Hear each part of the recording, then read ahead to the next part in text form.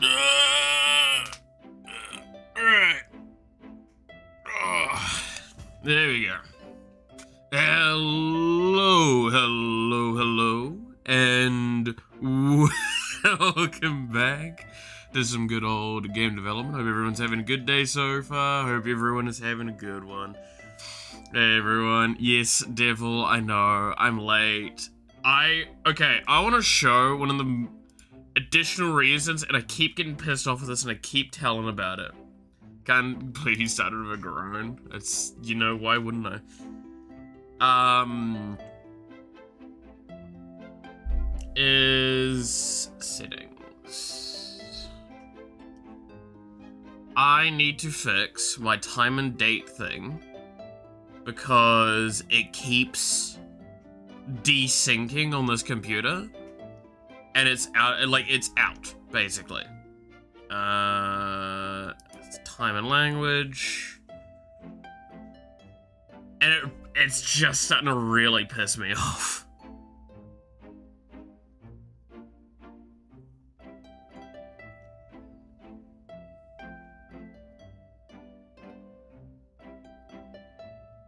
Because, like, I can see, I have to start now checking on my phone instead, and it's not good that I do that.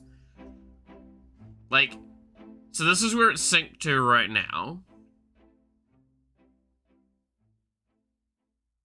So, let's see. So we're at this, right? It says 6 past. I can look at my phone and see it is not 6 past. Excuses, I know. Excuses. But yeah, no, I will totally admit that I was playing Horse Girl game, and I was playing down to the wire, and clearly that was wrong. Yeah, no, I can't even, like... I was trying to do a run with Rice Shower and see where that got me. I was putting in a good bit of effort, because I now have better, like, the reason I did Bakushin was because I want to upgrade her so I can upgrade other ones off of her, because she's actually a really good one for, like, a lot of the effects that I kind of want. I forgot I had you on my wall, my phone as a wallpaper, and when I tried to use it and pay in the store, the cashier gave me a weird look and said, "Is that your boyfriend?"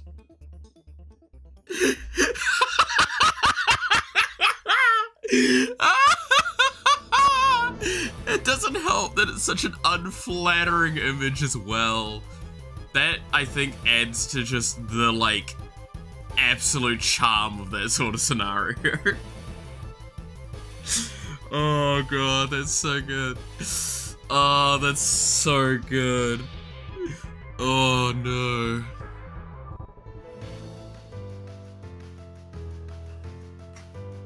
Like, everything about that image is so unflattering, and I love it.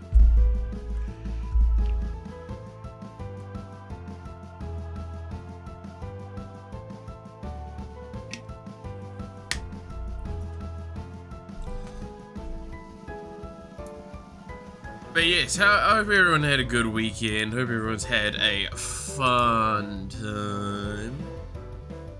Let me hide the fact that I have guides about the horse girls up still. I'm not looking up guides and optimizing my play patterns. Why would I do that? Have you considered changing your profile to that image? No. God, no. I don't want to be reminded of it that much.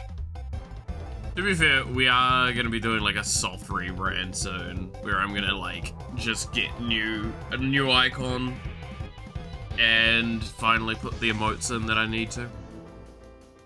But imagine having that as your fucking profile pic. Yeah, but sadly enough, I don't think Twitch doesn't show profile pics easily, does it? Can I actually see your profile pic from here? No, I don't think I can. I have to... No, I can. No, I can't. It's not shut. Okay.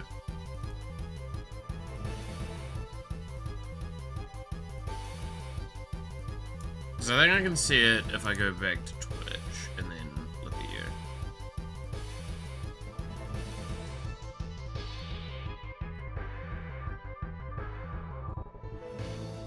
Yeah, no, from Twitch you can see it, mate.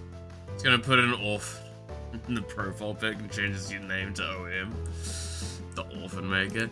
Okay, not that far. I will say that.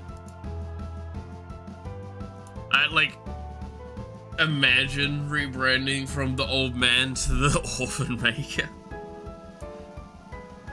Just leave it as the OM and leave it as just... But no, if I do it as the or TOM, it's just, I'm Malith Tom. And it's Malith the old man or Malith the Orphan Maker. Analogy Tom. Am I gonna become Tom? I don't want to become a Tom. That sounds right. What's up, Tom? Oh no, it started already. Oh Jesus. Alright. I've done some things between now and last time. Nothing amazingly grandiose, but I do want to show this because it's cool.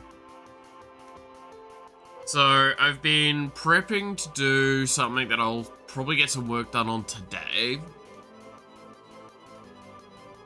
Once I set up the other aspects of what I need to do. You already told him? Yeah, that's what I'm saying, is like, the Orphan Maker and the Old Man are all, like, they merge together perfectly. Into Tom.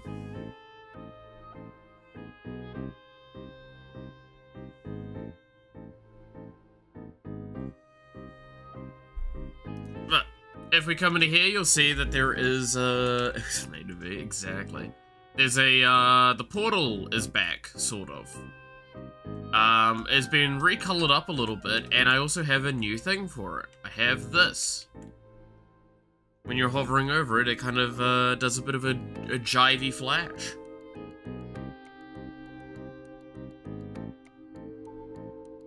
Spent 8 hours playing Uma Musume. See, I only spent 40 minutes. I feel like, well, not quite 40 minutes, 30 minutes. Because I tried to get my dailies done, and then I tried to do a, like I said, I started a career, and I'm like now 2 races in. And it's when I was like, okay, I've done the second race, I now need to stop. And then I could get out. I could start stream. But yeah, so this is where we're at now with the portal. And if you're wondering, yes, this is all just visual at this stage. The portal does absolutely nothing mechanically, which we will be fixing.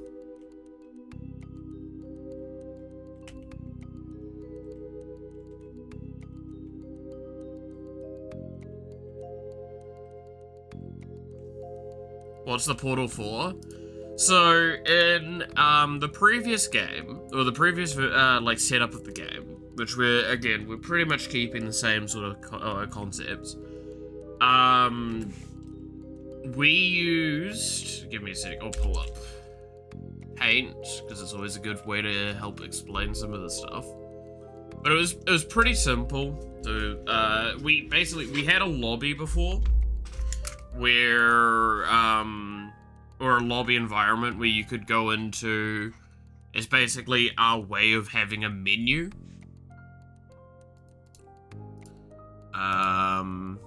Or like having a menu that's not a menu, because I don't like, you want to make heuristic stuff. Anyway, the idea was you have a room like this. At the time, it's like all the characters are up there, and you go up and select them, and then we had the portals down here. You would go up to a portal, choose your portal, stand on them, and you'd see like which modifiers they would have. You'd activate the portal, so you'd like hold down E for a portion of time, and then you would go from said portal to the game room, or to the main map. And then you'd be teleported in, and then you'd play the game. That is what the portals are for. Is very simply just that. And I'm going to be changing the logic behind them a little bit. Because the older system was never designed well with, the concept of multiplayer. So now we're going to improve that. Whoever came up with the lobby menu must be genius with big brain, yeah. Except not genius, as it is said, genuous.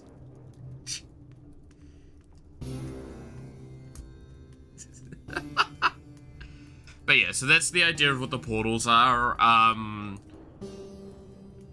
Trying to think about the best way to approach this. I'm not going to work on it too much now, because right now I'm just working for like baseline functionality. Because I want to create the portal so I can create a second map, so I can start testing out enemy pathing and enemy spawning. Because I have a lot of it rigged up, and we're at the stage where I can pretty much just slap together a map and I should be able to run all the essential code.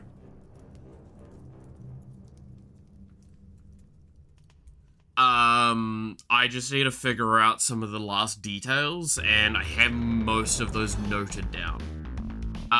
But yeah, no, so one of the questions I kind of will openly pose here, not with the expectation of an answer, because this is something that I need to work out over time, is how would you feel would be the best way to, handle the portals, like, getting chosen?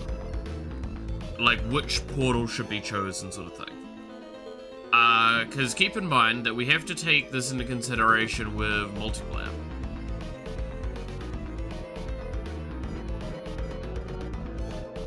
Right? So, how would they get chosen? There's, a voting.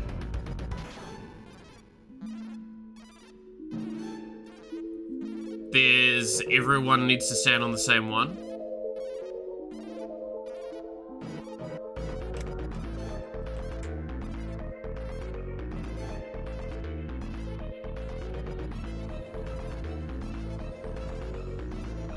Also, voting branches out into highest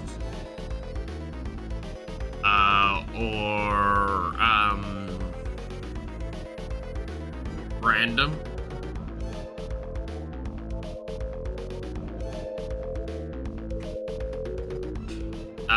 And there's a few other ways as well, I guess. I mean, there's always a host choice.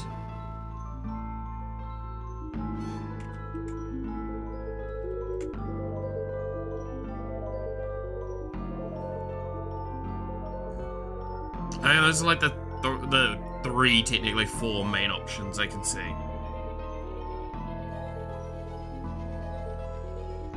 If there's any other ideas.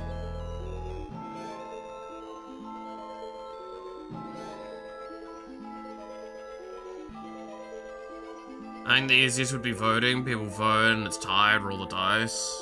Host choice could be an option when hosting the game. Well, I mean, technically speaking, the game's always going to be a host environment. So I'm not going with like matchmaking in this. It is going to be lobbies. The irony is, I want to stress, there's two usage of the word lobby that I'll be using quite frequently, and they do not intermingle perfectly. Lobby is used for two different ways. Lobby is a physical space in the game, and then lobby is the theoretical multiplayer environment where you have multiple people into it, right? So there's not matchmaking, there is hosted lobbies. So you could have them, the aim is to probably have like theoretically public lobbies, so you can just join on random people. But obviously there's hesitation with that. But no, for the most part the game will be focused around host. So it's like, that's why I'm like host deciding could be a very good way of doing that guaranteed. The problem lies with the fact that, like, that kind of feels like if you've got a group of friends, depending on the way that group works, it means that they just don't get a choice. Like, they don't get any say in the situation at all. Which can feel kind of scummy.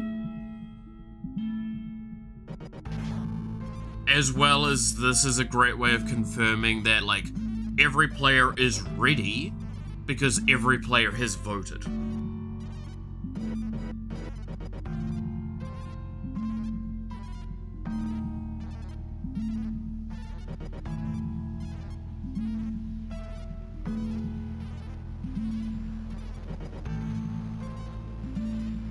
I could also change it from being like multiple portals to being one portal you go onto and it being a UI thing. Where like then you make your choice.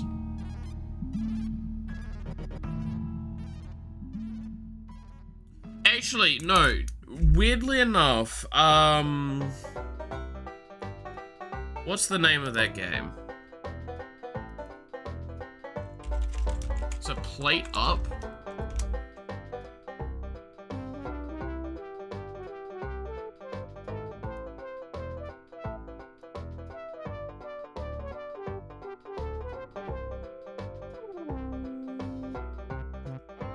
I think it's this game. Have you seen the day select for Plate Up 2? Like selecting your upgrade for the next thing. Or the next day.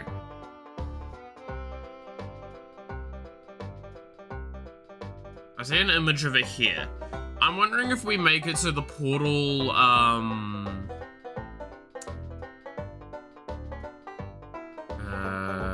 let's see.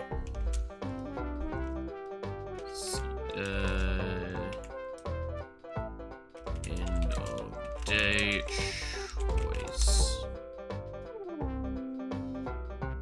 Only no overcooked. That's fair.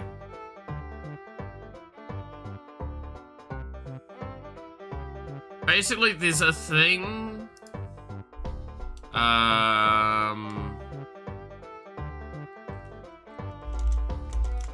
At the end of a day, or at the start of a day, or whatever it is, to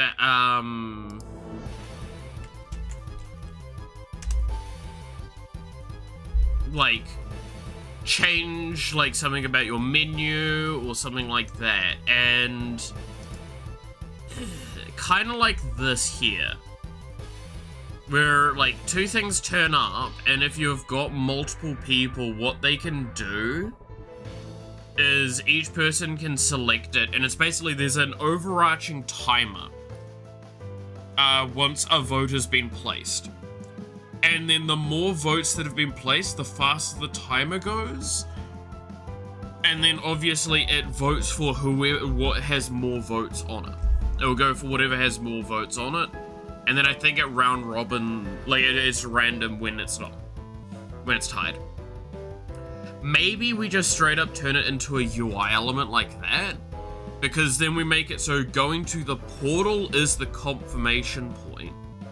And then you see the modifiers there.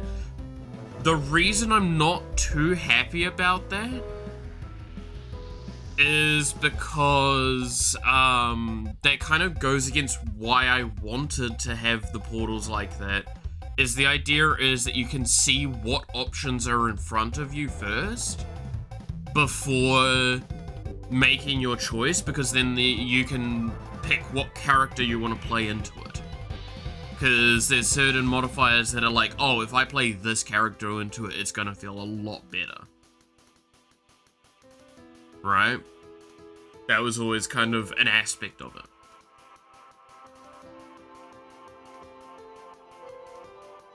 Especially with some of the more like high-end modifiers, some of them are gonna be a little bit more niche feeling.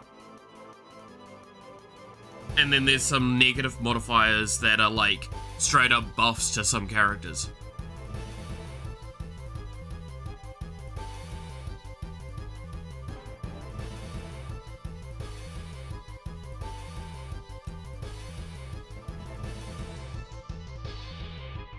Maybe have it so you can pull up the, pull it up to see what they are beforehand.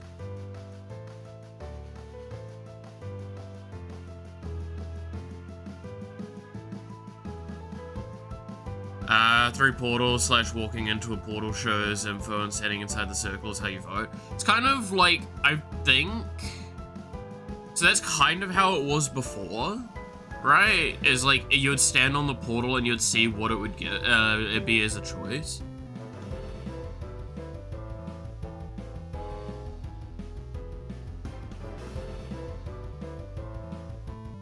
That's why I'm saying, like, there's an aspect of,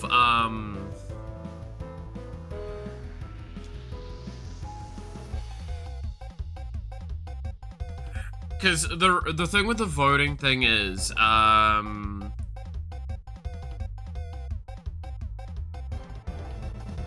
there's a part of it that I'm like, should I just make it that you have to have all players on the same portal to activate a portal?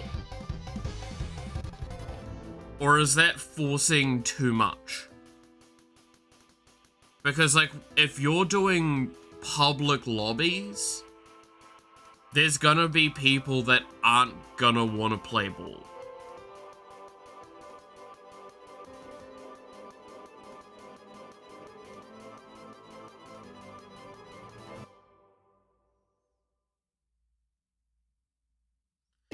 That's why I say, like, the host decision might not be a bad shout as a backup plan, if necessary.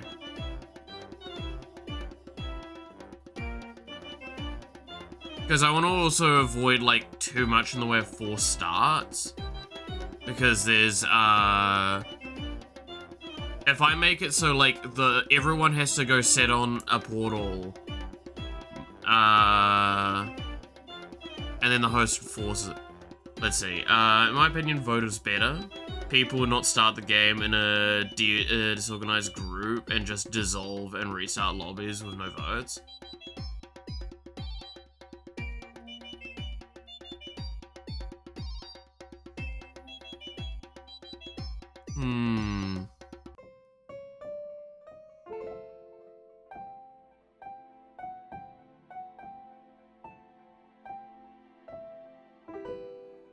You've got a point. So yeah, do we just, so I think, yeah, with that is a good, like, a really valid point. Do we just make it straight up that, everyone has to stand on the same portal then?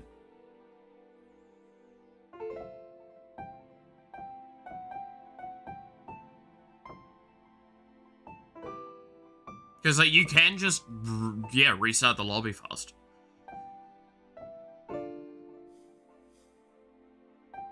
And I intend to have systems in place so, like, whoever's the host is, like, when you're in charge of a lobby, you'll keep your own portals. So if you leave the, like, if you basically end the multiplayer lobby or kick someone, not gonna lose your choice. And it's just the other person's gonna have to go get their own choice, and they're gonna maintain their own saved one. So, yeah. Also, hey, Sweep, how's it going? Yeah, I think an organized thing, unrelated voting, what if instead of just host choice, it could be game randomly chooses a player to choose, and every new game, a new player is chosen with the exception of the person who was chosen before. So kind of like a round robin esque voting system where, like, isn't that, weirdly enough, this is how I'm going to explain, isn't that kind of how, like, the group leader thing is chosen in a lot of, like, Fortnite-esque games, right? Is that, like, the person that's in charge of your group jumping out of the thing? It's randomly kind of chosen amongst the group. Yeah, sometimes it can be a duplicate, so that's a bit of a poor example, but, like, that idea. And, like, you can break off from them, theoretically, but, like, it doesn't change it.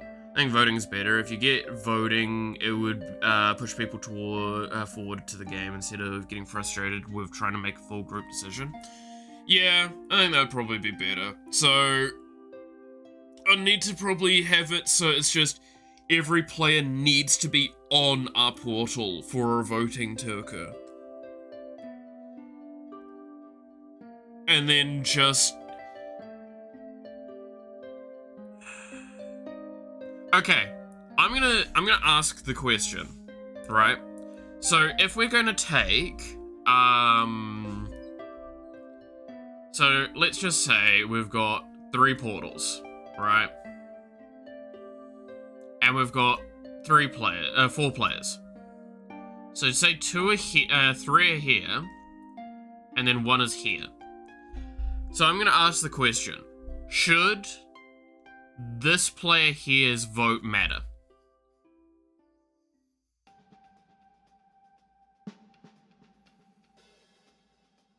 Because I could always take the Mario Kart approach.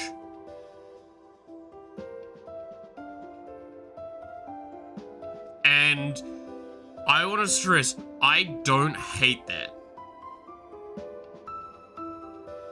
I don't hate that because that's very arcadey feeling, and in a group of friends, that's fun. But frustrating, and in a global environment, it does mean that no matter what you do have theoretically a say.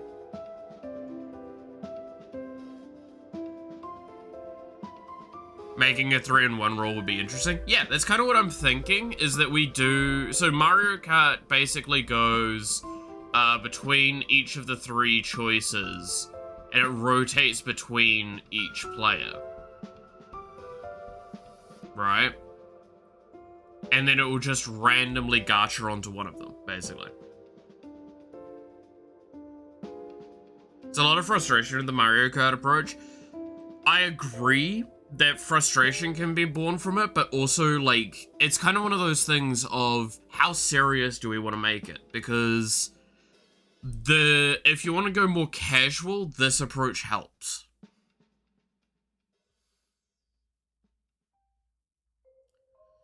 Group of strangers with no voice chat would be mad at one guy if it rolled on for him. Oh yeah, no, 100%.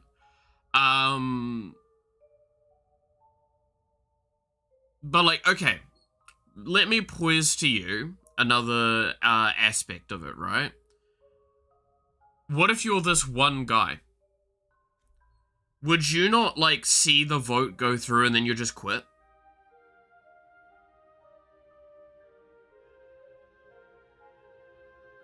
What's a portal? So portals are, we described it a little bit earlier. Shorthand is in the game lobby environment, like the physical lobby, there'll be portals to choose, like, your modifiers for going into a run with players. Making public lobbies could just be majority matters and nothing else. Private lobbies could have a setting for that. I feel like, because the difficulty is, I feel like I should tailor to the private the private lobbies by design.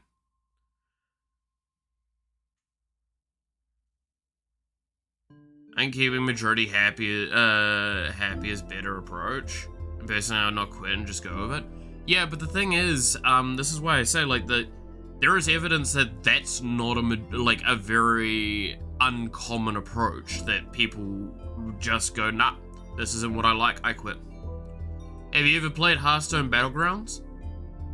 That's probably one of the best examples of that, is that, oh, the faction I want to play isn't in here, or I didn't hit the best stuff in turn 1 or 2, cool, I'm just gonna quit. There's not really any repercussions. It's an extremely casual environment.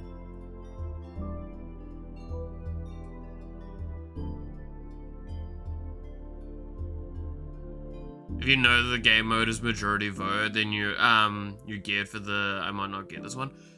Okay, well, what if we get this other scenario? So we were just talking about earlier that, like, everyone on a voting platform would get it to vote. Okay, so say this person's losing, right? Say the person with the yellow is here is losing. Would they just not then stand off the platform and disable the vote? And then we get a hostage scenario again? And then if you say it's like, oh, well, they stood on it, they'd go off it, then it means that it's going to reset the thing. or like it doesn't reset it and the voting's continued. It's like, yeah, but then like, what if everyone stands on it and wants to go change characters quickly? What if we do say like this person recognizes this is gonna happen, so I need to leave and go change character?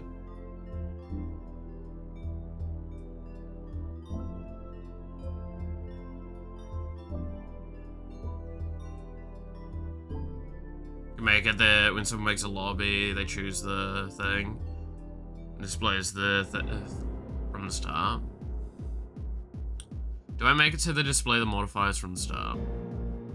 And it's like preset.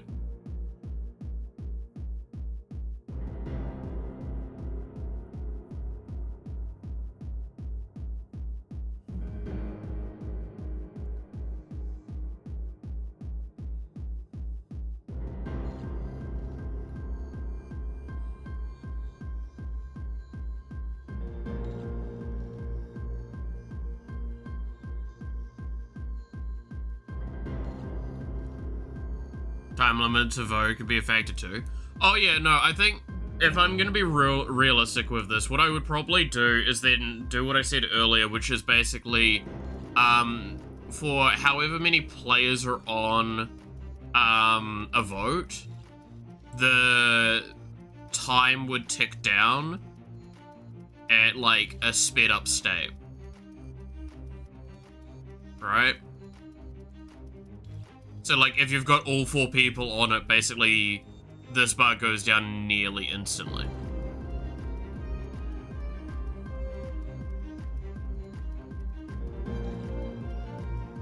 Like, give it 60 seconds base, then make it so it's 40 seconds.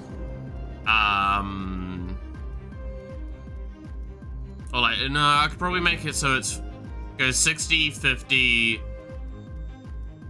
60, 50, oh yeah, so 60, no wait, 60, 50, 40, 20?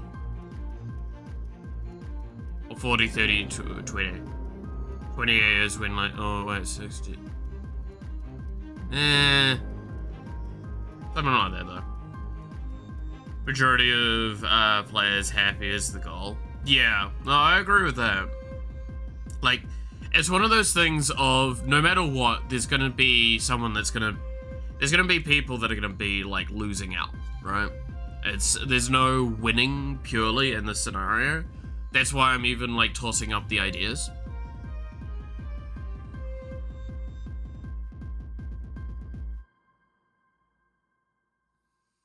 Because what I'll say, right, is, so our little pink option here where it's basically it randoms between all the characters, it's your Mario Kart lobby, that is attuned to casual. That is terrible for anyone that kind of wants to play the game in a somewhat serious fashion.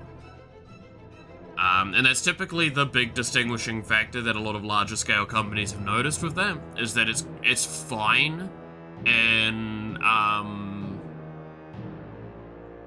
some things, but it's not in others. So that's why I was saying, like, it could work in this, but it also couldn't. But yeah, I think it's a confirmation measure for it all. Alright, I'm gonna be back in just a quick second, by the way.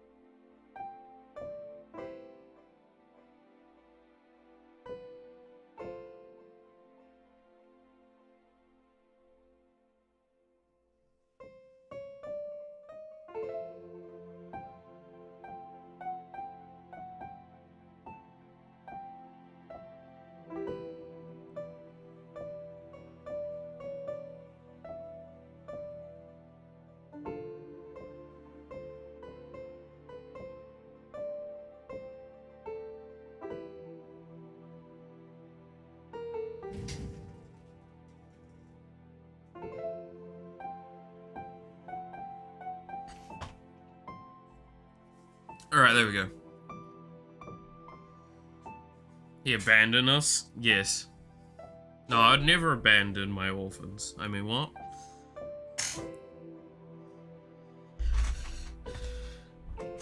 Okay.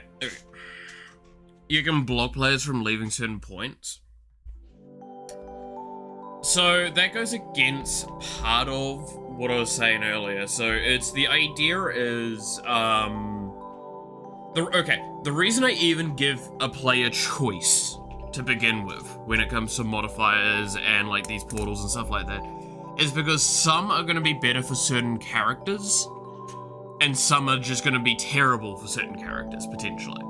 Not like god awful you can't play this character, but it would definitely make some characters just not feel as pleasant to play. But if you really love that character, you'll make it work. That's why I want to give you 3 portals with 3 different like sets of modifiers on them, because that way it means that theoretically you've never got truly a bad choice probably for your character, but you've got better characters and choices and all that sort of stuff. So you should be able to go see what the options are and be able to go plan accordingly. It's like, do you want to keep playing the character you're currently playing? Do you want to choose a different character? Yada yada yada. Is this a PvP or co-op scenario? It's a PvE co-op, yeah. It is fully cooperative. Again, it's Vampire Survivors, but multiplayer, right? So...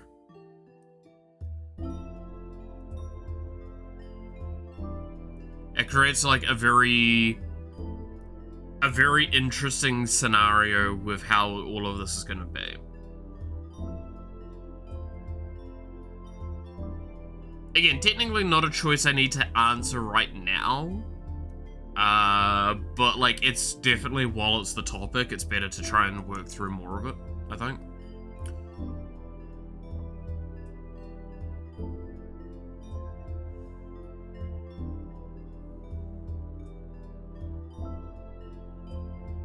That's why I'm like, I'm not sure I've got an answer that I'm happy with, still.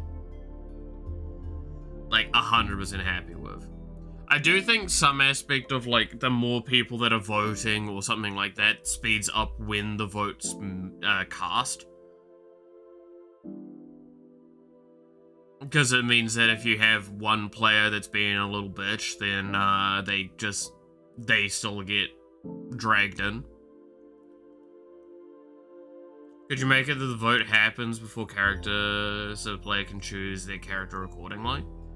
Well, I mean, like, technically they're both done simultaneously, right? So, again, the idea is, if we go back to the other game, the previous version of the game, as an example, the main, like, physical lobby environment is that this area here, that I'm, like, scratching over, in that version of the lobby, this isn't going to be how it is long term, but this is where all of the playable characters are.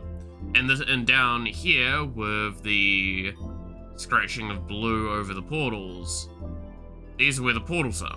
So you can walk down, and then walk back up and change your character.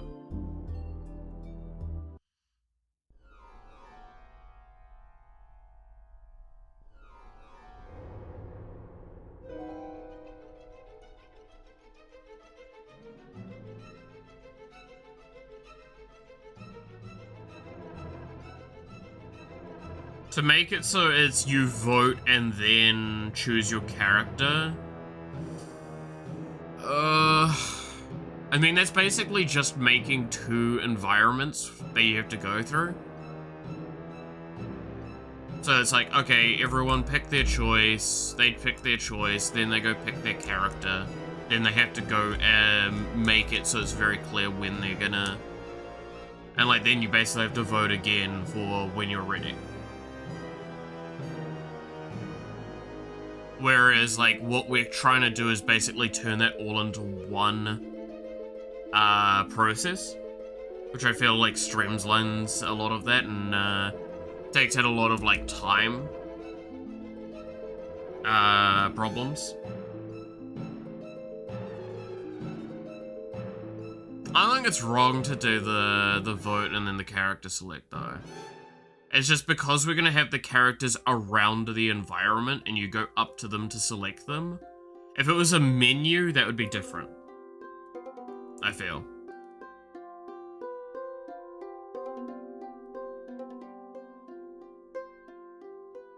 If it was a menu to select your character, I feel like I would make it so you would teleport in as a default thing.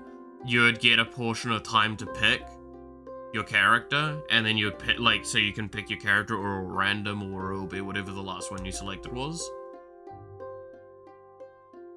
But we don't have it as a screen. We have it as a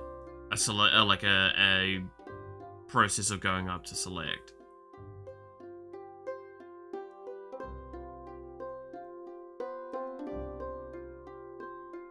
Again, that's the fun part with this, is that we're amalgamating a bunch of concepts here in a way that you don't often see done like this. Because again, there's not that much in the way of multiplayer vampire survival-like games. There's just straight up normally not a thing. And for good reason, by the way. I want to stress that. What I am doing is actively a bad thing if I wanted to really make the best product I could. But I went into this with this kind of being a big thought, and then like partway through development, I'm very sure I want this to be multiplayer. The modifier choice was something that is like 2 years old now, 2 or 3 years old now, I think. Is it? Because let's see, it was not last Christmas time, it was the Christmas time before that. It was when I think I came up with this like decision.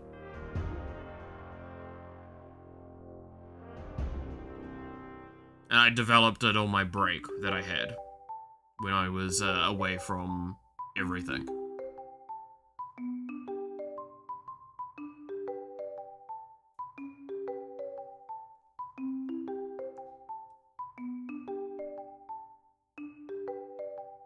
Yeah, okay. So I think it does become a thing of person standing on, like, it is probably going to be majority vote and dice roll, or just coin flip, other than that.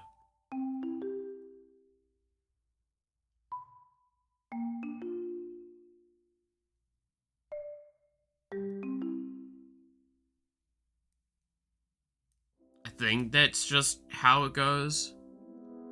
I think we take this timing method, we take majority vote, and then that's it. I think that's all we do. Which again, that's fairly simple, because all that needs to do is just check how many votes are where, and then I random in amongst the votes, like the highest voted options. And the timer thing's also super easy, because I can make it so it's a cooldown aspect like what we've done already, but I'll have it so it gets modified by how many players are currently considered, quotation marks, voting.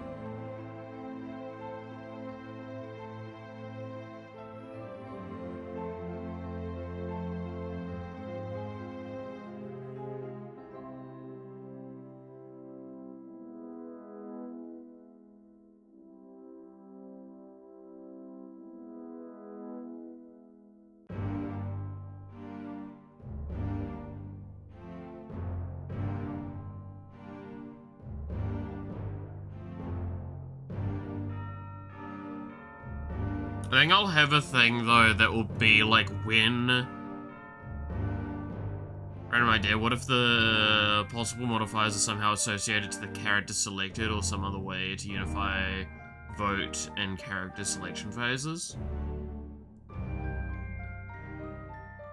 So, like, a weighting measure, so, like, it's weighted to what characters you're selected?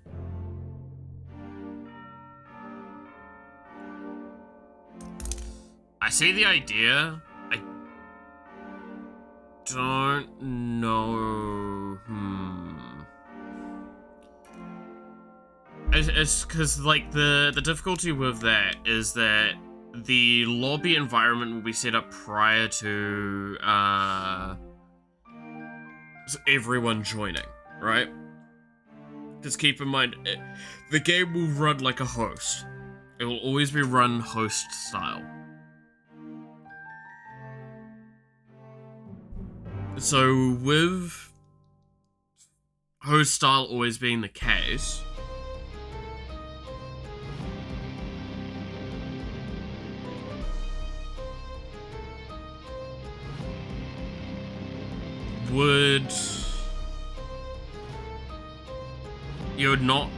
you'd have to, like, update the portals in real time with each, like, character selection change. Because you can hot swap, basically. Like, during the voting process is the idea.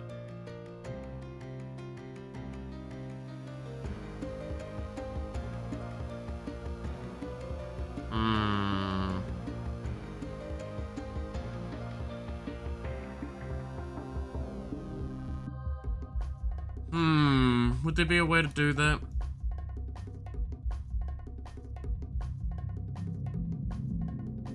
I feel like it'd be too disruptive. Because there's not any way that would, like, cleanly give me an answer for that.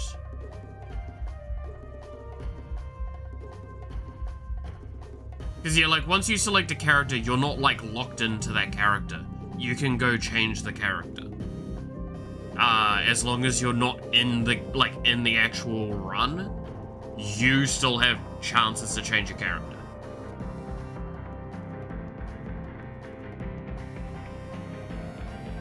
That's why I'm like, I don't know if you could change modifiers based on the characters.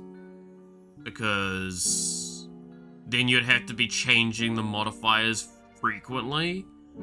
And that potentially means you lose, like, it becomes one of two things. It's you game the system that you keep changing your character over and over again until you get a role that you're happy with, as a group. Or, you lose the ones that you wanted to play with anyway.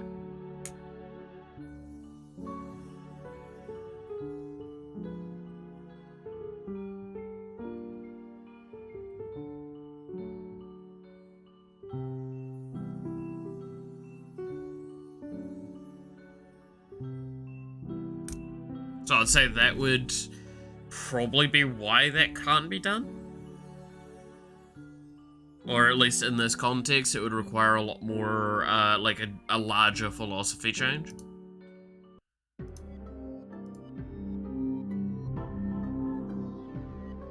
Yeah, I think that would probably be my answer to that.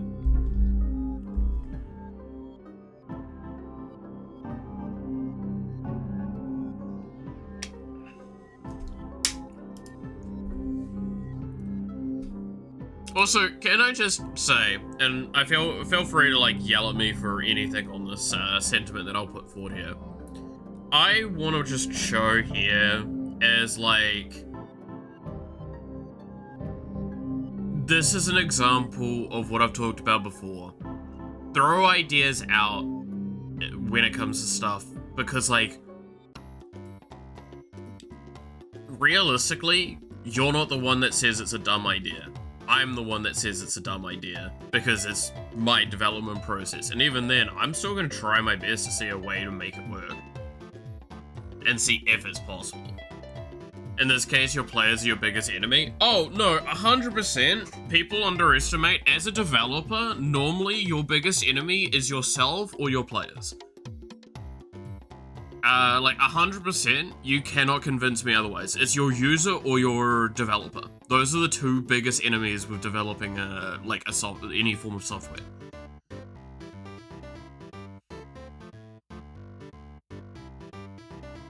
And I cannot be convinced otherwise. Anyone that says, like, oh, it's hardware, it's like, okay, sure, but if you're saying your hardware is limiting you, that's probably a sign something's wrong as well. Because that's legitimately, this is gonna probably piss a couple of people off, when I say this, and I apologize. But like, real talk moment, while I was doing my degree, my second degree, or the part of it, straight up, there was a portion of time where we talked about this, where it's basically a lot of high-end development companies make games and hold them in reserve because they're like, well, we've made everything, the current tech that's in the like consumer's hands isn't consistent enough to do it. If we release this now, it's even worse optimized. We're releasing this with the if they release it earlier than that, they're releasing with the expectation that there's some hardware coming out very soon that will fix that problem. It's such a fucking scummy thing to say. Is basically saying that like, oh, we're just gonna develop for what's the like future tech. It's really, really foul when you think on it like that. I just say whatever my dumbass thinks about, and I do not care if you say it's good or bad. I only care that you look at it and say that you have an opinion. In creative process, I believe getting ideas said out loud is important to make you realize or imagine what you want exactly, or what is least bad to do. Yeah, no, 100%. And Devil, you're probably one of the best examples of that in action for this game. There have been ideas you've thrown out that are absolutely undoable within the scope of what we're doing. And then there are some that you're like, that are legitimately just the correct thing to do, and I should morph the game in accordance to that. And that's kind of the point. You're not the only person, but you're definitely one of the better examples, because straight up, we've talked about this before, the reason why the characters are in the environment they are, like the way they are, again, if we launch up the old game, which again, this might also help people understand what I'm talking about with the lobby. With the physical lobby space, not the more, like the conceptual multiplayer basis. Again, this is the difficulty with having two things that are named the same, but are, like, different, in a sense. Because there's the technical term and then the real space term. Remembering this game's going to take a while to not only boot up, but load. It's going to load the project, but then also load the game. It's going to take a moment, but we'll see it. Some hindsight ideas that were god-awful and nobody remembers them anymore. I remember a fair few that were, interesting. But, like, yeah, and that's the thing, is it's just, sometimes as well, you don't know it's a bad idea until, like, you've gone through it a little bit.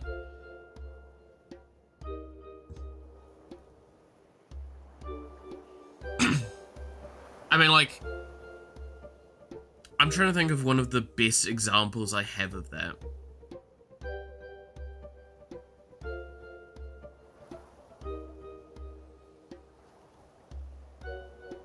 Like, I know there's been a couple of...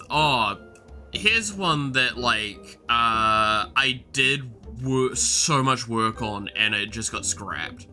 Was the AI auto rebalancer in, like, the auto rebalancing in the game. Where basically, what it would do is it would check how frequently you were dealing damage, how much damage you were doing, and all that, and it would gauge that to kind of balance the enemies. So it's like, oh, you're killing enemies too quickly? Cool. But how are you killing them too quickly? You're dealing too many instances of damage? Okay, I'm going to increase their armor a little bit. Oh, you're dealing too much damage at once? Stuff like that. Like, it was going to do, it was going to do stuff like that. It was like, make them tankier, make them spawn more often, make them spawn less often, things like that, to ensure that the game always had a good pacing. While that system, I still think, has a place, the amount of work necessary for it and the amount of value the player would obtain from that scenario is not enough to justify. That was the biggest problem with it. Like, it's a great in theory thing, but like in hindsight, I look back at it and I'm like, the amount of stuff required to make it work just far exceeded the scope of this project, and it meant that like to get a good implementation of it required like some fundamental changes to how the game plays. There was another mechanic I wanted to try out as well, which was like the a risk reward aspect, where it was basically streamer, like you had an audience basically, and you would get like rewards based on how daring you were. So you could play the game normally and you'd be fine, but like the riskier you played the game and the more like loose you played the game, the more you'd be rewarded for said actions. The problem becomes, because there's not stuff like dashes in the game, like dashing right before an attack would hit you is an example, right? Like, I'd love to do a game with that being the core focus of it. I genuinely think that would be like an awesome experience, but that I don't think fits this game. But here we go. So this is what I was talking about, is we've got our character selection here, and then we've got here, which I know you can't quite see it because I'm in the way. If I drag this up here, you'll see there's the modifiers here, right? And each of the portals are theoretically different. Because there's not a huge quantity, and because this is at a low modifier number, the modifier list is a lot lower. But if we go to, say, like 8 on the modifier value thing, so we've got Ding, Quick Start, and Perfectionist with Rejected by Oshi, Enemy Haste, Enemy Used Harden, and I'm Die Thank You Forever. Then we go here, we've got Mel's Yoga, Healthy, and Dem Gains. I'm Die Thank You Forever, Rejected by Oshi, Enemy Use Harden, Enemy Haste. And then here we've got Ding, Rolling With It, Priestess, Milk, Quick Start, Rejected by Oshi, and Don't Do It. This is kind of here the example of what we're talking about.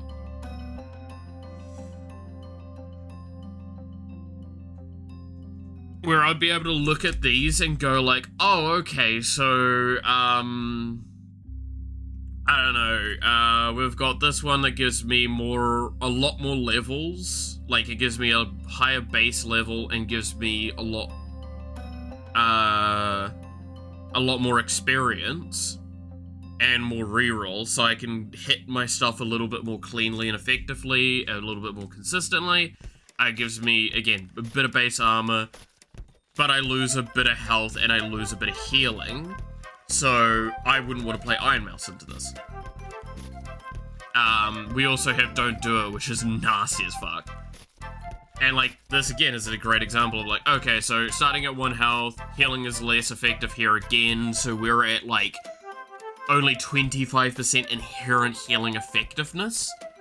We deal less damage, enemies gain all more stats as well. Okay, so now I'm in a situation, I really don't want to play Iron Mouse. Now I could go pick someone else.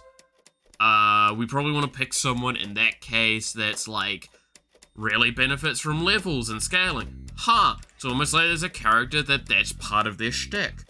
Cool, I'm gonna pick Juniper, and now this isn't moved. We still have this, and we would be able to run this.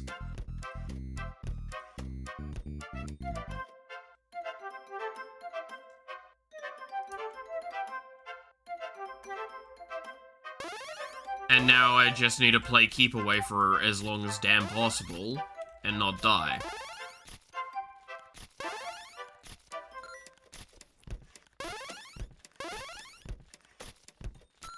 Like, Juniper also has some of the, like, best initial damage margins.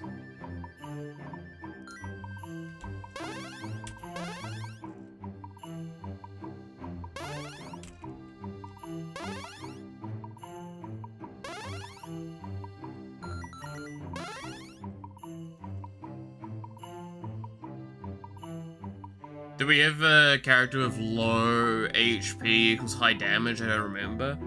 We have a character that's when taking damage they get better. I'm hesitant to do a low health, high damage. I think the only one I have for that is Fillion. I think she has synergy with like reducing that, but she actively reduces her own HP.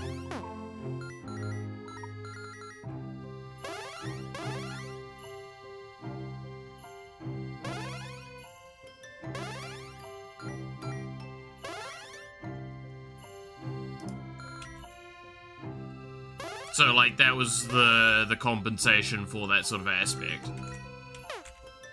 Damn. I thought I had ultimate activating there. Oh well. But yeah, so there we go. We've proven the point, though, of what I was talking about. And showcase kind of what we're doing. One of the things I will change, by the way, is I'm going to be getting rid of the modifier, like, restriction levels.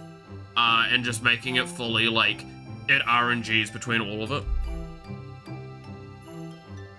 And there will just be internal weighting measures to ensure that, like, certain things aren't overdone. But yeah, I think Fillion had that kind of mechanic. Let's see.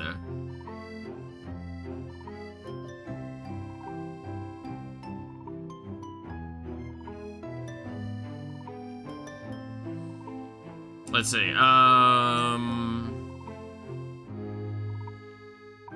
let's see, while moving, lose health and gain damage. Damage amount is higher at lower health thresholds. There you go. Will Saba be in the game? I think I've actually given my response to that. Given time, yes. Saba will definitely go into the game. It's just, I think my cleanest response is, Saba doesn't go in until there's more of a uniqueness and lore stuff and all that for Saba, so I can actually use to work off of. Because at this point in time, there's just not enough to, like, make a design that's Saba, and I think you'll know what I mean by that sentiment. Nemi and Doobie? Let's see. Nemi Nightmare? Doobie.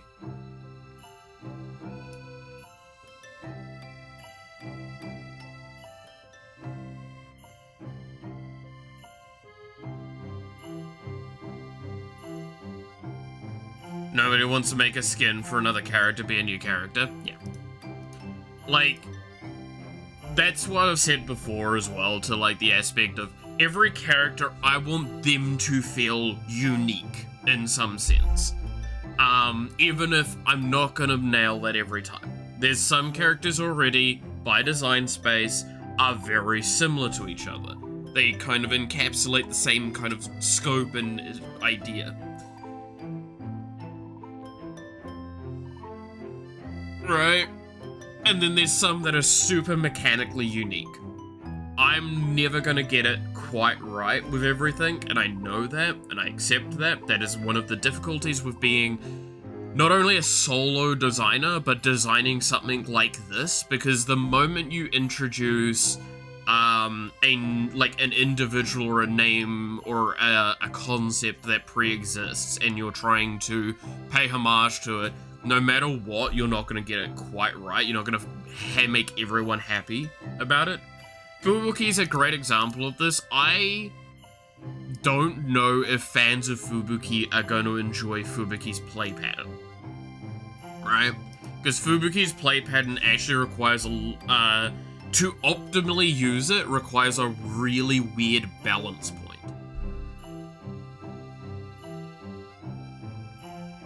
And that's something that I find fascinating, because I like the idea of Fubuki. I don't know if I'd play it a lot, but I think this is a really, really cool idea that I think a lot of people would enjoy somewhat. Again, to kind of shorthand example of what I'm saying. While below 60% health, gain damage reduction, while above 40% health, gain cooldown reduction. And then like, so that's the item, and then the passive kind of works off that as well. Is like, when you're not your fox form, you gain damage. When you drop below 40% health, you'll transform, gain dodge chance temporarily, and then while you're a fox, you gain movement speed. And then you lose your fox form when you go above 60. So theoretically, the idea is you're balancing somewhere around that 40 to 60 range, so you want to sit at 50% health.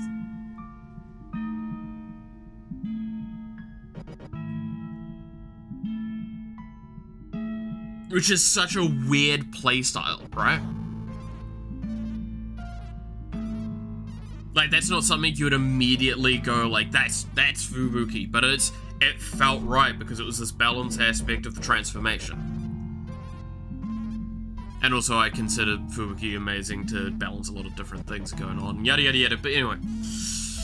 And then she's also got mechanics that work around stuns, with her weapon going to stun at later levels, and her ability, like her global ability being damaging stunned enemies below a set amount of HP will just kill them.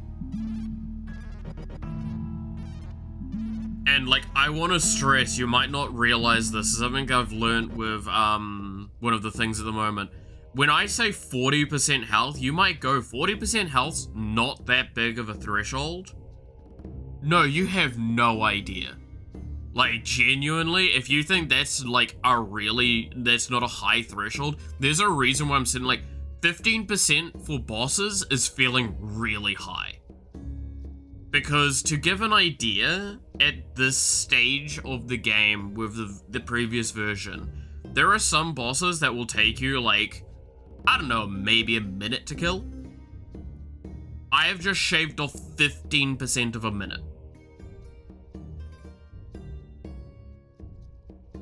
And some bosses are going to get stronger the lower health they are. So that means I'm shaving off even more time or more threat. 15% is a lot. 5% is a lot.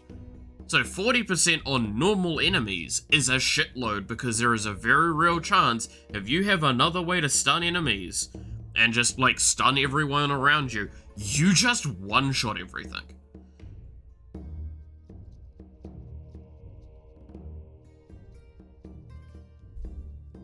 Because I'll be honest, how I will probably code this is going to be an after damage effect.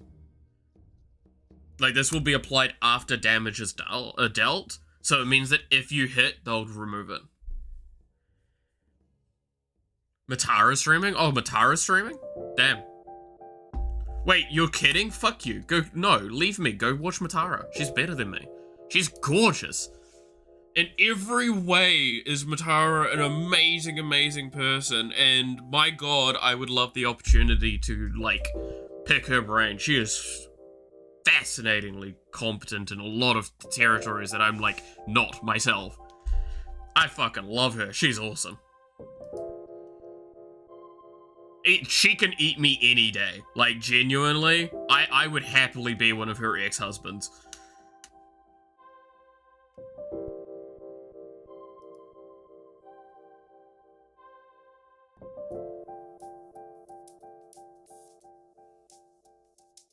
I'm a Momo through and through, my man. I know where I stand. I know my priorities. Have you seen her new model and all? I saw bits and pieces. I haven't actually seen the full thing yet.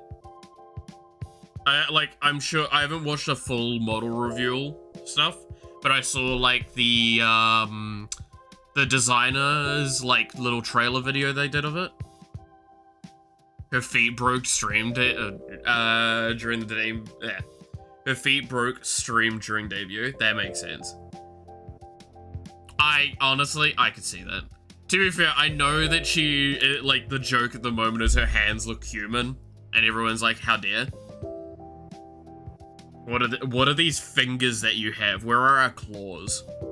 Bring back the claws.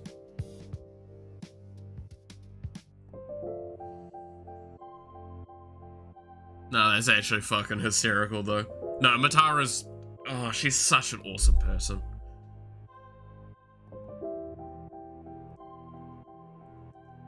Nah, straight up.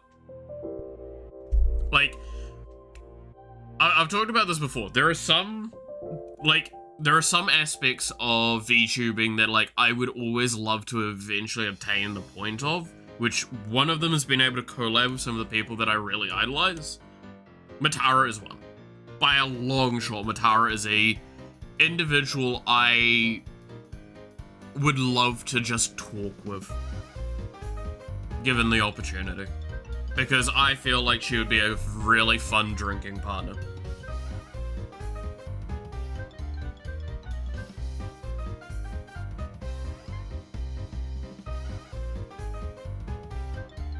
And look, can we deny how funny it would be to take someone that has very, like, I would argue uncle dad energy versus someone that's got really great auntie mother energy?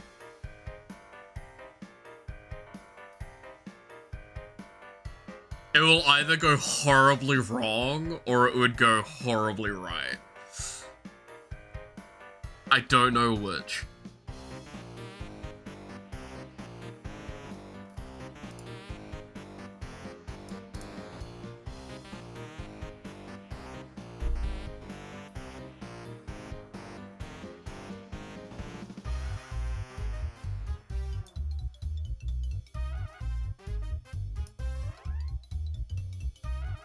Just feet now.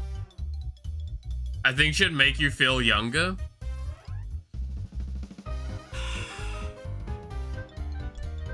Maybe. Maybe. To be fair, some of the stuff she's talked about, I'm like, I hate how much I also... Because, like, she's talked about her youth, and I'm like, I'm no better for a lot of things. Isn't she older than me? Think so?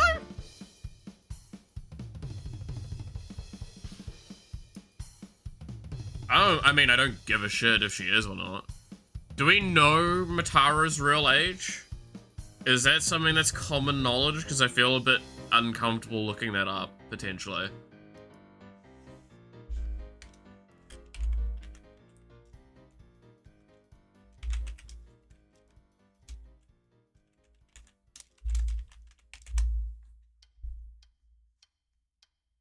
I think she said it. I'm pretty sure she said it before as well.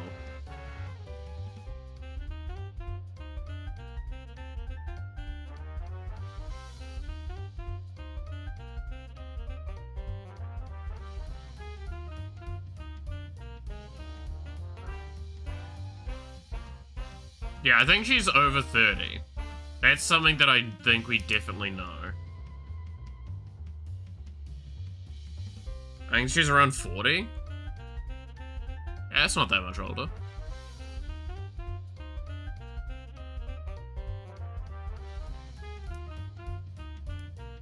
Like, I'm pretty confident she's older than me.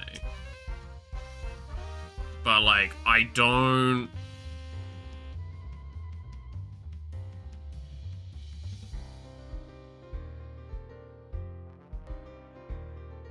think she's, like, significantly older.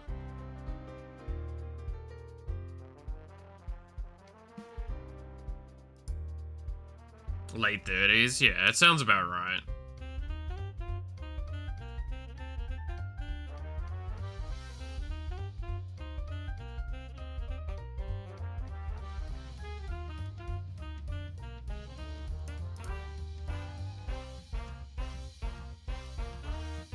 So it's basically, she's either like, she's not probably more than a decade older than me.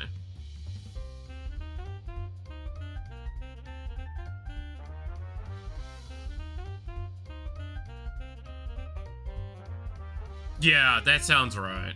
I think that's the thing we've gotten from her. She said that she's 22.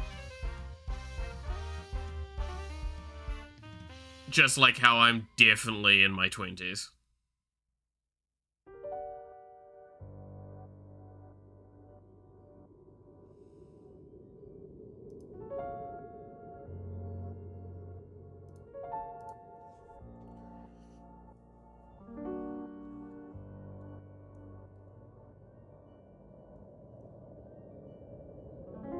Any VTuber that make you feel like they're your same age as soon as they talk?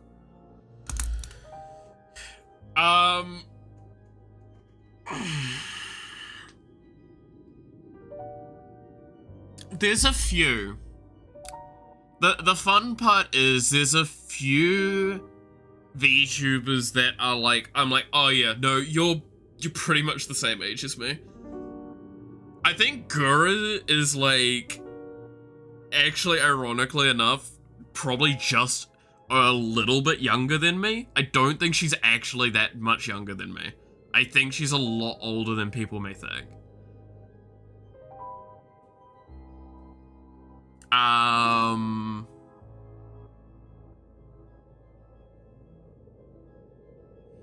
Because, like, a lot of people, I feel like, are surprised by the fact that I think more VTubers are sitting around, like, the late 20s to 30s range than people probably click onto.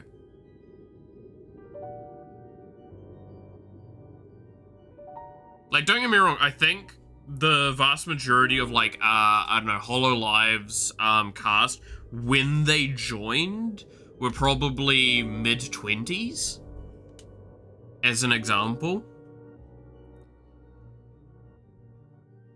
And I say when they joined because, yeah, no, some time has passed. Mouse is like 30, yeah. No, I'm pretty sure she's like, she's probably very similar age to like Connor and shit, right? It's like 30, 32, 33, potentially.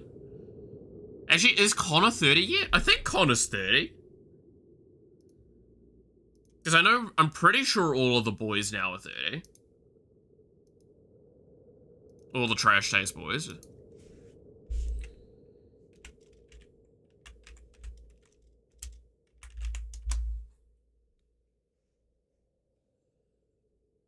"28?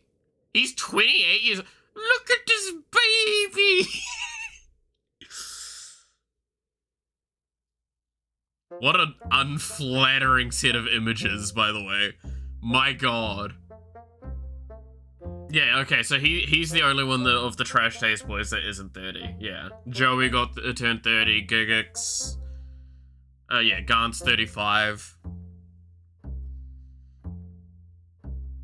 July. Wait, he's turning 29 in like a couple, like a week or 2 weeks, right?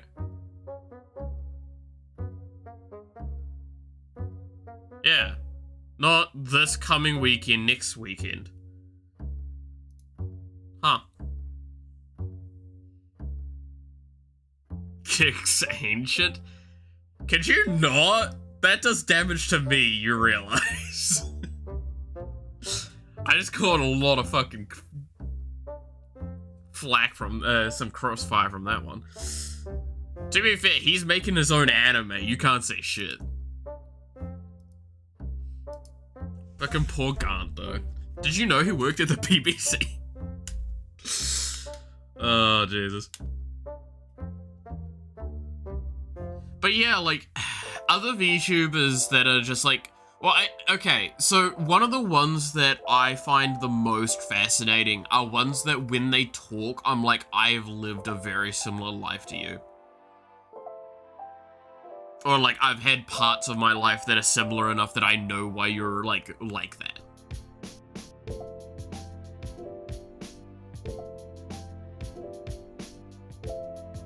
Well, my favorite VTubers and streamers have crumpled to dust in a while. Damn. Damn. I see how it is. But yeah, like, one of the ones I'll always laugh at, and this is something that I can't express how it feels, but like, watching Bay is so fucking funny to me, because New Zealand, Australia have, like, while we shit on each other constantly and like have this like fun rivalry going on, we've got a lot of similarities, and it's really funny listening to Bay talk about certain things in ways that, like, she's trying her best to try and explain them, and I'm like, I already got you. I already got you. I already know exactly what you're talking about, and it's fucking great. And it's just this style of humor as well. I'm just like, I know you. That's great. I know so many people I know are just like you.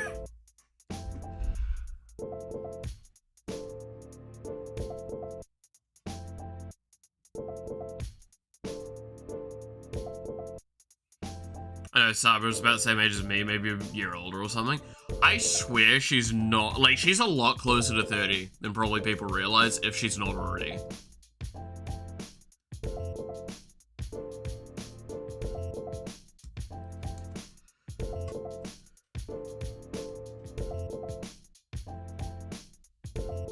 And knew her before times, yeah.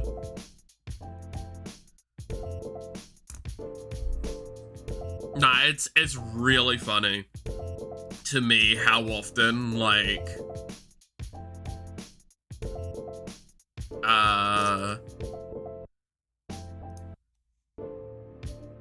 there is a lot of things for that stuff, right? She was about 2021. Really? Okay, she's a bit younger than I thought then. Oh, no, that sounds about right. Because, yeah, then she'd be... By theory of that, it'd probably be, like, yeah, a mid to late 20s. I mean, that is basically where I was guessing at. Like I said, I don't think she's, like, I think she's no greater than 10 years younger than me. So that'd track.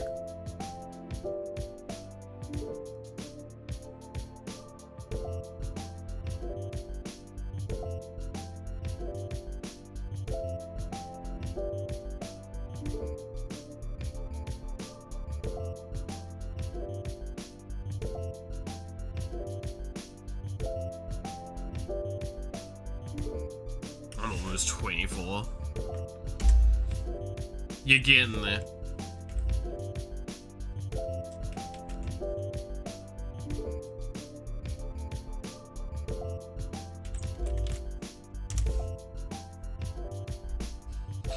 You're getting there.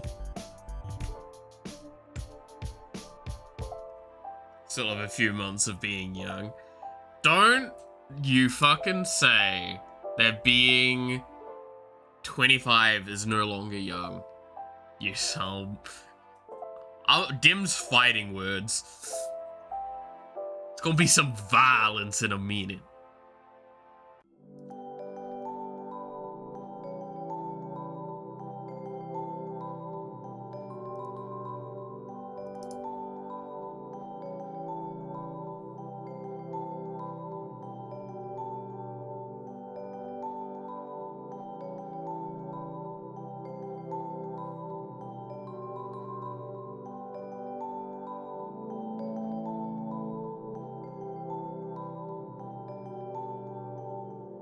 Even bag knowledge 30 is still young? Exactly.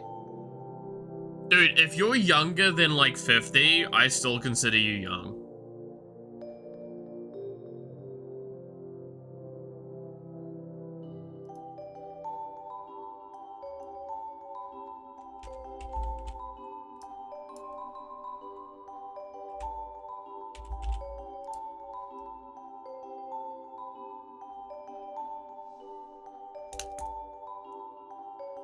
Hey, Flash, how's it going?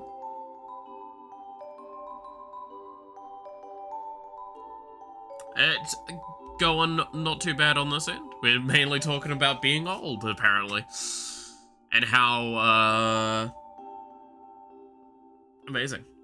You'll be 40 plus on your deathbed, and I'll be 30, and you'll still call me young because I'm not dusted, crumbling wreck yet.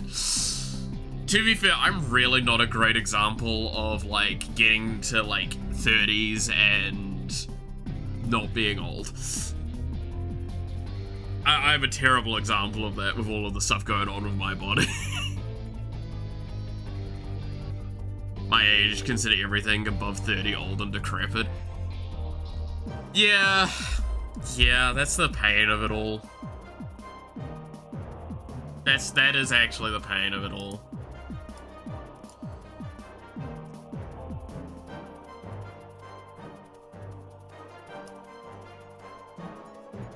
That is, yeah.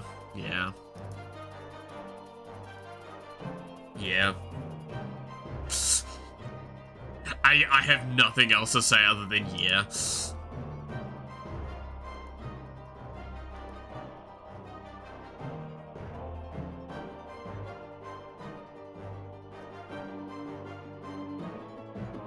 Carolab and Bay were supposed to be the Zoomer long before the event of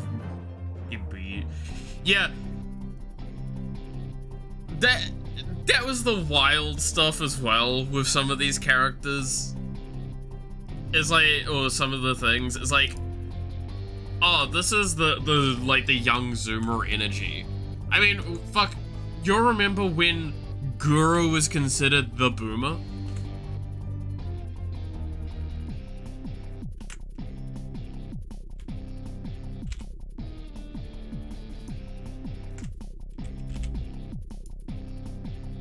Yeah, no, real talk, fucking, she was considered a boomer.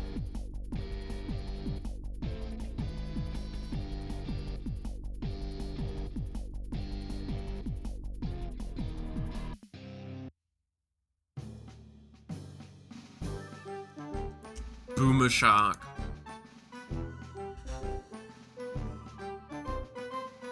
Maybe when we turn 30 we'll stop thinking that way. Where we're not old. Yeah, so fuck all of you 30-plus-year-old relics of the ancient past. Damn. Just because I remember the 90s doesn't mean I'm decrepit. I know, sometimes it actually maybe it might be the case. Alright, let's see how this looks now.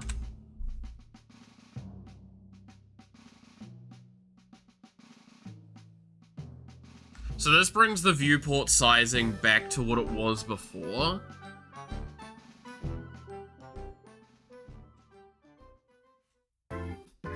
How does this look in the game?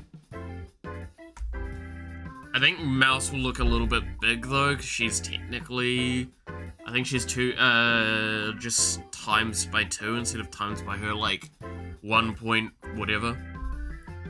I was born in 19. I was born in the ripe old age of 1999.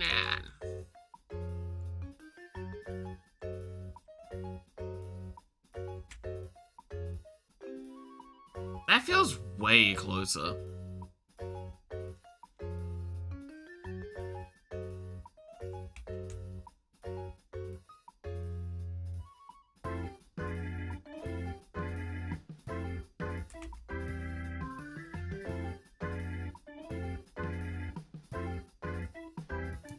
Like, way, way closer.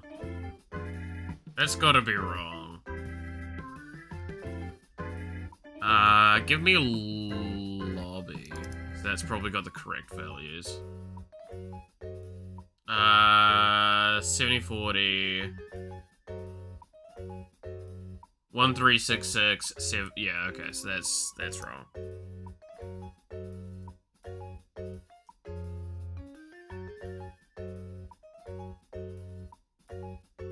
So we'll go with 1480. Nah, we'll keep it at 16. What is this, zoom in? Whoa, shit. Welcome to behind the scenes, fun coding stuff. 700 by 400. And then we change the viewport to back to 1366 and 768.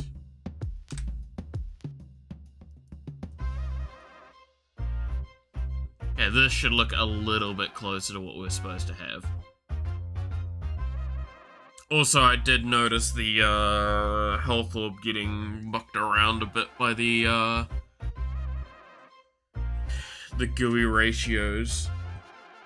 I'll have to fix accordingly. But that's once I get the properties correct.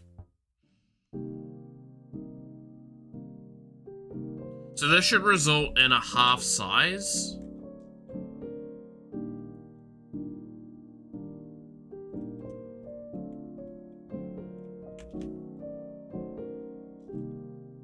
So other than Iron Mouse being a bit larger than she's supposed to be, do we think that looks a little bit better? I think it's still too close.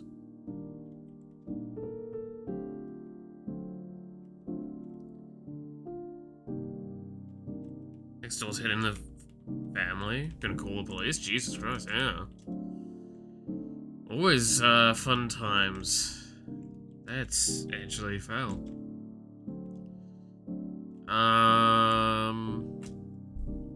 Yeah, I think this is too far zoomed in.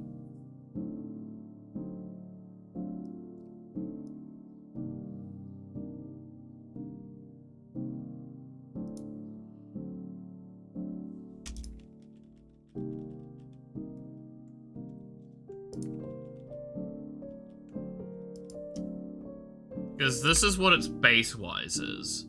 And that's viewport is equal to camera like size. Which, explanation of that, viewport is the window, camera is the stuff I'm outputting to it, and the ratios accordingly.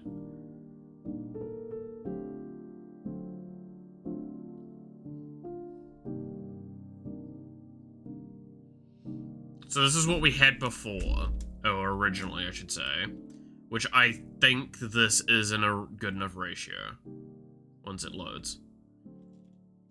Like, I think this makes everything too small.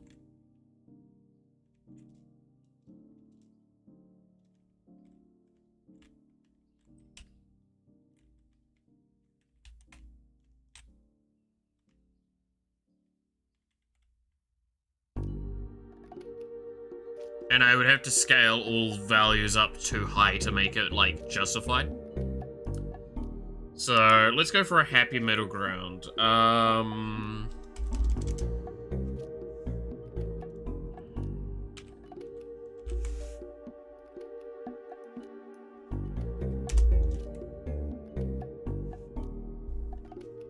Got drunk, passed out, and his kids were just beating each other and shouting for fun. Oh, always the best of times.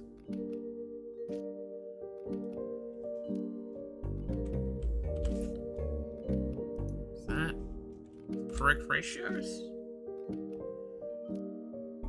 Let's get there for a moment. Oh no, that's fair.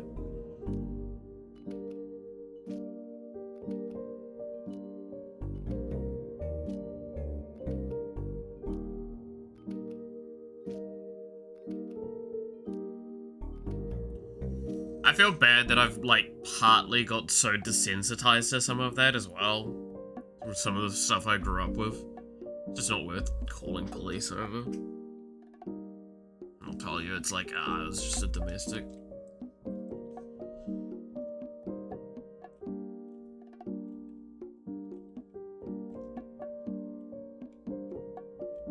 What do we think? That?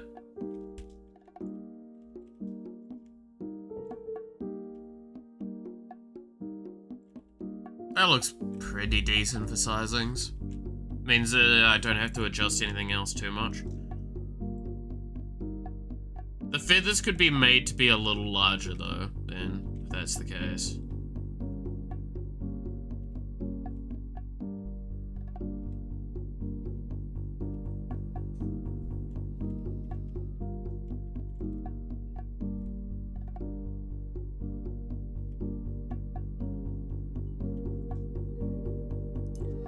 Alright, there's one thing I want to check that against. If I go here, I can do the manual add process.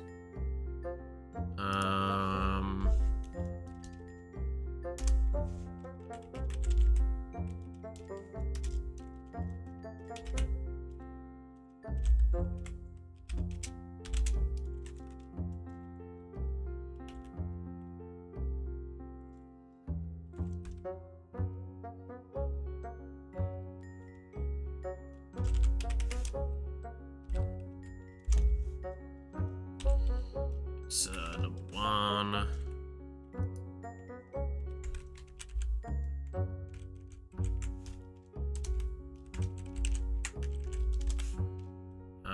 And what was...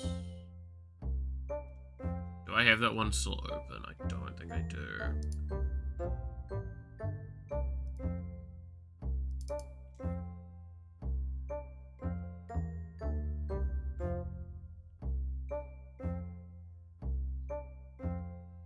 cooldown is value 2. Oops, that's the wrong button.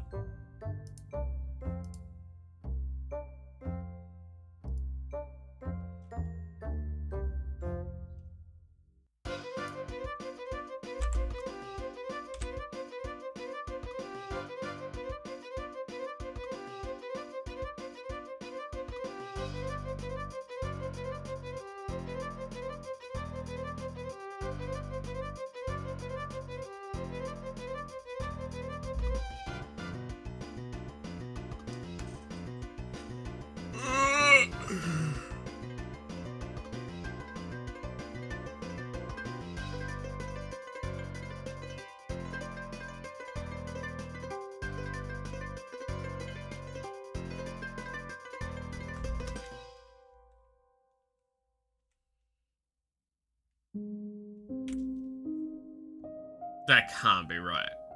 For the size? Have I not modified the baseline sizing for that? Because that's tiny as shit.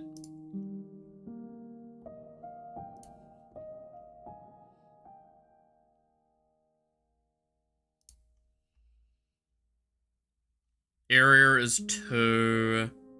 I think that's correct.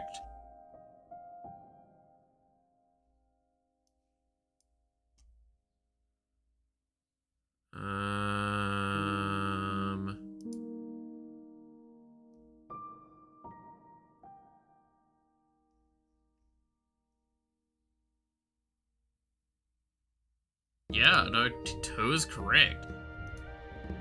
My mic feels really small then. God damn. Going back to Musume, the horse girls have to train for running in marathons and races, and idols, and also go to school. Yeah, they also go to the beach. There's all sorts of stuff going on in that one.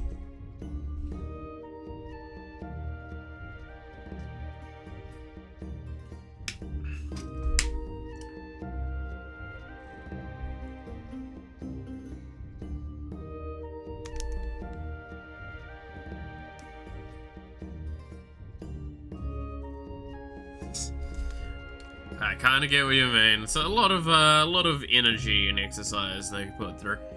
Oh yeah, did y'all like the schedule for this week, by the way? I think that's gonna be a fun one.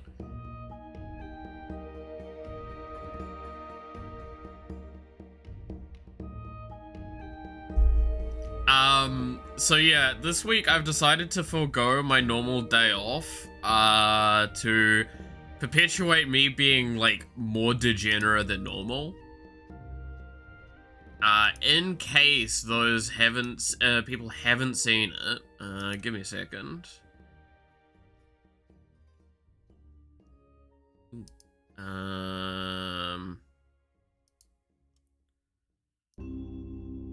I just grab my Twitter.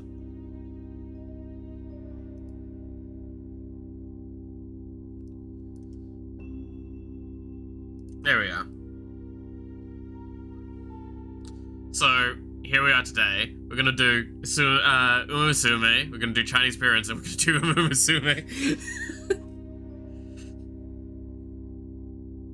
I sat there and I'm just like, oh, okay, so how do I order this out? If I'm gonna do this with my normal stuff, I'll do game dev, then Chinese parents, but I kind of want to play more Umusume at the moment.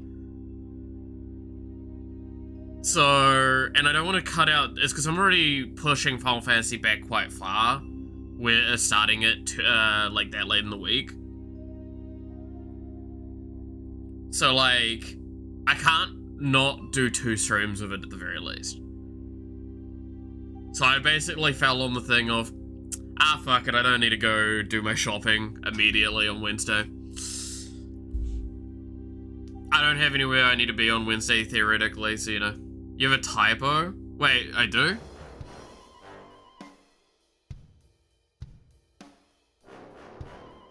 Wait, what's the typo?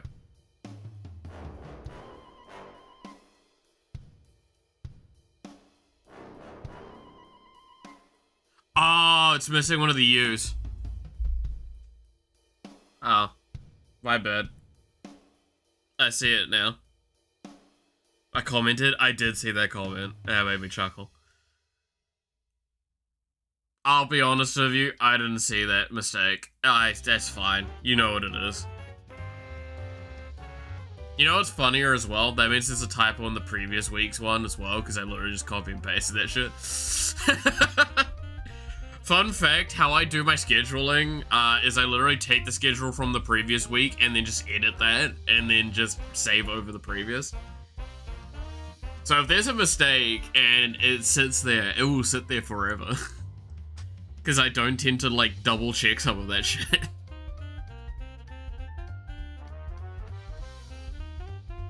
Thumbs up. I'm amazing for that. Point is, we're playing Umusume twice this week.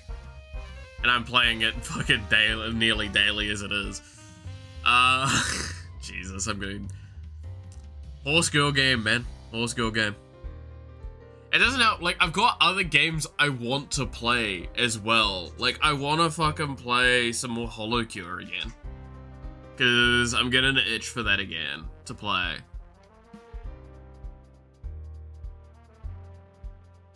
Because I haven't played that, like, at all since we did the last stream of it. I think I've played it maybe once or twice since, actually. But, like, pretty much that's it.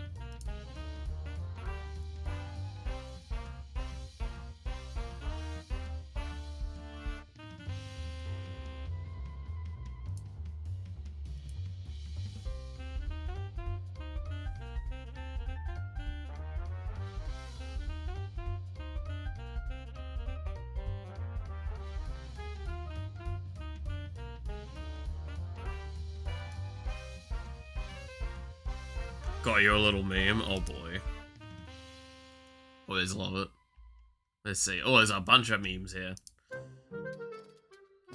Oh yeah, I did see the thing about Haru Urara. I did actually see that tweet.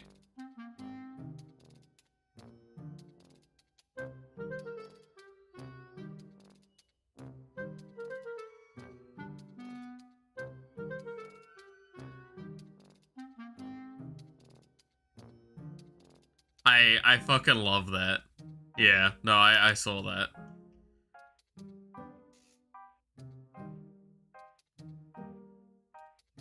In Japan, there is a type of light race called soft horse racing for retired horses. Won the soft horse racing event for the first time in her life.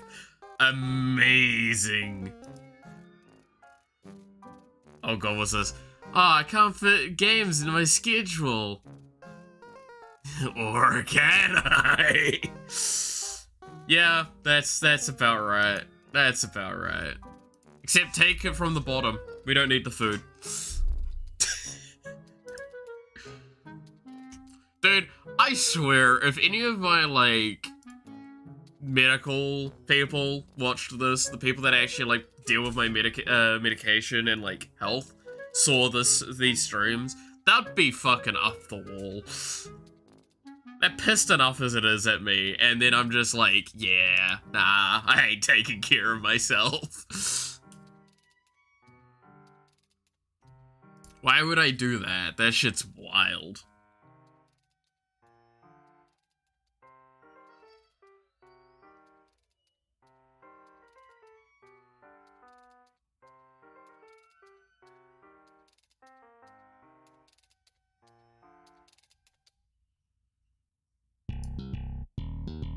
But yeah, no, me with the horse girl anime game at the moment, I swear. It's just...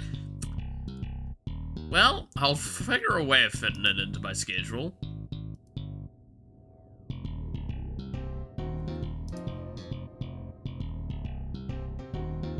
To be fair, that's also me with magic. Oh, speaking of magic! God, that was jarring, even for me. I'm like further along with a deck that I've been enjoying building. Give me a sec. This one here. You'll like the name of it. It's called You Sound Like a Self-Help Book. So, I want to know, this deck has gone through a lot of transformations. A lot of transformations. This used to be a straight up, like, is it Spellslinger deck? Then I gave it to Kefka, and then it's been, like, slowly moving into whatever the fuck this mess is now. Say hello to Kefka's assholery in its finest. Anyone that knows a little bit about this game, by the way, can see a handful of cards here and go, hang on a fucking minute. So, this is such an asshole deck. My god. This is what's kind of nicknamed a few different ways. This is my attempt at doing a group hug wheels deck with Kefka. Now you might wonder, what the fuck is that? Group hug normally refers to a concept where you give people benefits for overall benefits and detriments. I can explain those very simply later, but the other part is, wheels are a concept like this card here, whereas each player discards their hand and then draws cards. So you're basically wheeling through your deck. I don't have as many wheel effects in here as I would have liked.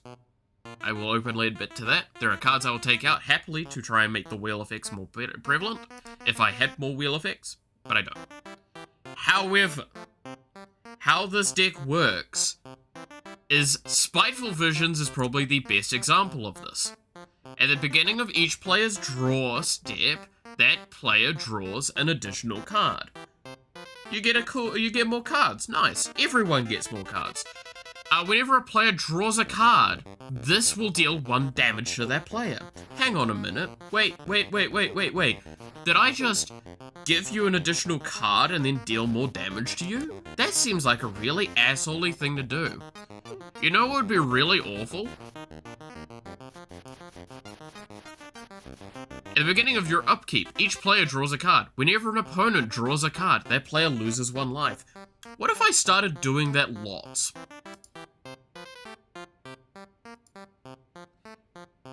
At the beginning of each player's draw step, that player draws an additional card. Whenever an opponent draws a card, this deals 1 damage to that player. You're getting a lot of cards, but you're also dying. Oh, you're getting resources and value. Suffer. It's also still spell slingery, where I just get to throw out spells and be a bit, like, wild and wacky. And it's also got Nicol Bolas in here, because fucking why wouldn't it have this in here? And yes, I could just straight up board wipe, the board, and then have this, and just everyone loses the game. That is a full-blown option I have available to me the way this is done. If you're wondering what I mean by that, the -8 on this Planeswalker is literally each opponent who doesn't control a legendary creature or Planeswalker loses the game. Oh, your board just got wiped? Cool, I'm gonna do this. Oh, everyone aside from me is dead now. Damn.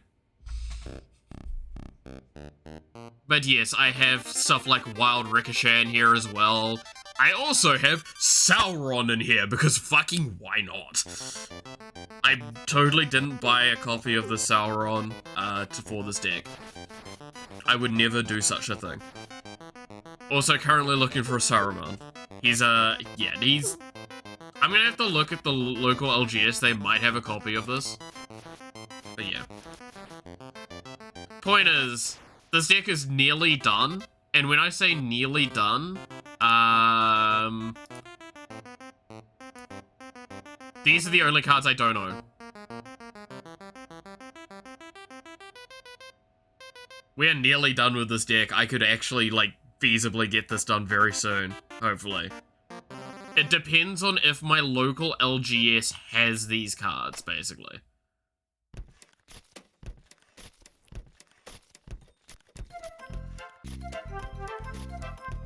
If I can find a Saruman and In Darkness Binds Them and a Liliana's Caress, I'm set. I'm damn confident they have a Call of the Ring. Because I know I've seen it in a folder recently. I thought it was a folder here. It's not one here, so it means that, yeah. But the rest of them, I have the cards. Or they're in potentially transit.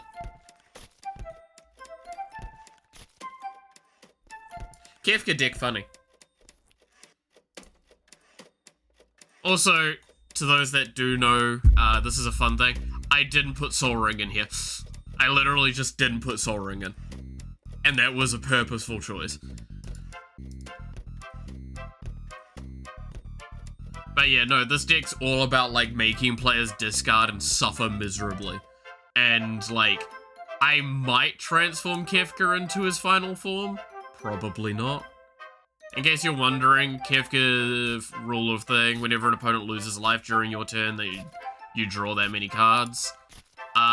The reasoning I have this way set up as well is I do have, Laboratory Maniac. If you would draw a card while your library has no cards in it, you win the game instead. If I put that shit down and then, like, hold a counter spell, I win the game.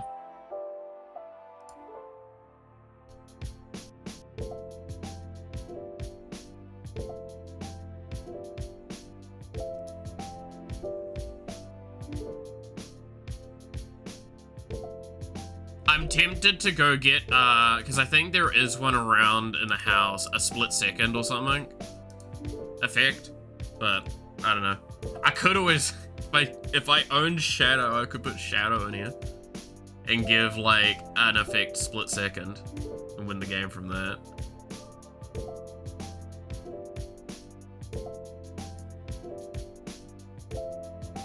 But yeah. Funny cards. I enjoyed the idea of this deck. It is, I don't think it's good. I don't think it's good, but I think it's gonna be funny. And that's the point. Anyway. There we go. No, I did my magic thing, okay? I swear that will be the last time it happens unless someone else brings it up and then that's on your fault. Or your head, whatever. You can't blame me at that point.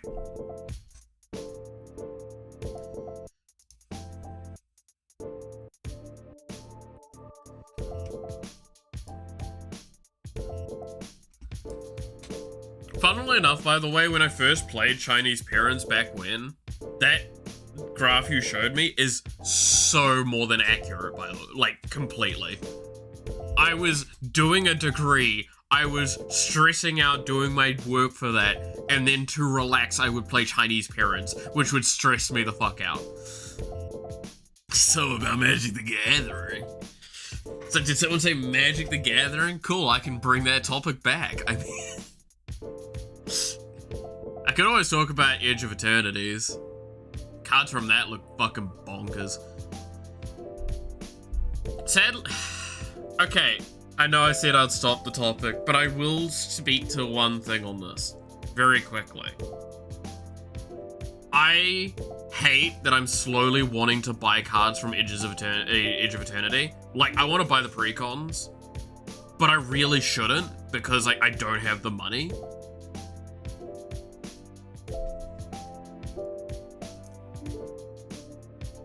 And I also, I don't know. I want the precons though. The precons look really good.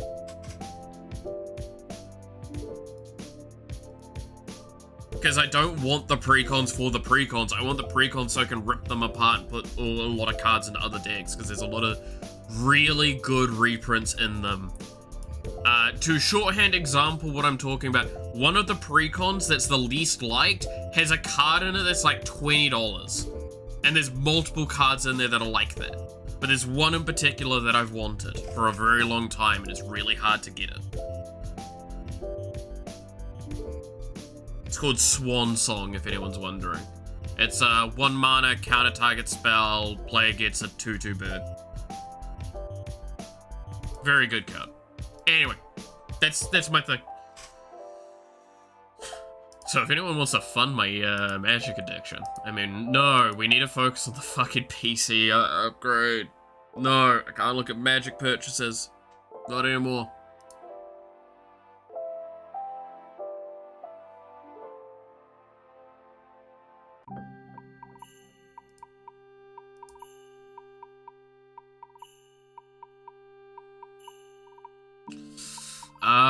What was I looking for? I was going to finish doing the test room.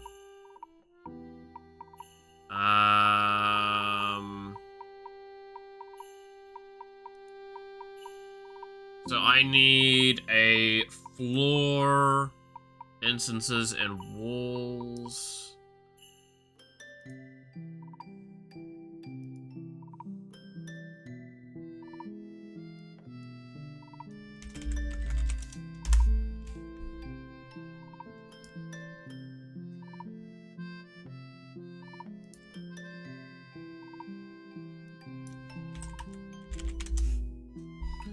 And then we go to floors, and I believe I should just be able to select this.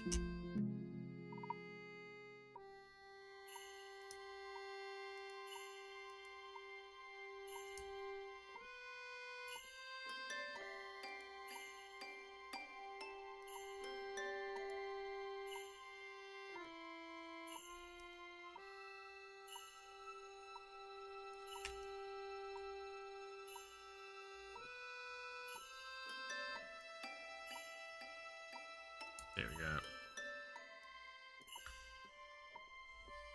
I don't know. I play Yu-Gi-Oh! And my deck is the unbeatable Exodia, which I use to mask the fact that I don't understand it at least half the damn game. That's fair. That's fair. The unstoppable Exodia! Oh, have y'all seen... Actually, on that topic, have y'all seen the Jamaican dub of Yu-Gi-Oh?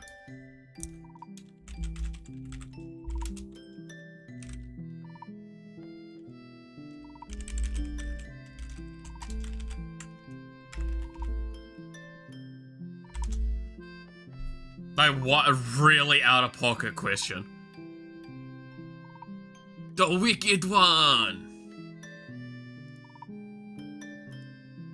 We're gonna quickly watch this. This is possibly one of my favorite, like, meme things I've seen.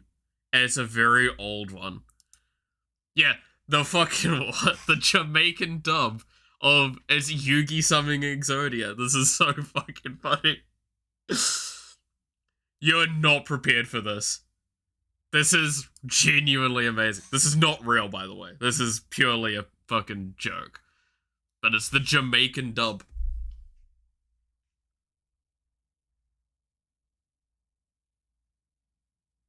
Try your final card.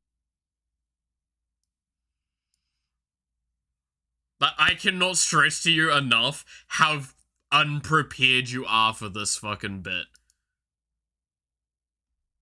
Whoops. That's not what I wanted to do. Wait. This one. Default viewer. So, less things are in the way. This is just amazing. You ready? Oh, what? Why is the audio not working? Wait, give me a sec. Try your final card, Yugi. Cause after that, 3 blue eyes white dragon are gonna mash up your blood clot. It's over. It not done yet, Kaiba. Cause me have this. Exodia, the Wicked One. What that? Me have all 5 pieces pon the field.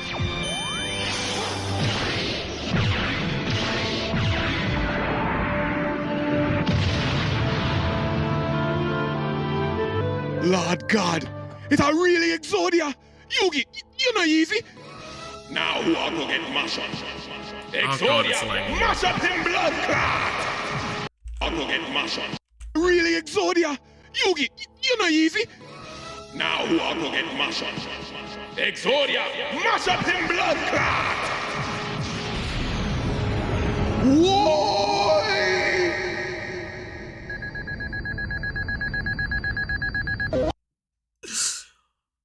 Mash up him blood clot. What the fuck is that? A Nightcore playlist to take you back at okay.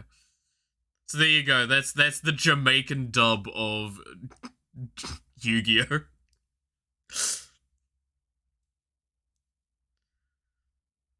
that one card game you were doing, why not add something like Exodia? There are okay. My statement on that is, I've said this before, you have to be careful with the concept of an Exodia. You really do.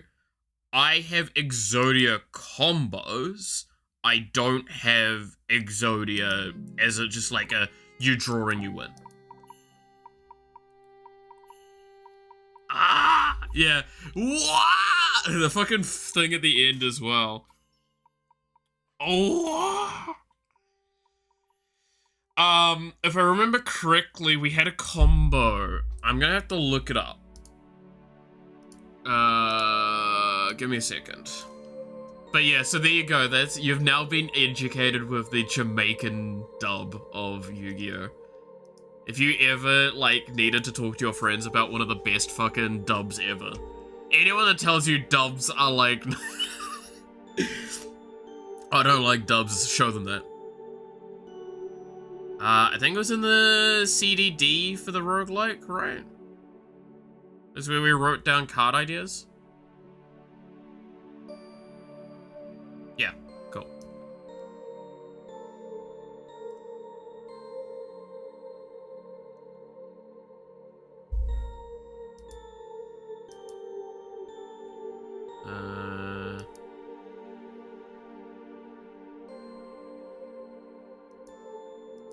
This is easy to see. Alright. Because I believe it was Lich Queen. I think that was it. It was Lich Queen with something else.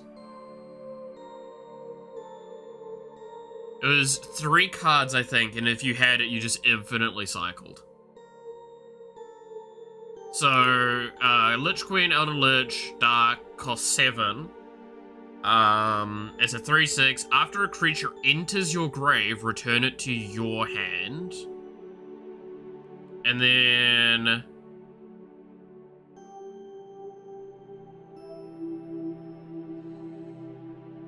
what was the thing for it?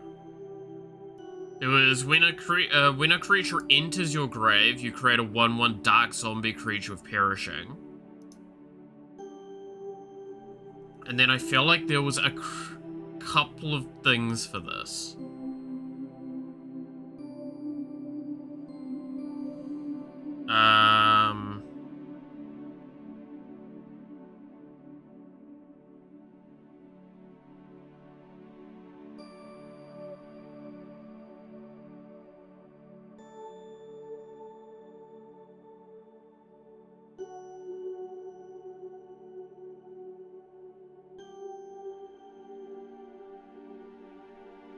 What was the thing for it? Because there's like a way to reduce the cost, I want to say.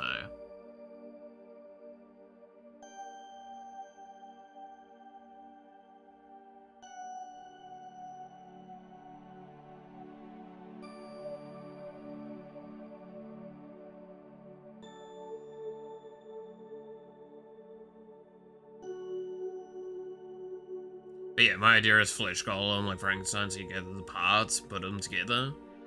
I think that's great. I think that's a perfectly accurate way of doing it as well. What was the combo?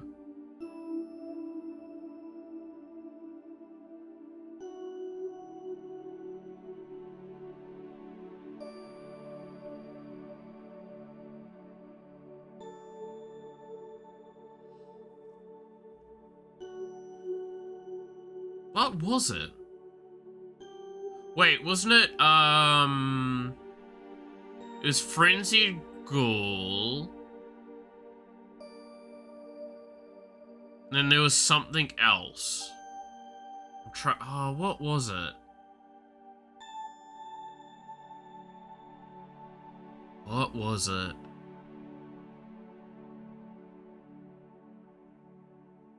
I don't think it was the Demi-Lich. When cast this creature enters stunned, when one of your creatures enters the grave, you may exile instead to summon this from your grave.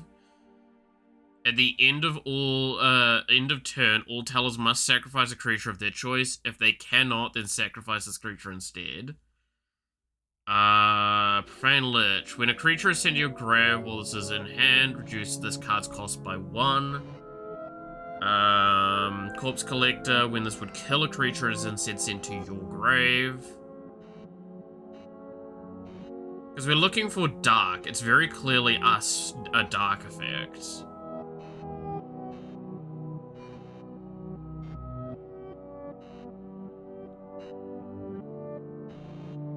I feel like there was a weird sack cycle thing. And it like cared about a creature being brought into cast.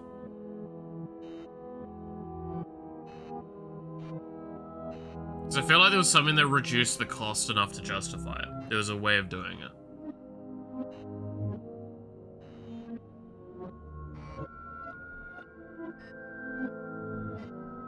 Or was that one of the things that we theorized? It was back when we were doing it, though.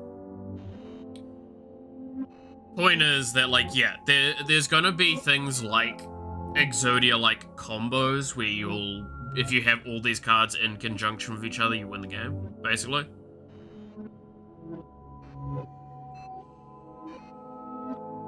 And I always stand by, that is a fine thing to add to games. You cannot convince me having stuff like that is bad.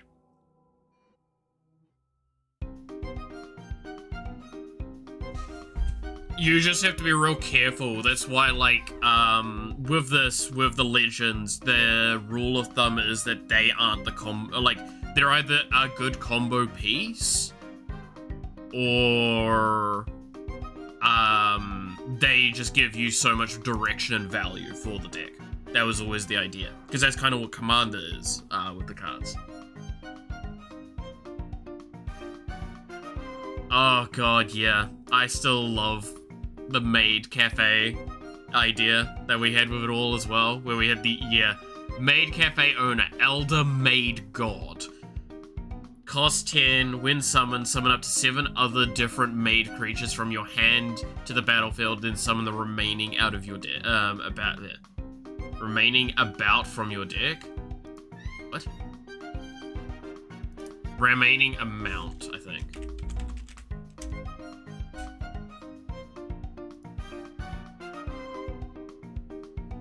The maids, though, because we have also put a lot of effort into the maid one. The maid DLC, yeah, the maid DLC. Because, yeah, potential expansion is all of these are just maids. You have the elf maid, the yandere maid, the dragon maid, the fairy maid, the trial maid, the zombie maid, the titan maid, the leviathan maid, the cat maid, the shift manager maid, the angel maid, and it was all going to be, like, different maids of different, like, races and stuff like that, just to, like, give value to it all and give it, like, give certain factions a useful card, but also more maid synergy, right? Because, like, Elf Maid is just a good card. It's 3 mana, 2/2, summon, get +1 mana. That's just great. That's ramp. That's nice. Especially if you can cheat that out for cheaper or something. Yandere Maid. Dark. Cost 4, 2/4. When attacking, sacrifice the creature to the right of this and gain its stats and positive effects until the end of your turn. There's so many great ways you can use this outside of maids. Same with the dragon one. Dragon Maid. Arcane, cost 5, 5/3. When summoned, draw 3 maid or dragon creature cards that cost less.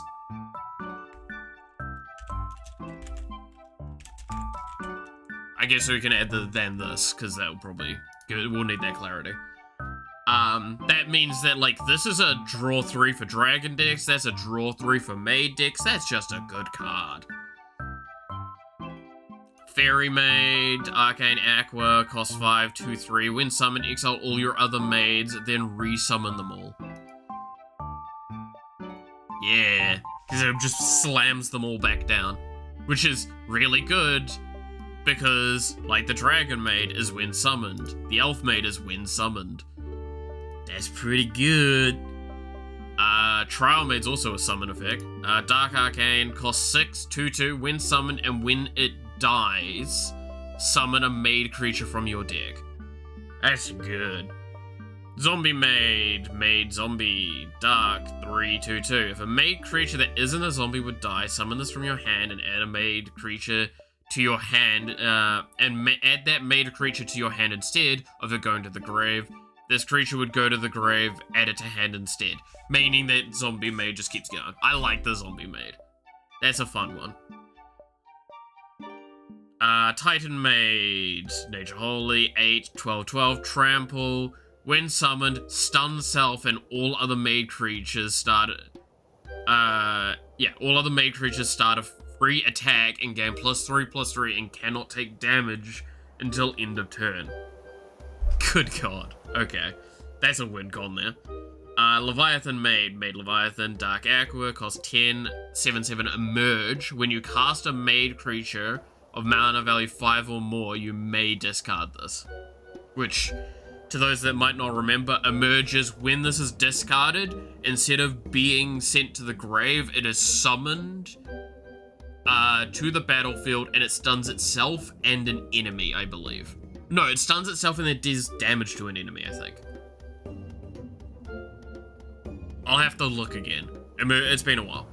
Cat Maid, cost 2, dark, 2/1. When this deals damage to a Teller, pillage 1, this creature cannot be blocked. Shift Manager, made Demigod, Nature Aqua, cost 8, 6/6. Your other made creatures in your hand cost 1 mana. Angel made Angel. Yeah. Got Holy, 3 mana, 2/3. When another creature is summoned under your control, that creature and your Teller gains 1 health. Which, that's just a good card.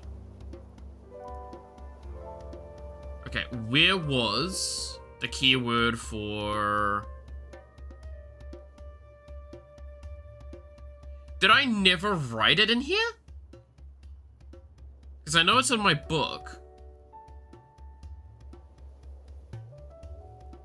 Did I not keyword the thing inside of this document? That's wild.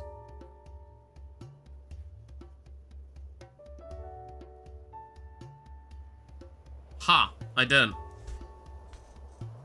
I know it's like when it's discarded, do the effects though. Wait, let's see if I can find it quickly.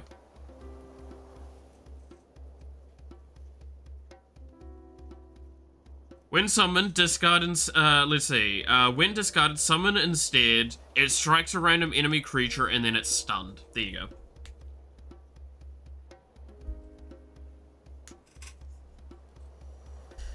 That's a fun one. And then yeah, there's a Aqua Arcane made spell, made power as well. Spend 2 mana to discover a random made creature to get more maids.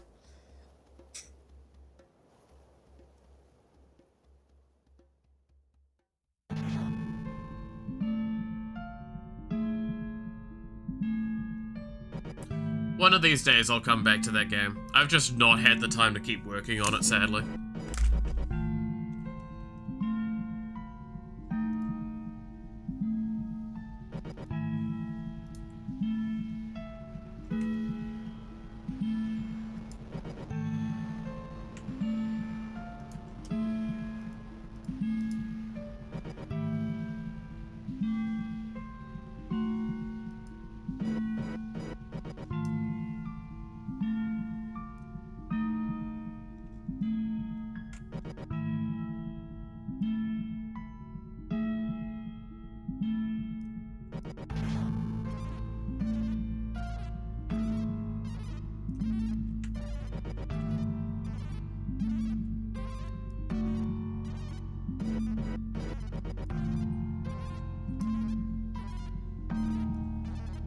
But yeah, we'll come back to it one of these days.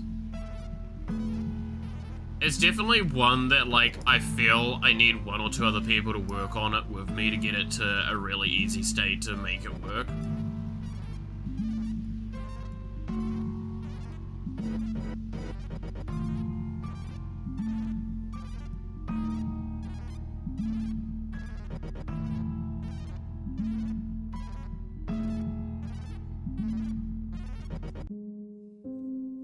I think that's what I need to do to it.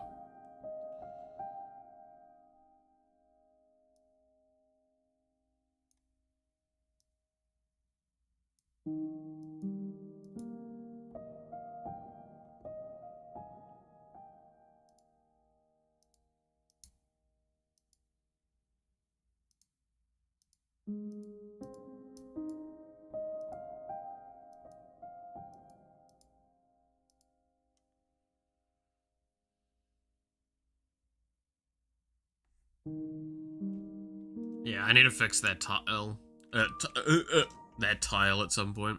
One of the tiles I have, as you can see here, isn't being drawn up correctly, or attributed correctly. That's on me.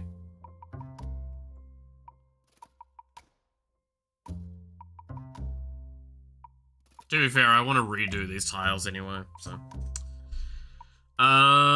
Is there any other weird shape things that I wanted to test pathing around?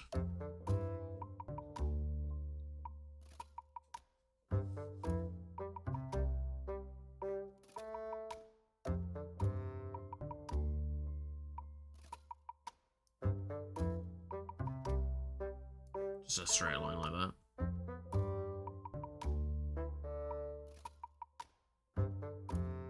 I guess I could have a quick obstacle thing up here.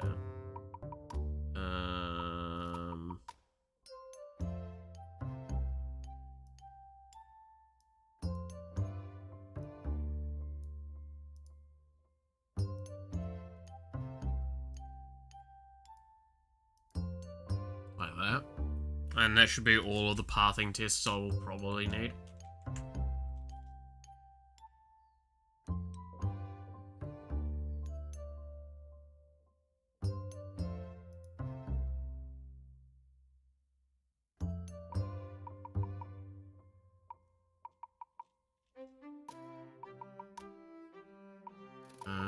So I need to go to O Portal.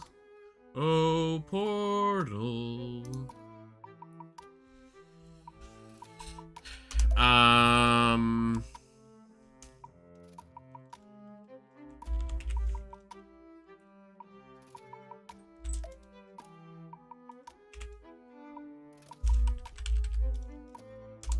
Room, go to RM, test play. And then,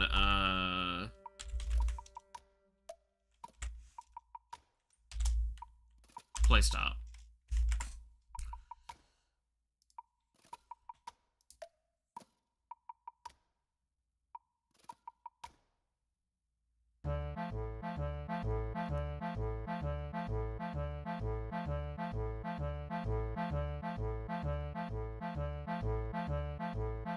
Okay, so let's set the room grid.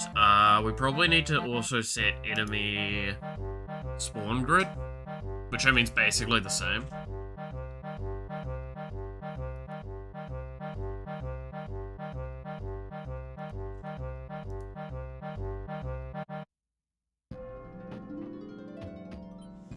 So, how do I want to handle all this? Alright, we at least have a test environment I can force the game into, though, now.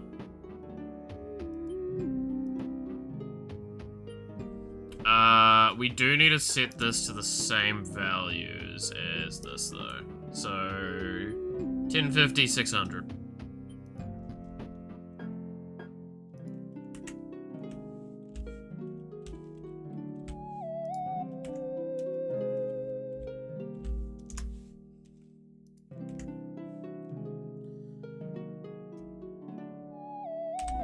So let's just see. There's one aspect of this that is going to be a bit off. I'll have to fix that very shortly.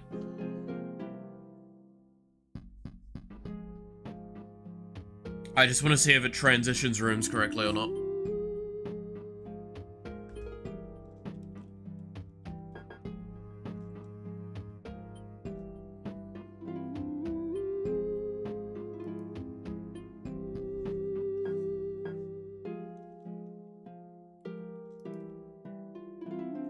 So I should immediately flick into the other room upon pressing this.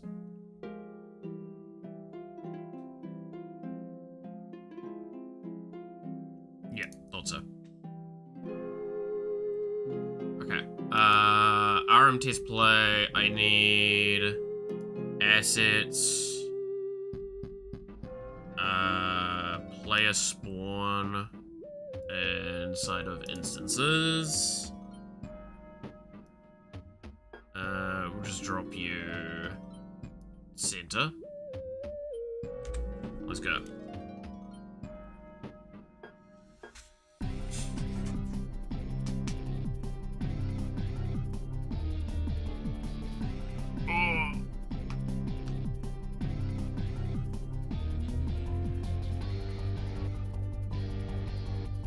But no, like, going back to the card game stuff, like, with the Frankenstein idea, like, the other thing I'd also almost put forward is one of the ideas I know I had at one stage was, doing kind of like an actual Voltron. Like, mechanical Voltron-y effect. There we go.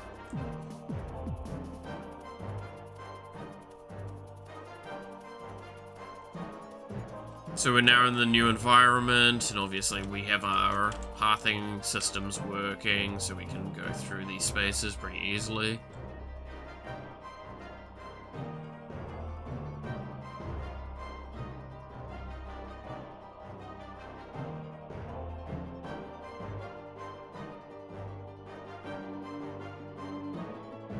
Oh, and in case someone's wondering, like, oh, because you've not got the brown bit there, are you going to be able to get up here? No, this is still the same tile rules.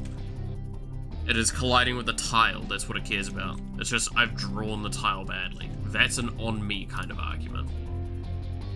Alright.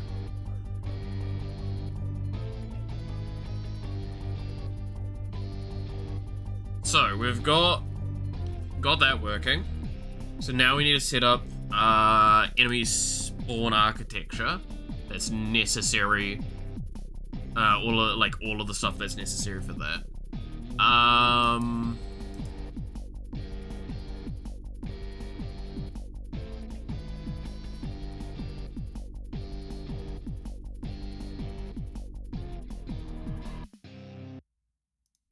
Would DS grid work? Would I be able to pull the values out of that?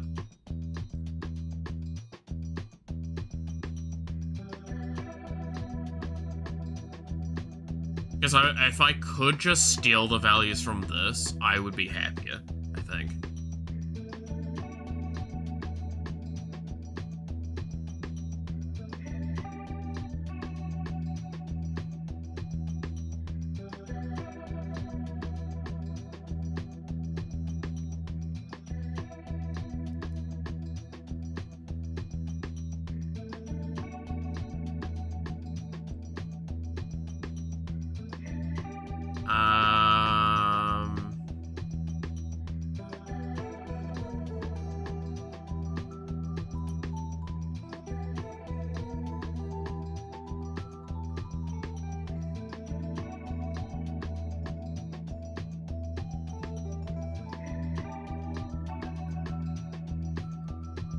You pass an invalid grid coordinates to the function, then the value will be returned as undefined and an error will show in the output.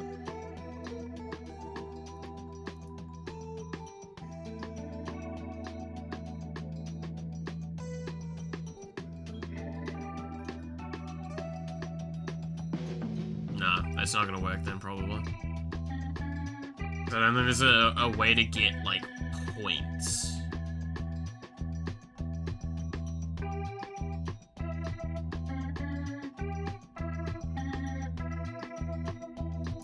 So I think I need to make a separate grid. So if I have to make a separate grid... Oh, shit.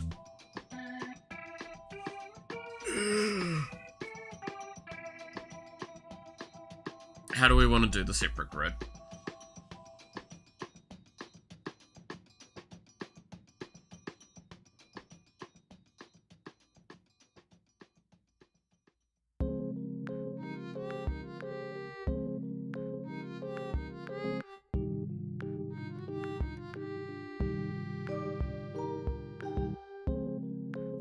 Because there's like several things I can do, and I'm trying to find like the easiest and like long-term cleanest answer for getting the random spawning around the players stuff. Right?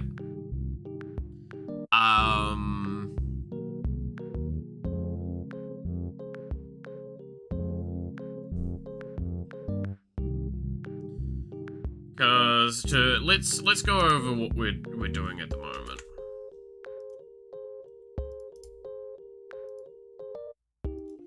So, roughly speaking, what we want to do is say, here's our player. This lovely little pink dot in the middle here. I want it so enemies can spawn basically kind of in a giant area around you. And having, let's say this is the Goldilocks point, and having basically a lockout or soft lockouts where they can't spawn too much closer than this and too much further away than this. Alright?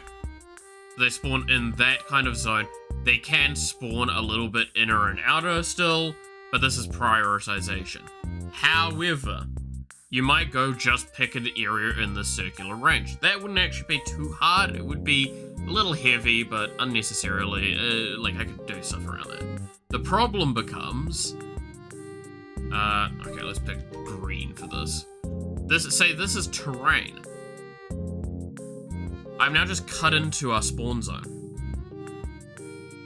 This begs the question, should enemies be able to spawn in the spot? No. No, they shouldn't. So how do we resolve that? This is where the issue kind of lies.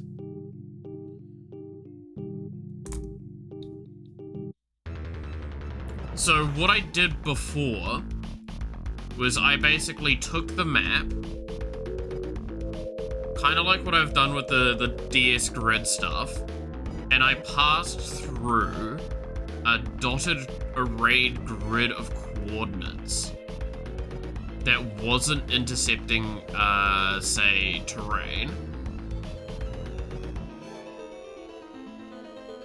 Just doing this as quickly as I can to kind of like showcase my point. So like the terrain's in here, so it would return a list of like points that are all of these orange points and go, you spawn where, say the player's here, you'll try and pick from these kind of spots here.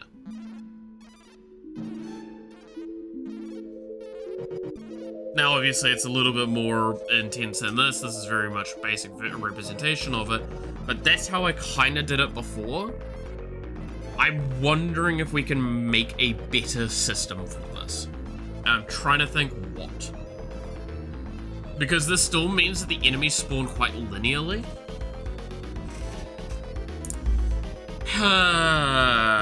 And that begs a hell of a question.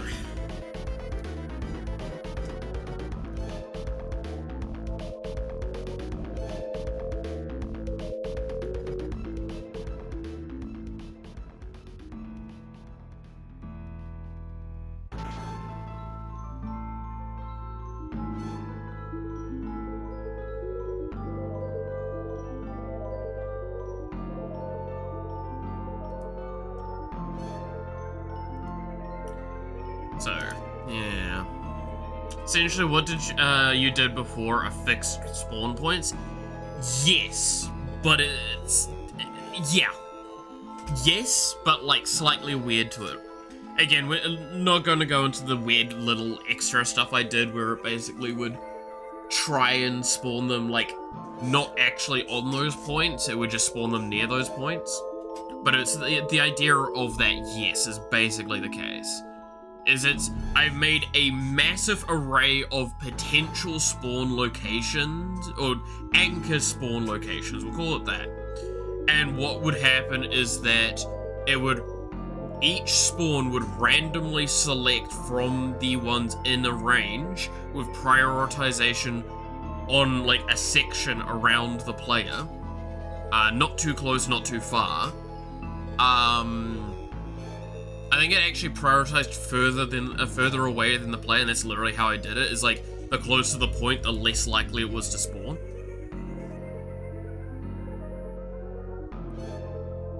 It's a good solution. Is there anything in particular you'd like to improve?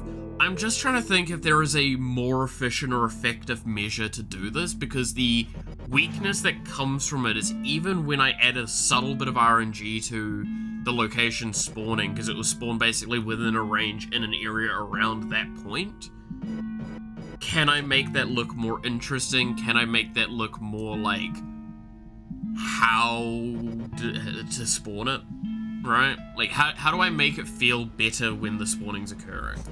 Because they kind of just pop in as well, and that's something I still don't like to this day. But that is an argument of probably animation. Like, I'll make it so when they spawn, have a spawn animation of, like, popping out of the ground, or jumping in, or I don't know, something.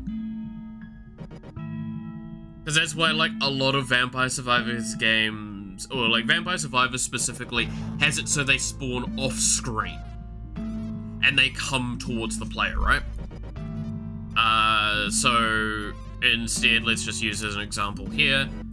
This purple bit is the camera, not the actual game, and the enemies will just randomly spawn within the area just outside of this, right?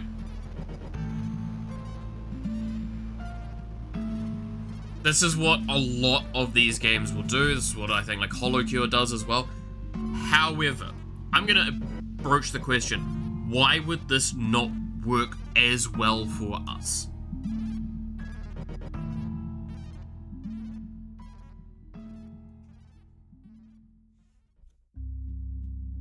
Like, this is probably still the better way to go under most situations, but why would this not work quite as well for us?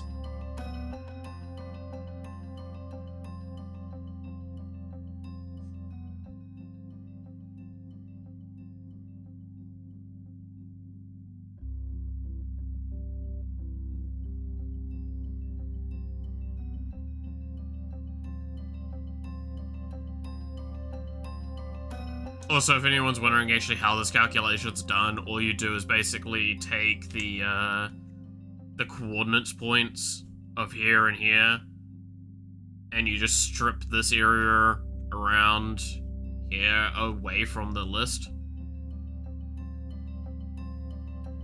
And then you add the area outside. But no, the problem is very simple.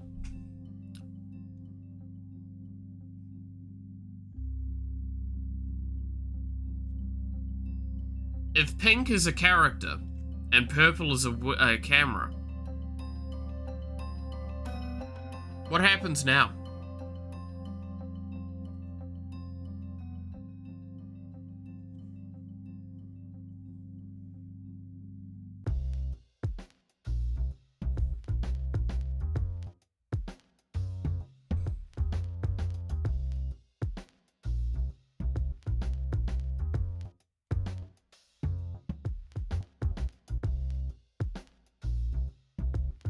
Thinking off camera would be better.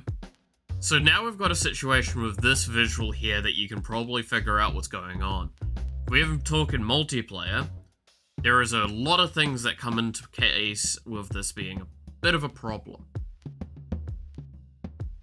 There are about, I want to say, 3 abusable problems that we have going on. One is, okay, let's start with the basic thing of what do we do with the space? Because now this is an overlap point.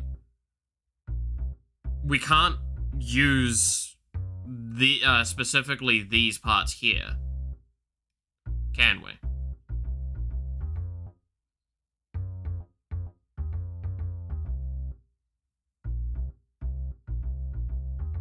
What if you added a graphic visualization of your fixed spawn points?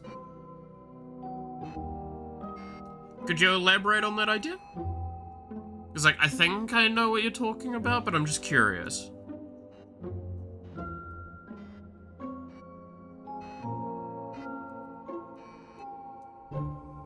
But you know, theoretically, if while you're doing that, I'll go on with this idea a little bit. The problem becomes that like you have to exclude the other the other camera spots. So then players can abuse this mechanic quite easily by going, oh, we're going to stand next to each other so nothing spawns in the between area for us. With a nice clean overlap. Caves, doors, castles, cool. So that was what I was thinking. I'll get to answering that in a second. And then the other thing is that, like, what happens if you position a specific way on a map? It potentially means that you get all of the enemies spawning only from one area. Or, like, a very limited scope. It becomes, like, this becomes dangerous, I feel, and it feels less threatening. I like the enemies spawning basically on top of you because of that aspect. Now, having basically fixed spawn points that are like thematically designed, so cave, door, castle, stuff like that, I have actually considered. The problem kind of becomes how cluttered eventually that becomes. Because at what point in time do you go like, cool, I only have like 1 or 2 caves on screen at a time, so I know where all of the enemies are going to be stemming from? And then you might make the argument, okay, well clearly you need to have more, because 2 paces of attacks kind of low account. But then like, now we've got an issue. Now we're just cluttering up the thing. Right? I think that was basically the reason why I didn't make, like... Because I actually genuinely considered having it so it's like, oh, this is like a little mound where the slimes will spawn out of. And having those scattered around the place and then all that sort of stuff. It becomes slightly problematic because it's either you only have 1 or 2 of them on screen, or you have 50 of them on screen, basically, to make it feel like you're getting actually pressured. Because again, keep in mind, the game's supposed to be faster paced than like a Vampire Survivors, because it's a timed game, not like beat the level and like it's not last for this long. It's do it as fast as you can.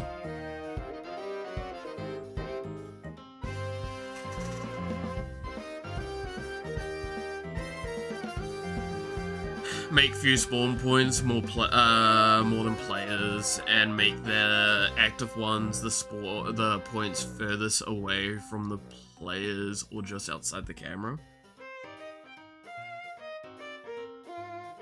Yeah, but again, you've got the issue of like, you're now limiting the space of where the enemies can come from, so you can... It doesn't feel like you're getting overwhelmed in the same capacity.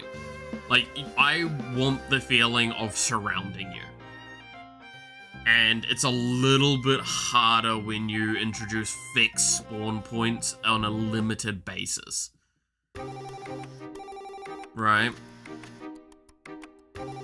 Again, outside the camera space was the original design that I had with this game. This was prior to multiplayer. Even when multiplayer was getting added, we started doing that still. But then, like, I kind of sat there and I'm like, it just doesn't feel... It feels like for you to have enemies spawn on the outside of the camera, you need to give them more speed as well, was something I noticed. The difference in speed I give the enemies now, they're so much slower than what they were before. Purely because, like, they spawn on top of you. And it means I can give enemies a slower movement speed, so it means you can evade them and run away even when you're getting spawned on top of. If you're playing well enough, right? When we spawn continuously or in groups? Well, I mean, that depends on what we're doing with the spawning architecture, right? If we were doing a singular spawn point, then it would, like, well, not singular, but like, if we're doing much harder fixed points that are specialized for them, then it would have to be continuous. It would need to be, like, actively they're just constantly spawning from those locations to justify them getting to the player. Because keep in mind as well, we do filter out enemies that are outside of the camera space after a period of time, is the idea, so we don't create too much, like, clutter, right? There's a lot of de-rendering, a lot of stuff like that going on.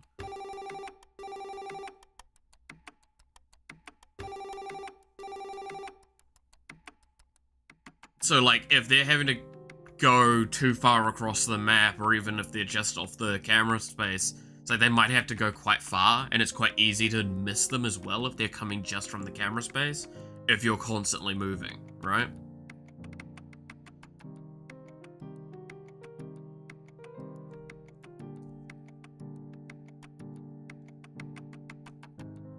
I want to stress, by the way, I'm going to put my hand up. I don't think anything's wrong or right in this scenario. I think it's really hard to get the correct answer. And I don't think there is a correct answer. That's why I'm playing around with the concepts right now, because I'm like, I don't think this grid measure is good enough anymore. I think there's a couple of problems with it. One silly idea might be to just drop them from the sky. The only animation might be the shadow getting bigger. I can see that with some enemies.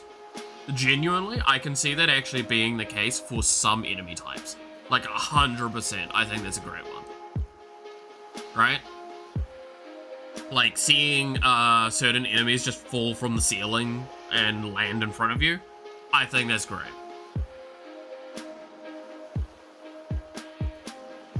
Yeah, like having, I mean, it's kind of the idea of like having a rock dude fall, like a geodude basically, fall from the sky and like landing hard on the ground. That looks good. Having a zombie crawl out of the dirt, that looks great. There's a reason why I say, I think I need to add spawn animations to enemies, is the simple answer, which is, it's gonna be a nightmare, but you know, it is what it is. To be fair, I'm gonna be doing spawn stuff for bosses, but I'm not gonna get into that because that's a whole thing that's gonna be very much later down the line.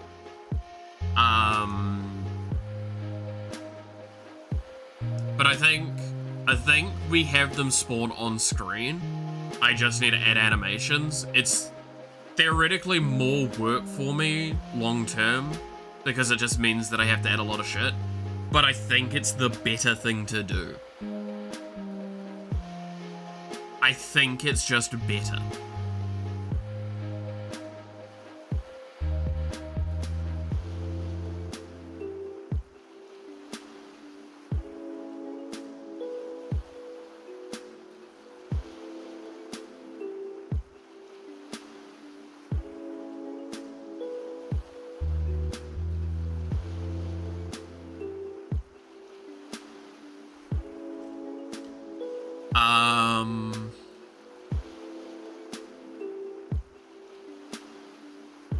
So I guess it means we stick with the grid measure, or do I don't know. It's because like the grid measure has a couple of complications with it that can lead to higher processing requirements.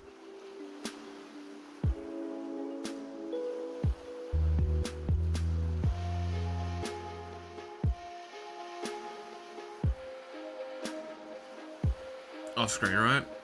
I don't think we go off screen. I really don't think we go off screen. I don't know. Maybe this is like a personal bias thing here. And I don't have a good enough rationale to explain why I feel it's not right, and it's just me being stubborn somewhat, maybe. Like,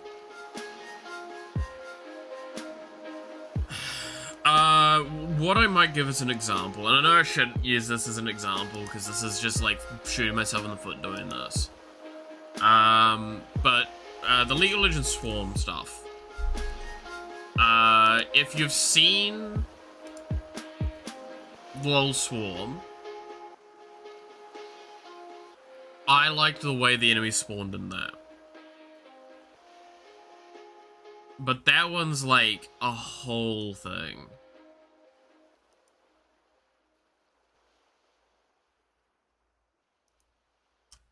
How hard is this going to be to find?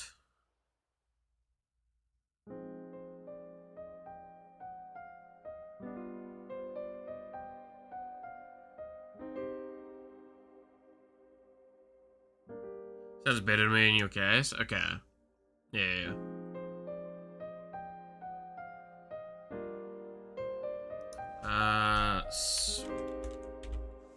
This is this gonna find...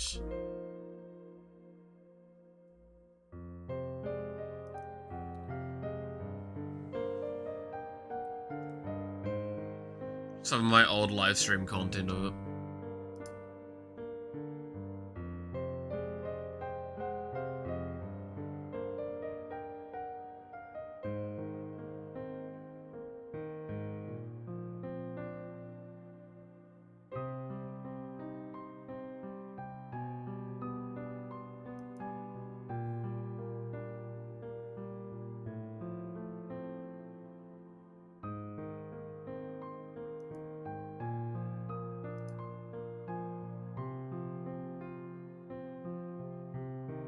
I know it's really hard to see at this point for probably you guys, but can you see kind of the spawning in this?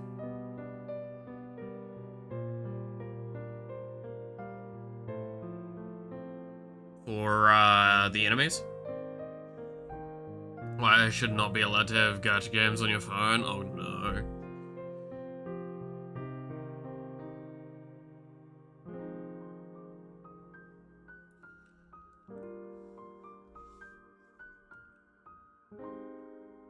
Been playing it almost the entire stream. I see no problem with having a game that you can do that though. Realistically, as long as you're not spending an excessive amount of money.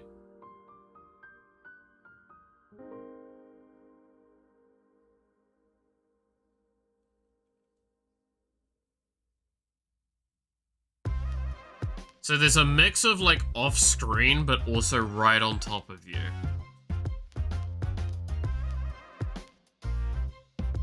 They spawn near edges, is the main thing.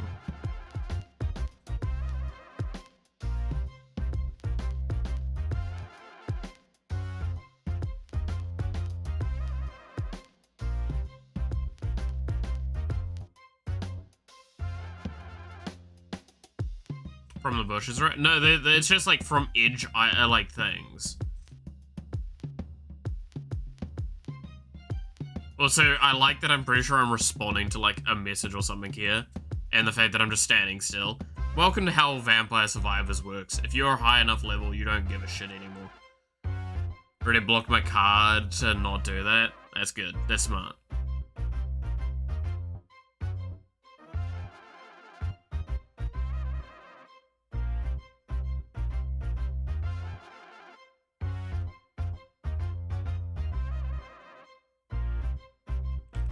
Let's look at a later stage in the run.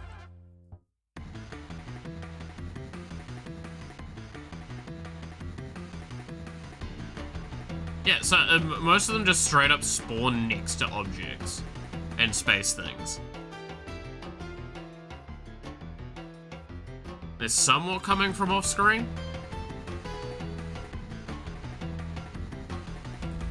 I need later, because then you see way higher spawn counts.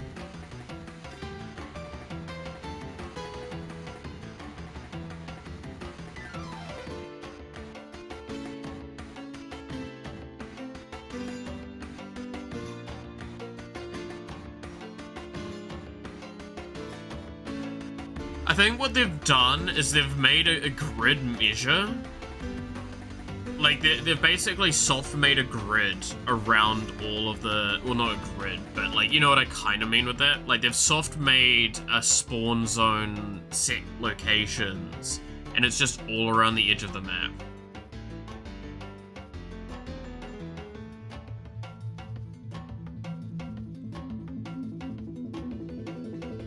And then they can spawn as giant clusters.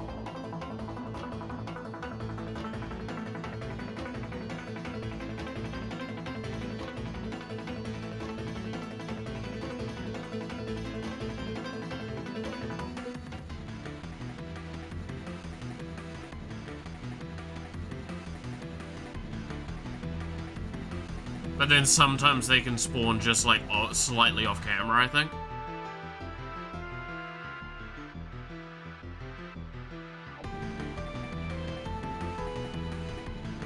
Yeah, I think that's what's happening. It's a mix of, so I think with this one, what's happening is it's a mix of like different concepts coming together.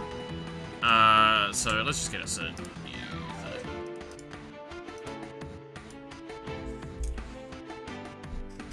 I think what they're doing is, say, they've got terrain. They've got viewport. And what they're doing is that basically there's two kind of spawnish locations that can occur. There's this kind of thing where there's a section around the terrain, and then there's probably a check to basically be outside the camera space there.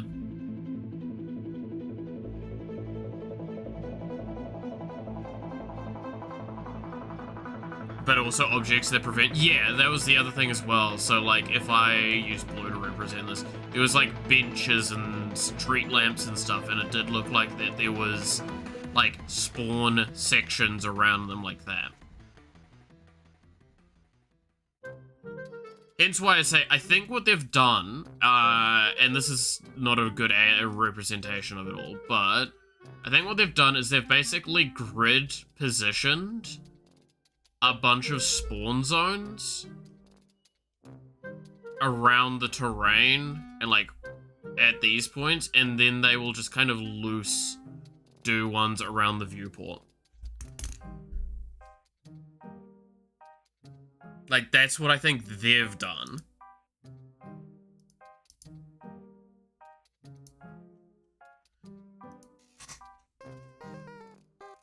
With that one. So how would I get this info, effectively? There's a few ways to do it. There's one way that I did try and do myself at one stage, and I don't want to do. Not for enemy spawns. And that's to manually place the points. Yes, I did actually have a point in time where I manually placed the objects for spawning locations. Or the spawning coordinates. I'm not doing that shit again. If I can avoid it, I'm gonna avoid it. I would prefer to make a system that does this automatically and cleanly. Or at least somewhat. To save my own, like, fucking sanity. Because... Again, what I was saying earlier about the reason why I shouldn't theoretically be looking at Swarm for this is because this mode is developed by a multi-billion-dollar company, and this would have had a team of people working on it, and they would have access to resources I obviously do not have access to either. The difference in production ability alone is why I have to be careful. Because, like, they can get assets and resources I just can't feasibly do. And that's, like, including just manpower. They could have manually placed the points. Because they would have probably had someone doing the map quite intently. In fact, all of that map probably is very hand-picked and hand-designed.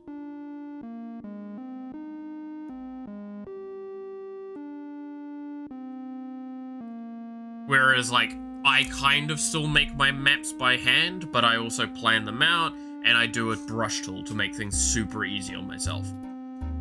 And I'm also using a much more basic concept of visual stuff, because I'm using goddamn pixel art and harder edges and stuff.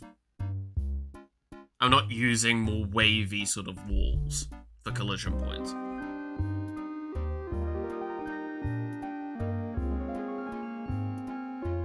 Like, don't get me wrong, I'm gonna make them look a little bit less rigid soon, when I get to the point of actually upgrading the tile set stuff. But that, I think,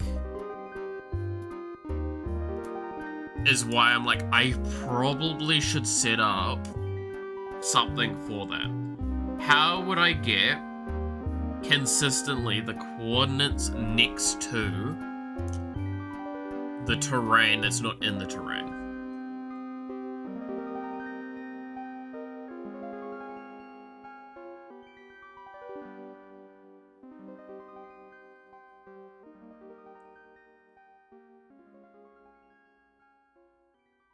I have an idea.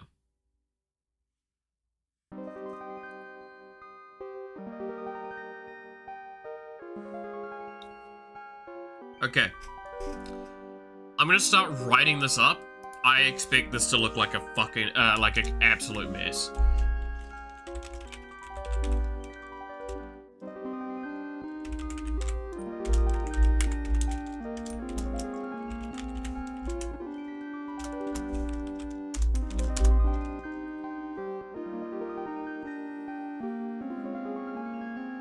Which coordinates? The coordinates next to the terrain, but not colliding with.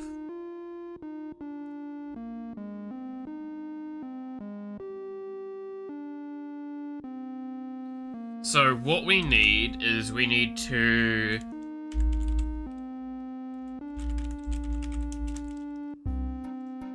loop through map, find quotation marks terrain points, find spaces around that aren't other terrain.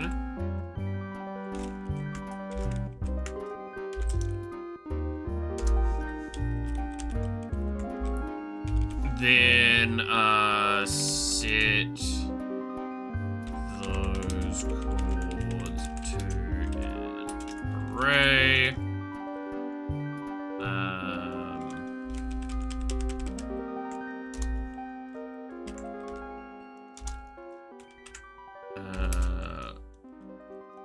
Ensuring no dupes. There you go.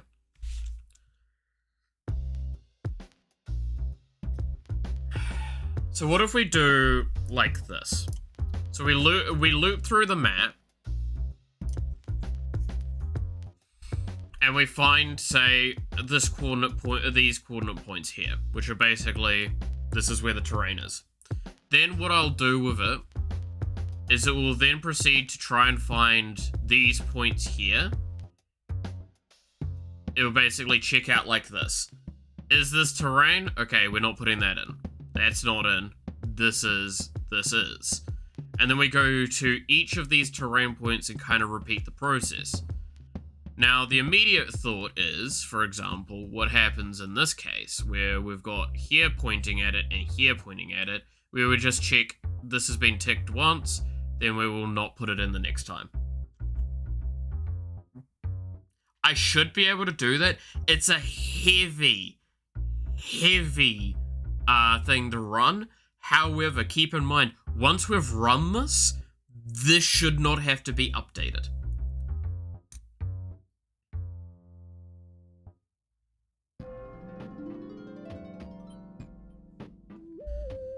Or if it does get updated, I can make code to update it very particularly. So it's like, oh, terrain gets added or terrain gets removed. Cool. Make sure when that terrain is changed, these actions are taken. So we can add and remove to this array probably a lot easier than it may seem. The problem is the inception of the array is going to be super tanky.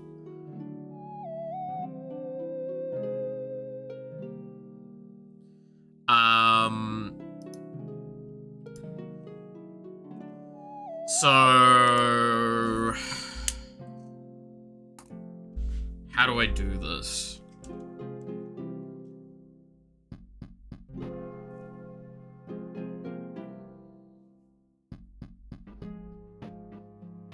What are we thinking? So what I think I'm gonna do, so I need to do a two-dimensional, like a, oh god. So I need to do a matrix loop. Okay. Let's stop explaining this while I'm trying to think it through. Var y equals 0. Not quite, but sure, we'll go with that for now. Oh no, yeah, no, y equals 0.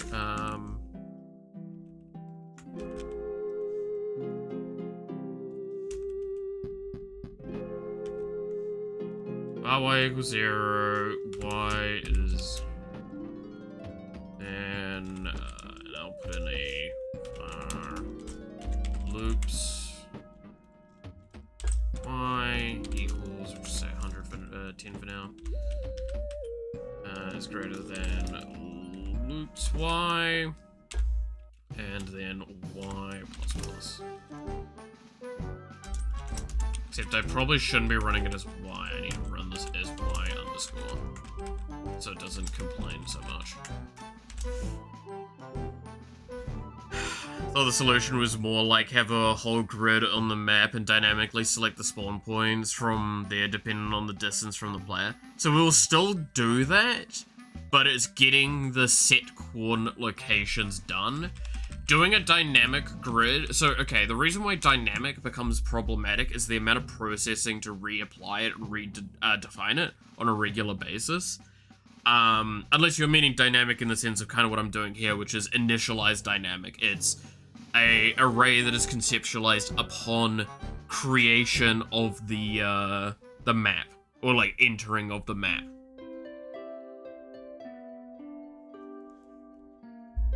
So it's a dynamic in that sense, and it's not really dynamic otherwise, it's fairly rigid.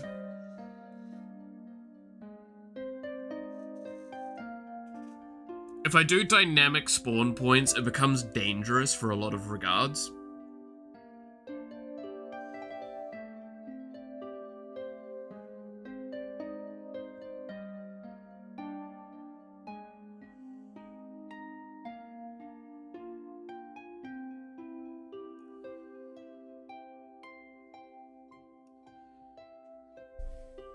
But yeah, so we've got this one, and then we're gonna have...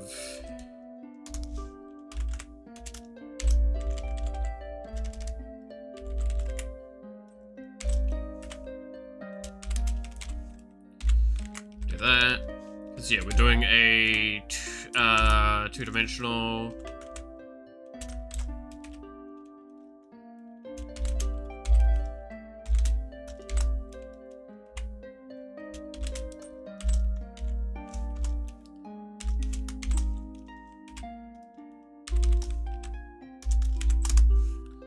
Okay.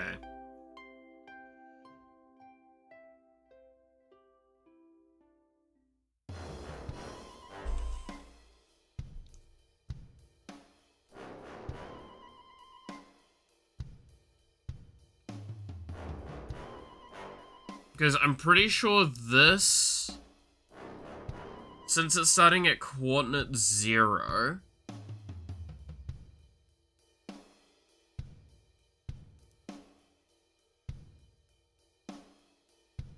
I need to, okay, so we're gonna do this very similar. So I'm gonna set this value as, it'll be room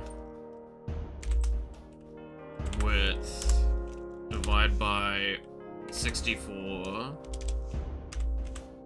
minus 1.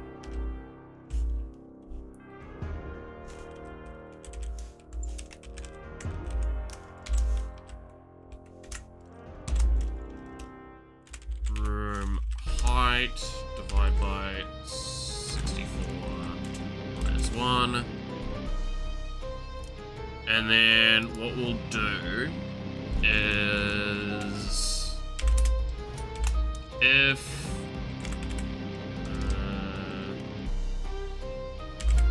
tile map get pixel, get add pixel, sorry, global dot collision tiles, no, it would be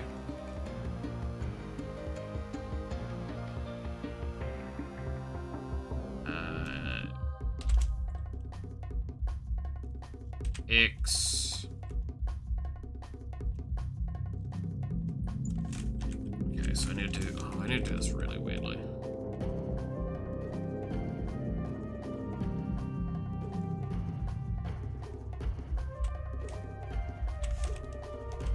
Okay, X plus 32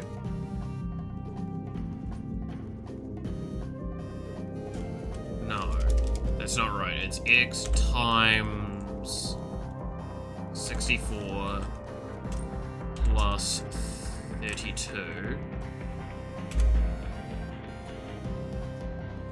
Imagine a stagnant grid, and out of all of the points, some spawns enemies at a time.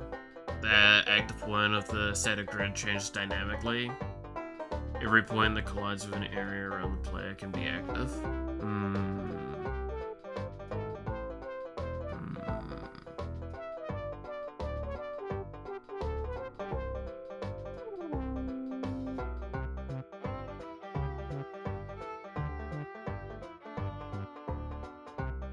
Well, I mean, that's kind of what I'm doing. Alright? Like, that's... I feel like what I'm doing here. Maybe I'm wrong.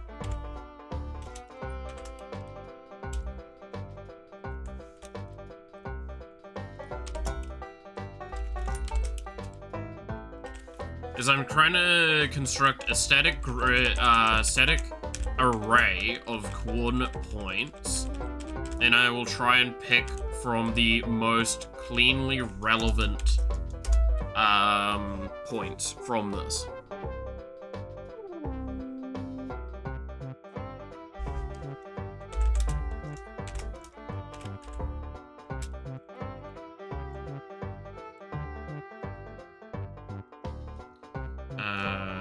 See for cardinal directions.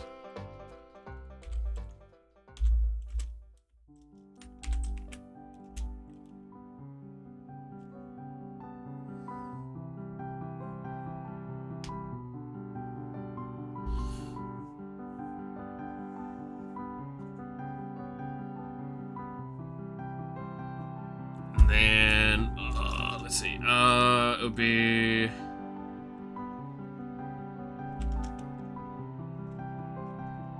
less than 4, and then C++.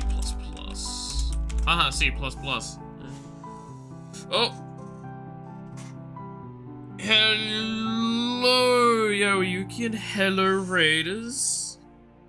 How's it going? Hope everyone's had a good day.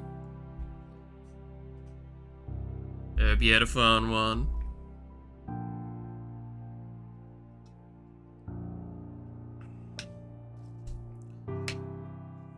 Hope Raiders can have a moment, though, to go get something to drink, a little bit of rest if you must.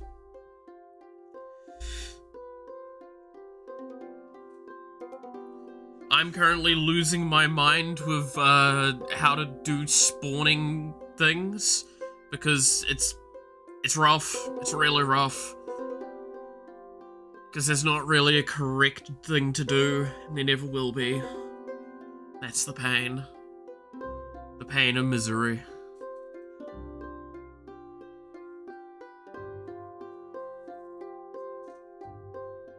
Because of course, I love doing the most, like, intensely painful activities. It's the best.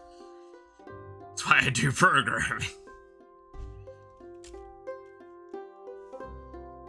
Is my model lagging? Probably. The camera's also not really well positioned right now. It's because I think the mic's in the way. And I have so many issues with the cable at the moment. Let's see if I can reset this up. Calibrate.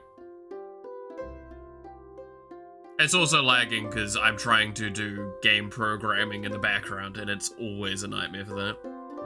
First stream of the week. Nice. Or stream in a week. That's right, yeah, you've taken a bit of a break. Weather and such like that also impacting. Which, I can't imagine how hot it is.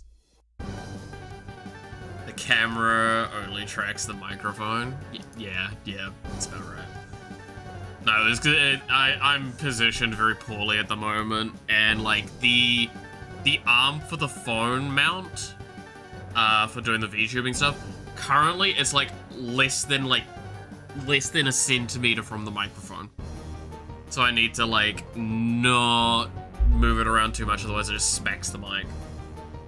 Going to sleep. Bye. No energy for long message. All good, devil. You go have a good one. Go rest. And hopefully the basically not domestic that was happening next door is calmed down now. Not enough time for tracking, doing compiling, exactly. Force break, the heat is making it me super tired. That's honestly one of the things I understand the most. I love the cold because for some reason I'm the most active during that sort of time. When summer comes in, if there is a thing I learned, well, like, so Japan taught me something I didn't think I should ever need to know, which is I can fall asleep standing up. When I was there, it was one of its worst heat waves it's ever had, and while I was there, on the train, the aircon on it, if there wasn't too many people, was this perfect mixture of, like, fairly warm, but, like, a nice, cool, stuff hitting you. If you hit that temperature with me, if it hits just that right, I just fall asleep now. Like, it is impossible for me to fight that sleepy feeling. You went to war with the other foxes to claim the title of Fox God? Hell yeah. Don't miss summer at all. It's winter for me at the moment, I'm loving it. Same. Yeah, it's winter here at the moment. Gotta love, Southern Hemisphere. And it makes things so much nicer. Like, I'm sitting here with, like, 3 layers on and, like, 2 blankets. And my room is closed up fully, and I'm just, like, content. When summer rolls around, I will be surprised if I'm even in a singlet. 35 to 45. Oh, that's rough. That's rough as hell. I would not survive that kind of thing. Dude, I will ask though, how humid was it? Because that also adds to how, like, torturous that can feel. Because here, it doesn't get as hot as that, but it gets really humid here in New Zealand. And that can be the thing that mucks me up the most. When it's not too humid, I can feel a bit better. Humidity was always 80-95%. Nah. That's awful. That's actually the worst.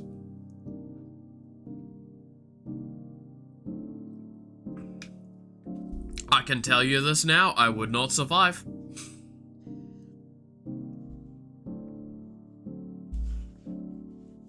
Good on you for even surviving it somewhat, because you're done better than me. I would be a puddle on the ground.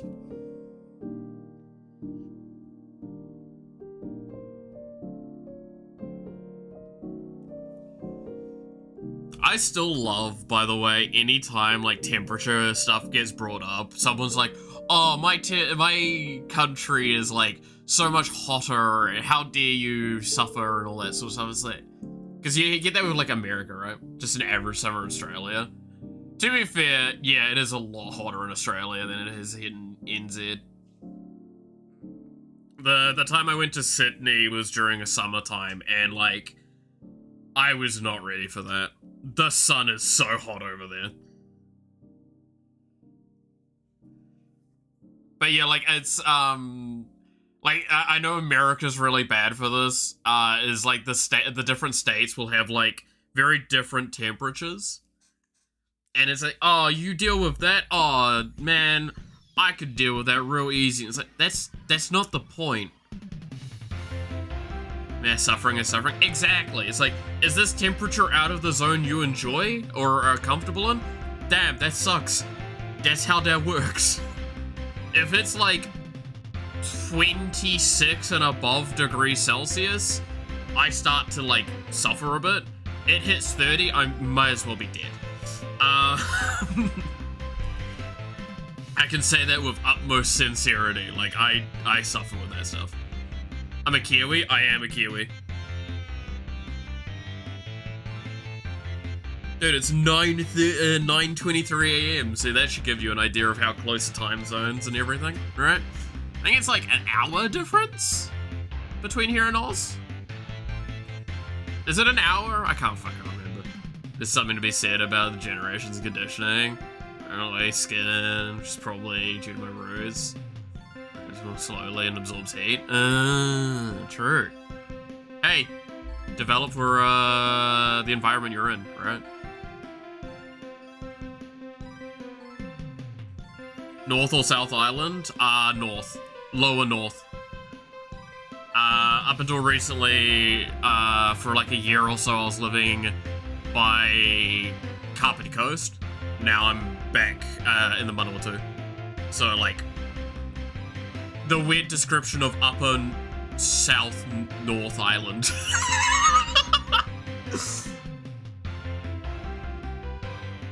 That's the wildest thing to say, but it's like the best description I have. Auckland? Nah. I'm like halfway between Wellington and Taupo. Fuck Auckland. No one likes Auckland. It's 2 hours? I thought it was less than that. Damn. Oh, I guess that's basically about the same as Japan, right? Like, Japan's about 2 hours as well, which lines up. Visited the South Island, lived in Christchurch for 5 years before moving back to Oz. That's fair. I honestly think I'd survive a lot better in the South Island, personally. But I've also... The only time I went to Christchurch was when my plane got diverted when I was coming back from Oz, which ironically enough, on that plane was... Because I'd just come back from RTX, back when that was a thing. That gives a bit of a dating. I'd come back with... There was Bernie Burns on there and his partner. There was Kojima, Hideo Kojima, like genuinely, he was on that plane. He was about 3 seats in front of me. There was a couple of others on there as well from there. And I just found that really funny. So yeah, the only time I've been to Christchurch is on the tarmac from being diverted. We weren't allowed off the plane because it was an international flight, technically. So we had to wait there, and then we eventually got to be able to go back to Wellington when they'd refueled and the weather was better. Other than that, I went to, like, Upper South Island for, like, school trips and shit.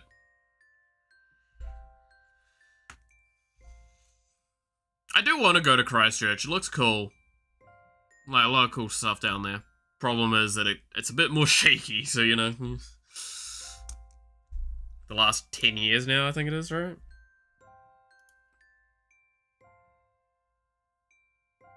God, I'm glad I never got dealing with being diverted. I mean, you know what the funniest part as well was? So, in every time I've flown, because I've only flown between countries twice, right? I've only gone overseas twice. Once was to Oz, once was to Japan. Both times I got bomb checked. Don't know why, I guess I look very suspicious. But the fun part with the bomb check stuff is, going to Oz, they didn't have anything that would even check if there was, like, a bomb threat. Whereas coming back, they cared. And I loved that so much. It's like, oh, they don't care if they don't care if they're bombing New Zealand. Been on a plane twice, once to NZ and one back to Oz. I've been on a plane a fair bit now, I feel. Well, okay.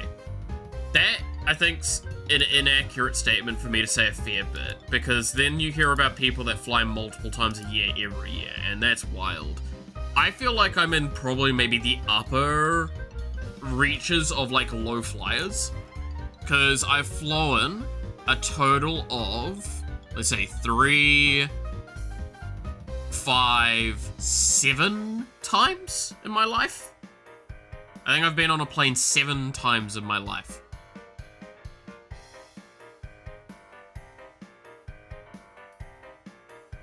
I think that's it. I got drug check going to New Zealand, drug check coming back to Oz. Sounds about right. It's weird when I went to the capital and saw a local TV celebrity, or they identified their voice from another restaurant. Cubicle. Yeah. And they had a private rooms and was on my phone. I didn't even look at him. That's kind of funny. Japan's very strict. Yeah, Japan was a great experience though.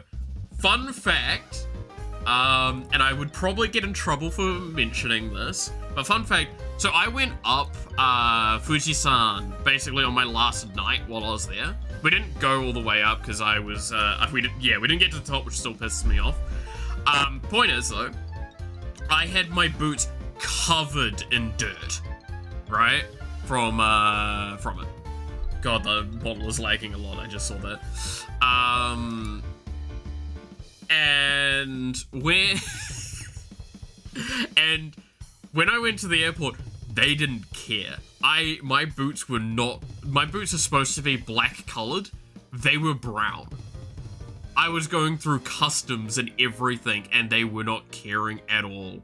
I get to New Zealand, and like I get picked up by like me and my friend are getting picked up by someone, and they're like, "How's it going?" I'm like, "Hey, you wanna touch Japan, dirt in Japan?" They're like, "Well, what do you mean?" It's like, touch the shoe.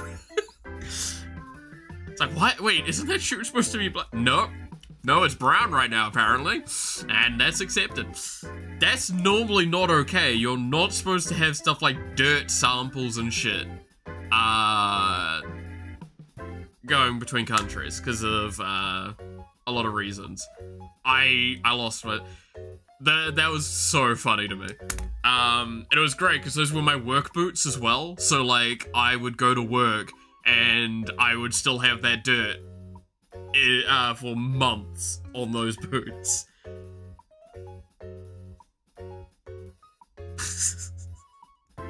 So it just became an ongoing joke of like, I brought back Japan.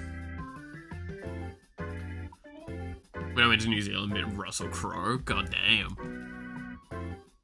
That sounds pretty good. So that's a new tumbleweed epidemic? Pretty much.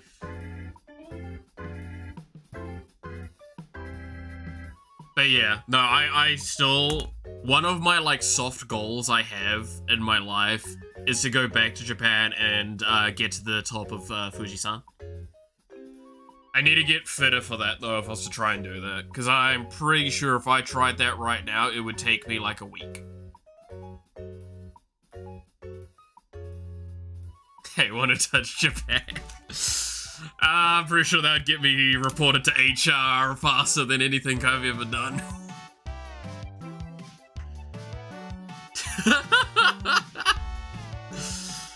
But it's always a fun time with that. Nah, I loved my trip to Japan. I really want to go back again, though. I kind of... Okay. I will say this in the weirdest way. Last time I went with one of my closest friends, and, like, we just did everything, right? Never met anyone in HR. Man, you're luckier than I. I have not had a pleasant time with them. I love getting basically just screwed over by people that want to do better at their job and are happy to make other people suffer for it. Anyway, so I went over with just me and the other person. I'm not gonna lie, if I go back over, I kind of want to go... I kind of want to go with a larger group. Like, a minimum of maybe, like, 5 people. Because, one, that will make things a lot cheaper overall. In some regards, and 2, one of the issues that we found while we were over there was that, yeah, we were dealing with just the other person 100% of the time. Outside, like, 1 or 2 days where we decided to go our own separate ways because we needed space, it just kind of started getting to, like, there were moments where we were like, I want to strangle you. So we did respect each other for that. I think I would like more people, partly so it creates a more of a dynamic environment with the group. And it means that, like, people can go see certain things and other people can go do other things, right? Like, one of the big ones for me is, like, I know I'll want to go see a lot more, like, older museums and cultural sites than some people would. So I'll be able to drag some people along and then others can go do their own thing.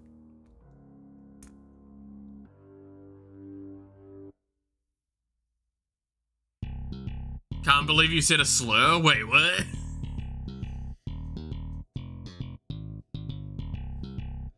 Solo or being in a group is so much fun. I stand by when you're on a trip in a country like that, being in a group is 90% of the time significantly better to do.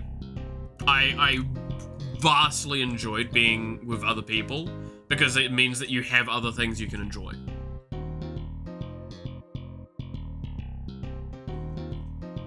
And you have people to share it with, because that was one of the culture shock of being in a country.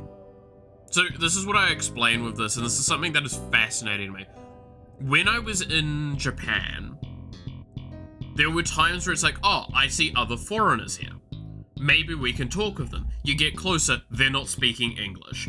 And it was really fascinating having a scenario where it's like, even amongst the, like, foreigners, you feel foreign, right? You don't feel like you've got a cohesiveness, and it's really, really weird of a feeling having no one around, right? That you can, like, connect with. And it can feel really isolating, especially in a country like Japan that's naturally quite xenophobic. So I definitely say if you were to ever go to Japan, no matter what, go with other people. Whether you spend all your time with other people there, not as much, but go with other people. That's always a big thing. Being one or two other people is just frustrating.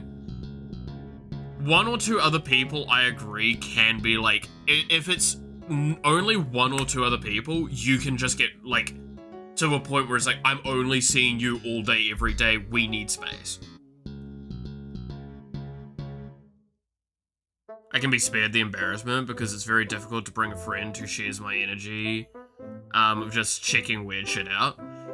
I understand that feeling, and that's kind of, I guess, the advantage I had with my mate, is that we are very similar. We have been called brothers for as long as I can remember, because we are both very visually similar, and very, like, mind-wise similar. So when we went to Japan, we kind of did very similar stuff. It's very xenophobic. The amount of foreigners who have gone to Japan and caused major issues, being, you know, nuisances, has made it worse. It has filled... Yeah, like, it has definitely fueled the xenophobia in some areas, but, like, other people recognize these are outliers. The problem is that this isn't something just in Japan. It's just very noticed in Japan because of Japanese culture and its xenophobia, naturally. Because it's this very xenophobic culture, and it's, again, for good reasons, right? Like, they have a lot of reasons behind that.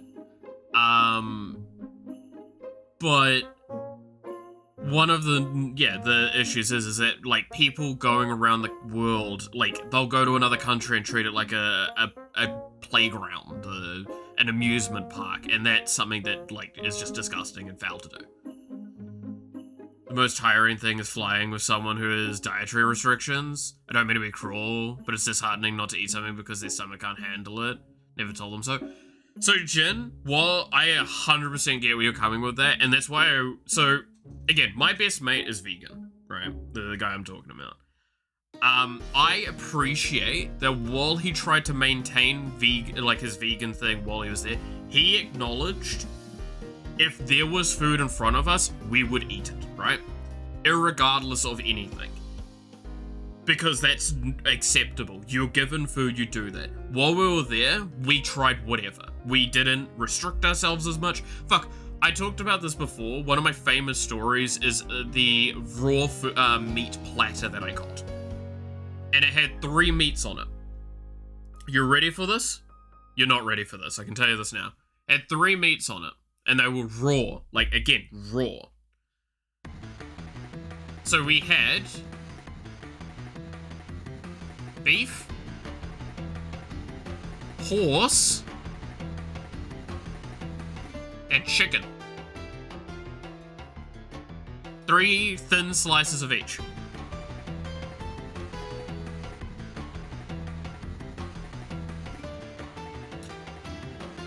I want to stress, I've done cook training. I'm very much into that sphere of things. I've worked in food industry a lot of my life. let you take a guess how I felt about one of these.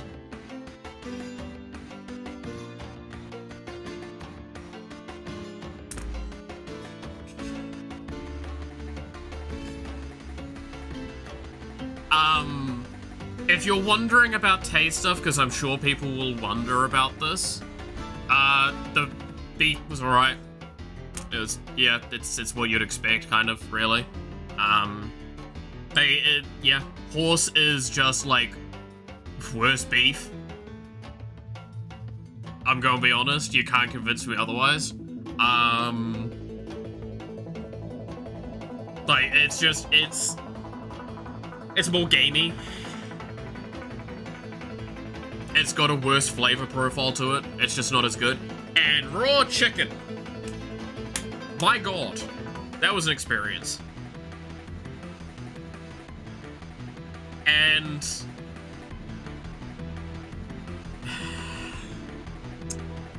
to explain it best, right, so regardless of anything else, how it felt for me was like warning bells triggering and it getting louder and faster the closer it got to my mouth until it was deafening while it was in my mouth. Because again, I'm from food industry.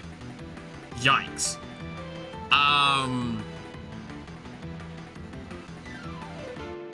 If you're wondering though how it like tasted and shit, basically, you know when you've like left a chicken roast in the fridge and it's slimy?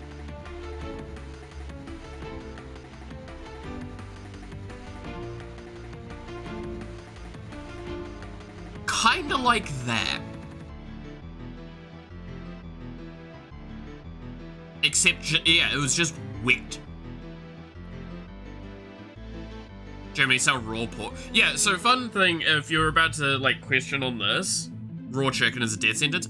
This is, so in Japan, they do breed chicken, and if it's cut correctly and treated correctly and all that and eaten quickly, salmonella doesn't develop fast enough on it to noticeably make it the case. This is a thing you can do in Japan. This is, go to the right places though.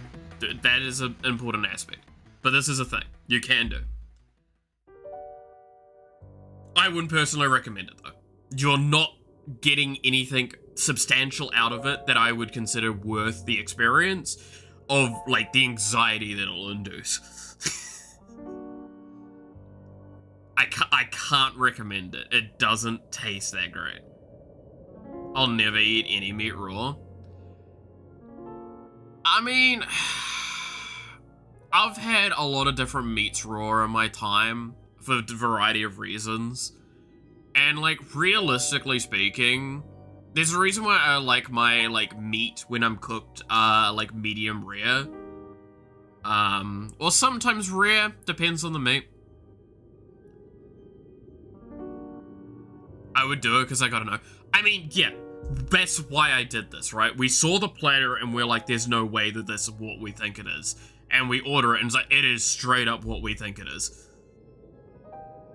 It was like 3 slices of each as well. And because my mate is, again, he's already hesitant to meat stuff. He did not touch the chicken.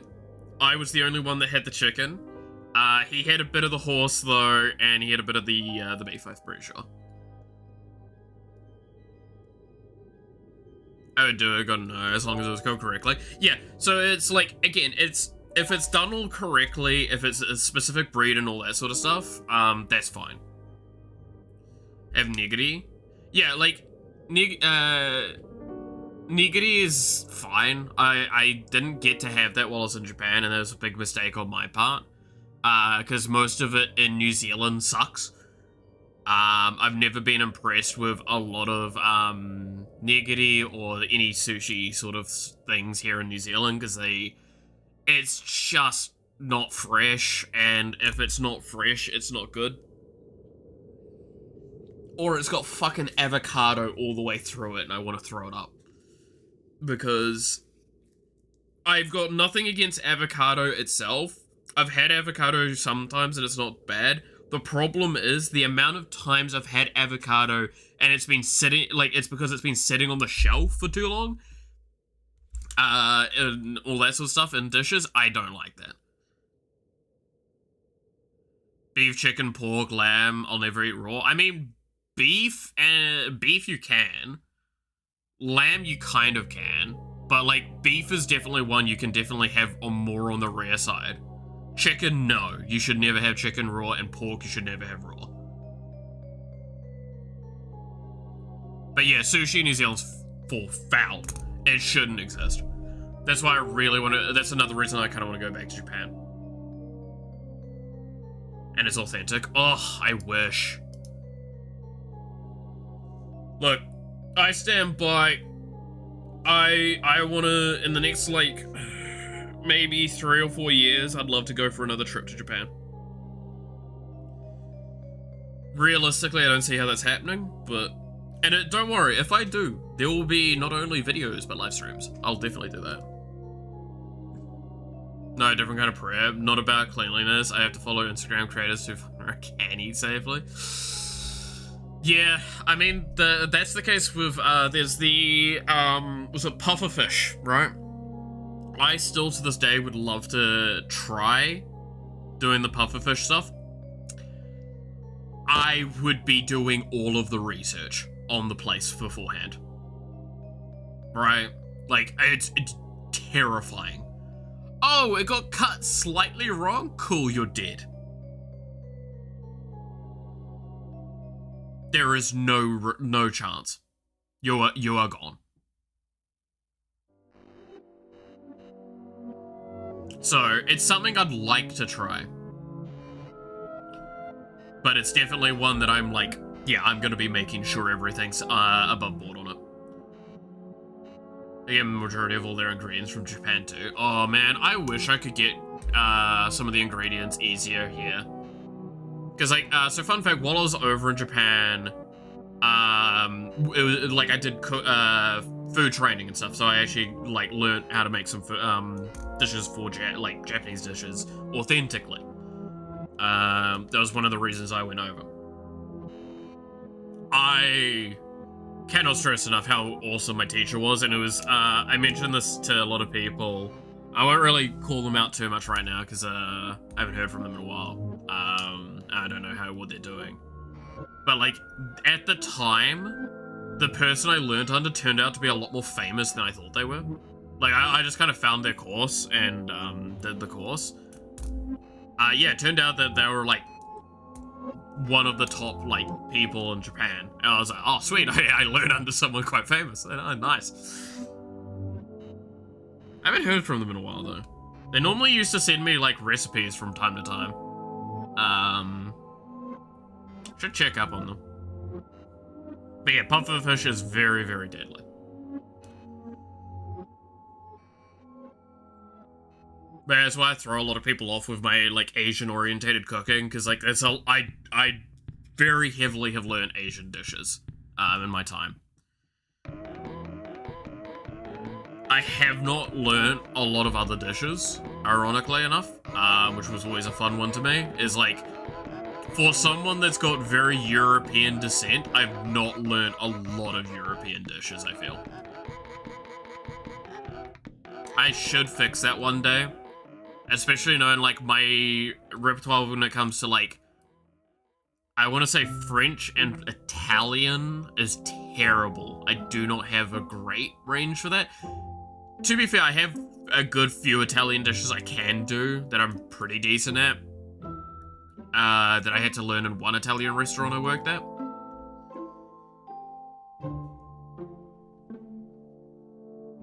Wonder what penguin would taste like? I have no idea.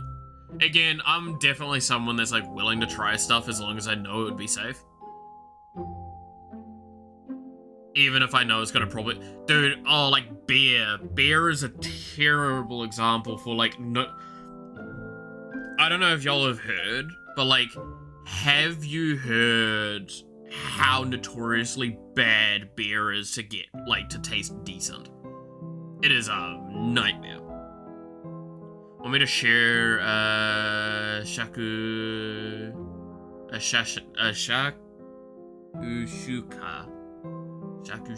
recipe. Go for it. I love beer. That's a different kind of beer, though. To be fair, I'm not much of a beer. I'm more of a, like, a whiskey person myself.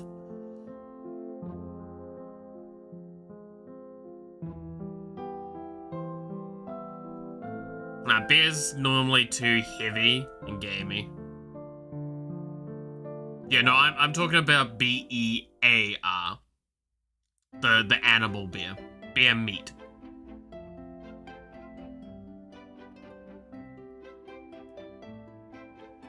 Yeah, no, I'm a travesty to New Zealanders. I don't like Tui or DB Export that much. I'll drink them if they're at parties, but you know.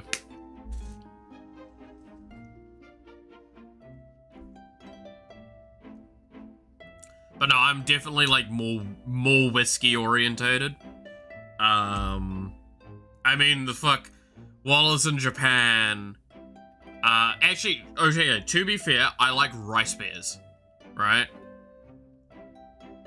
I absolutely love rice beers. Asahi Super Dry is probably my favorite drink, that I can get.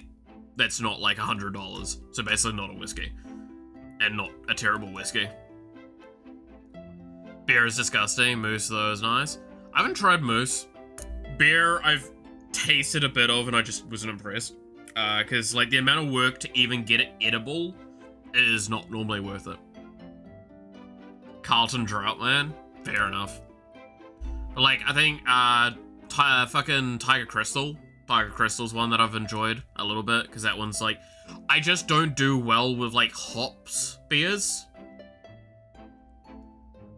It doesn't do me well.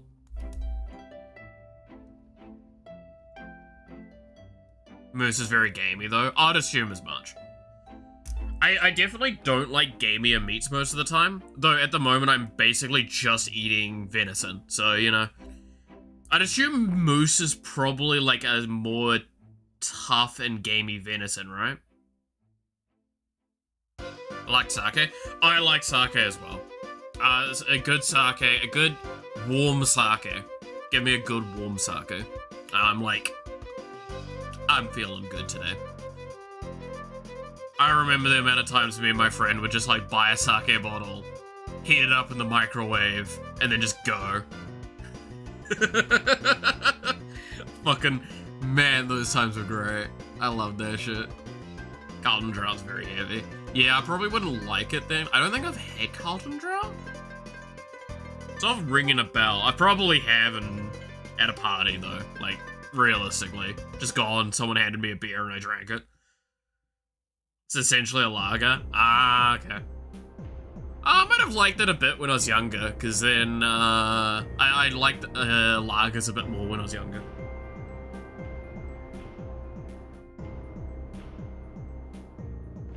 I don't like lagers as much now, which probably... Actually, I haven't had Guinness in ages, which is probably my Irish heritage crying because I haven't. I don't know if I'd like Guinness now. Would I? Maybe. Maybe it's dog shit. Yeah. Yeah.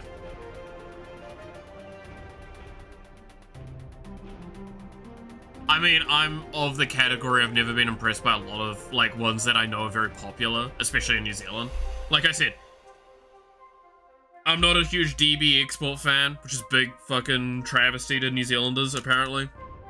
And, like, I'm not a big I Am Brew fan, either. Damn, you have Irish heritage, I have Welsh. So, one side of my family's Irish, one side of my family's Welsh, so, like, I love drinking, but I don't like paying for it.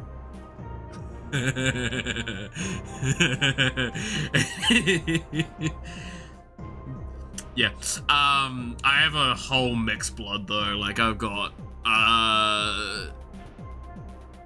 American beer. I've never had an American beer I was happy with. Again, I'm probably not the right person for beers though, just in general. Like I acknowledge that, because like again, I'm the kind of person that will pick up a bottle of, like, Suntory, or something, and just open the bottle and drink from the bottle. People have gone like, oh, do you at least, like, on the rocks it or mix it? I'm like, nah. Fuck that, just from the bottle. Give me it.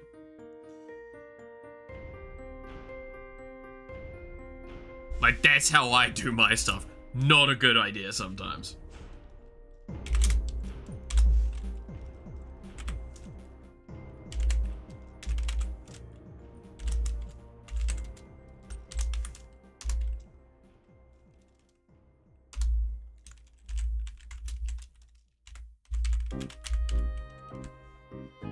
I could drink one beer for the rest of my life, it would be German. When was the last time I had a German beer? I'm trying to even remember the German beer brands we have in New Zealand.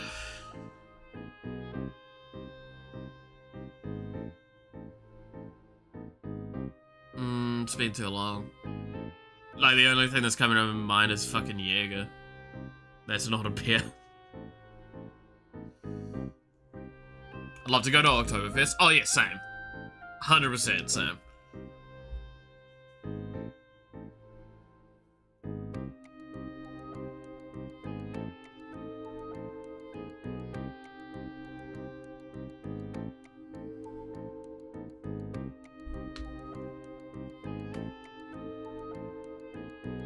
Jaeger was made for elderly people. How dare? Jaeger is amazing of a drink. How could you say something like this and it'd be 100% true, but also...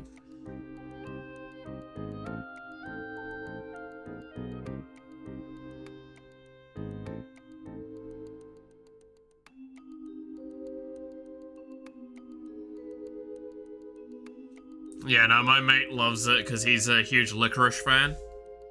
He likes Dutch licorice mainly. But Jaeger is just really nice to him. Because it's basically like a licorice liquor.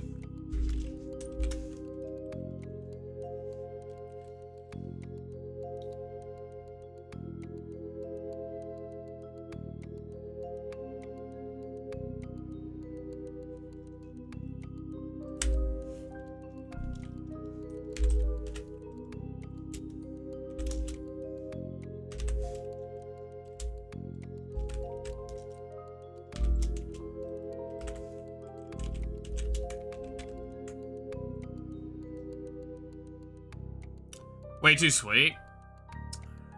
Yeah, I can kind of agree with that. I don't mind sweet in hard liquor, personally, because I like it as a side effect, basically.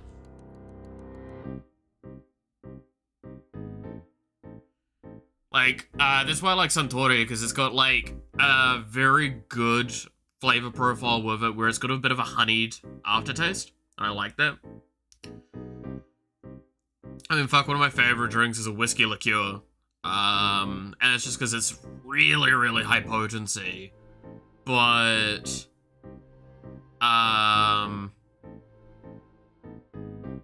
Black Cherry Kraken, there's a good one. But yeah, it's 100, Southern Comfort 100 Pure. I love that, because it's got a really nice fruity aftertaste, but it's got one hell of a kick. So it blends it all really nicely. It's how I describe the flavor profiles kind of I enjoy the most is a drink that punches you in the face and then caresses your cheek afterwards. That's a good drink to me. There's a whole lot of jokes there, by the way, I understand. I've had my friends make them enough times.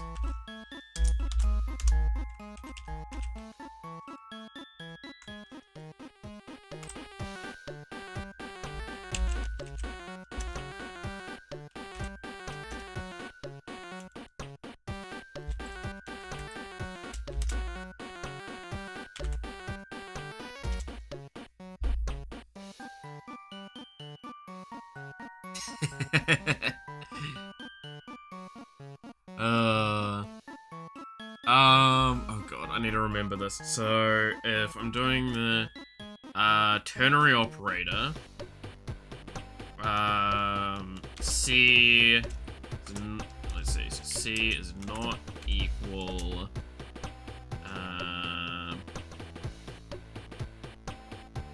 1, and C is not equal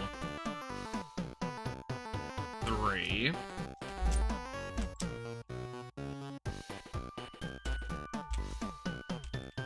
Else 0. Let's see. Had a coffee rum before? Yeah, that was nice.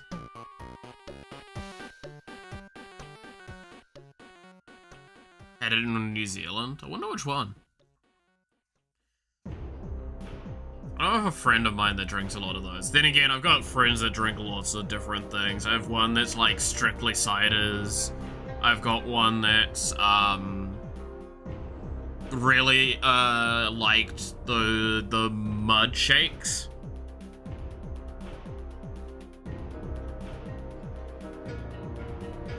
Can I ask about WordPress notation? Go for it. What do you want to ask about it?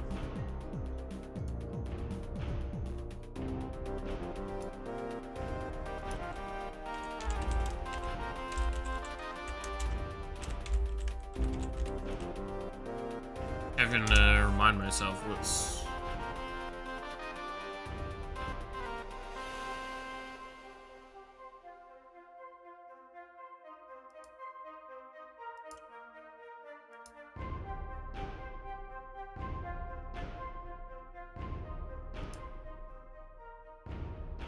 Milkshakes are god awful.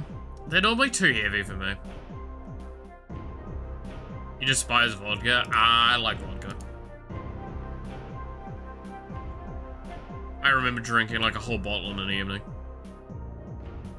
Just drinking it straight by the end of it.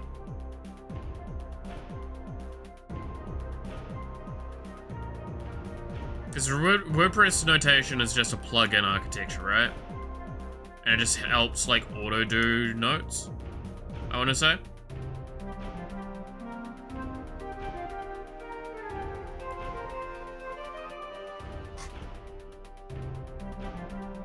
I'm pretty sure that's what WordPress notation is. I haven't used it personally.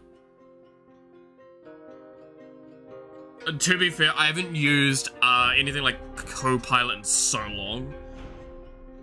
Which that's really good for helping with notation architecture as well. I think like, especially if you're early on, anything that gives you assistance with notation for software engineering in any capacity is good. But like, learning how to do it yourself is definitely important long term. When I was 18, I bought 2 bottles of 1 liter vodka and drank both of them in 5 minutes. Man, I used to be like that. I remember when I was younger. God, I'm glad I'm not that anymore.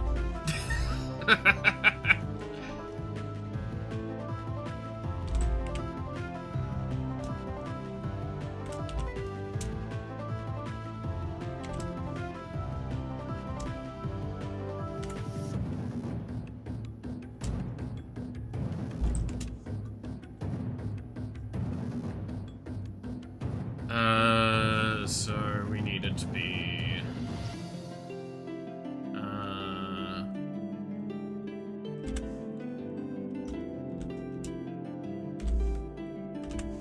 there we go.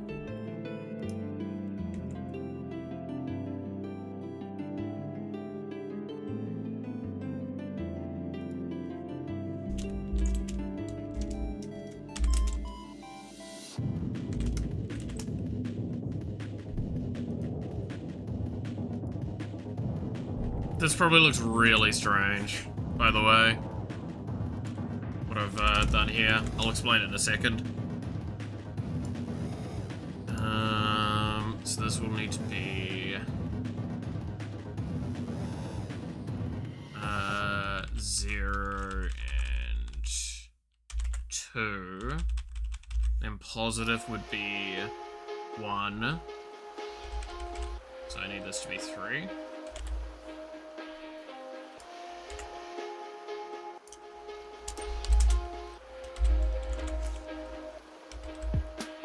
Alright, to explain this bit here very quickly, this is basically a ternary operator system, so it's basically setting a coordinate modifier to what we need to do here, where it's so we can check in the blocks around it.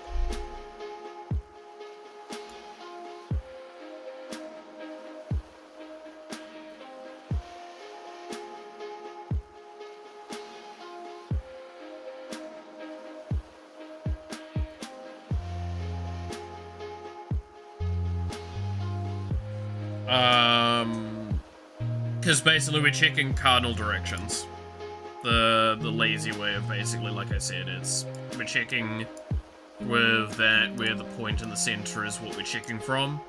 So I'm basically just going through 1, 2, 3, 4. Like that. Really quick on that. So I now need to do...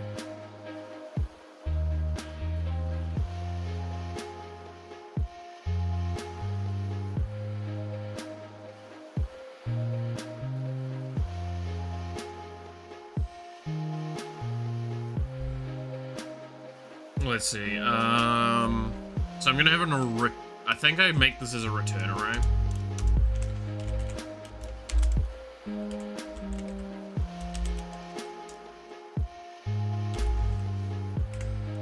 So then we do array. First we have, set out the coords. Var x chord equals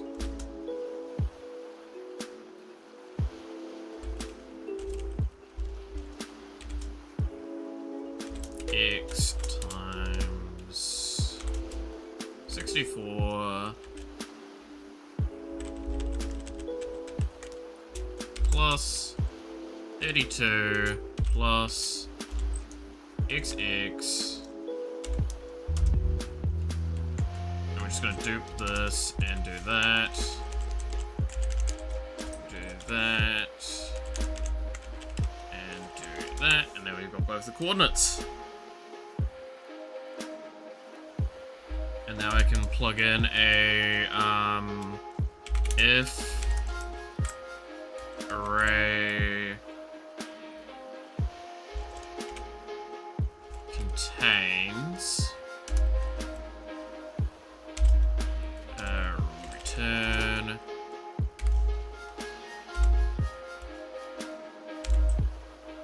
x chord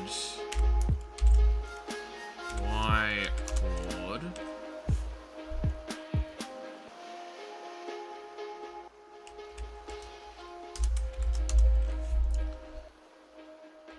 array push return. Whoops.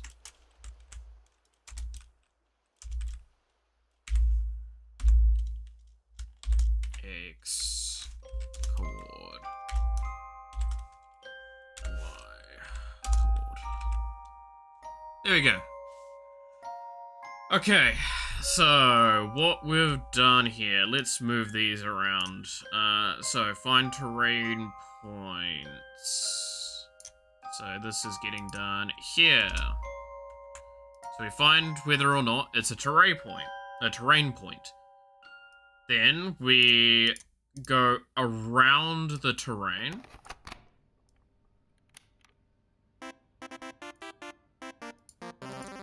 And find all coordinates that aren't terrain around the terrain.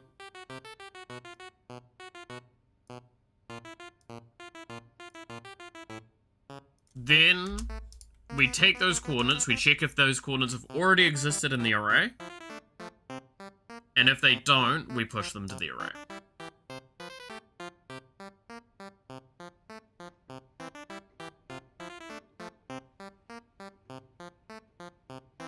I think that should work how I'm expecting it to.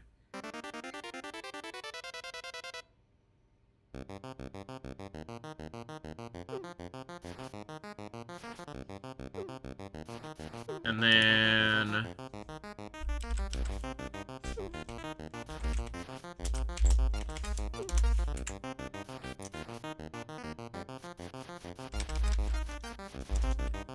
yeah. This returns an array. That should be good.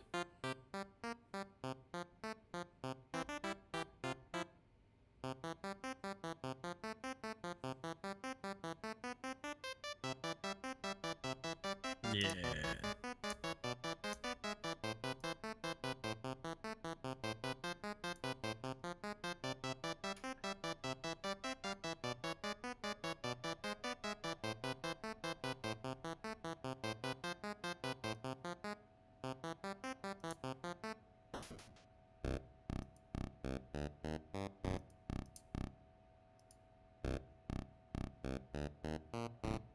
Let's see.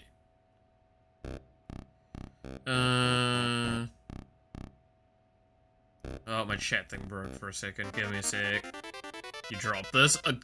God damn it. Thank you so much for that, by the way. I cannot express how much I appreciate, the super chat there. God damn. Thank you so much. But yeah, no, knowing nothing about coding's fine. I mean, all you kind of need to realize is what I'm doing is I'm going through seeing where terrain is, and then just going like, putting a thing around the terrain that's not terrain.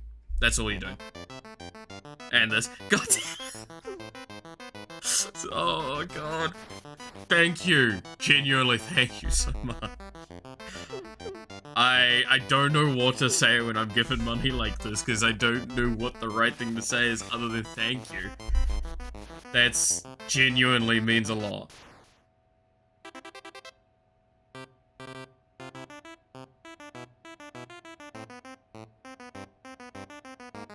Good, yeah. I think I've had good, now that I'm thinking on that more. Enough maybe to buy a coffee in this fucking economy. Dude, that's, you know, that is an actual sad feeling though, right?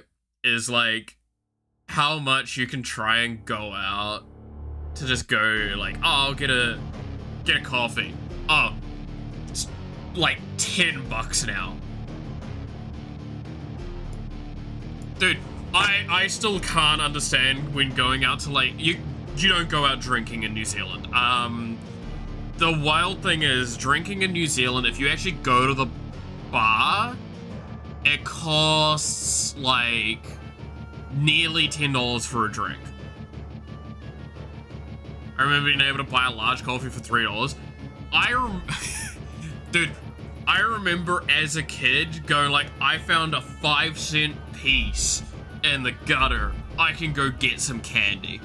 I still remember getting a $5 note or whatever it was and just going in, pointing at the little chocolates that had the cow on them, the container. I'm like, how much can I get with this? And he's just like, they're 5-cent lolly, they're 5-cent chocolates. Take the damn jar. That's how much is left in there. And I'm like, yes! I remember when you go in, again, back then you get $5 out of the, like on the street, you're eating like a king from the dairy. You're set.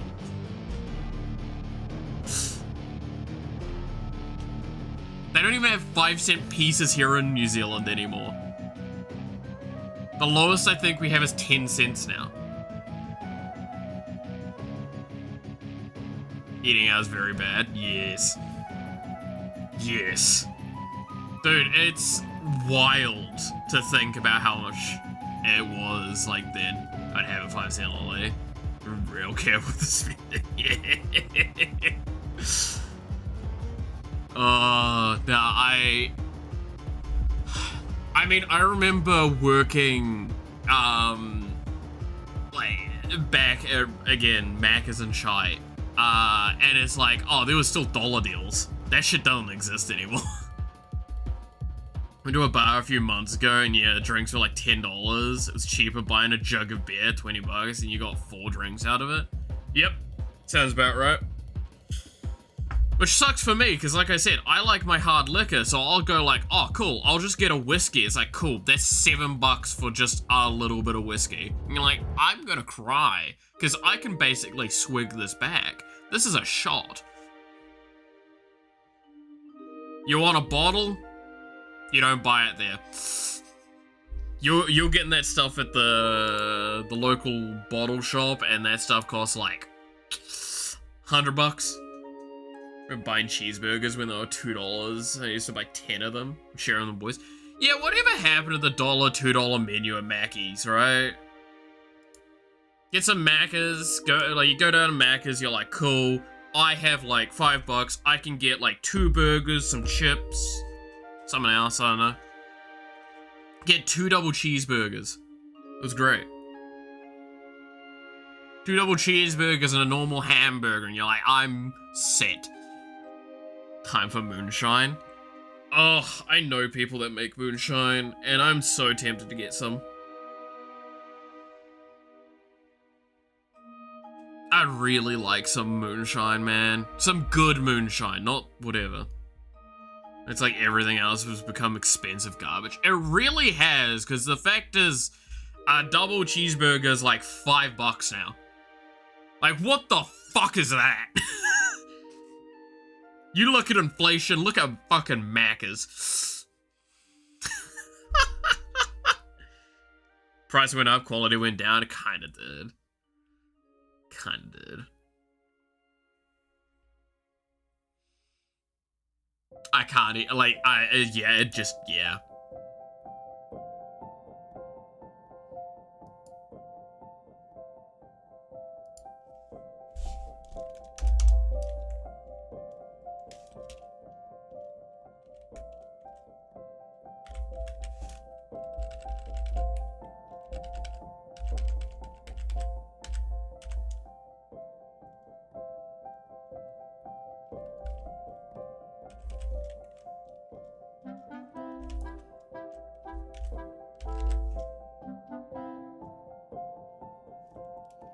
Regular shit burgers like $6, yeah. What is the... Okay, now you're making me curious, wondering what the price is now.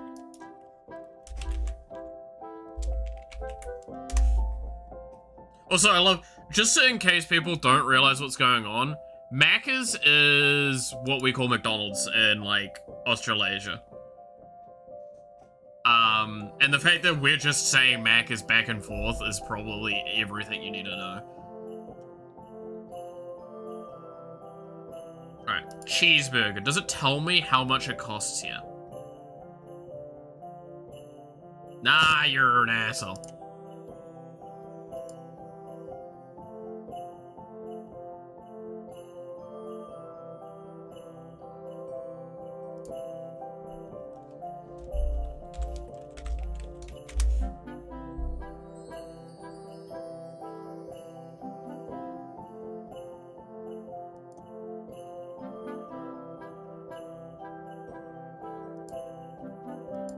Menu price, let's go. Pharmacy would be considered shopping, not groceries. Eh. I would... Well, it's because the problem is I wouldn't even consider pharmacy either of those. It's what pharmacy is considered like essential, no? You'd put that shit in the bills category?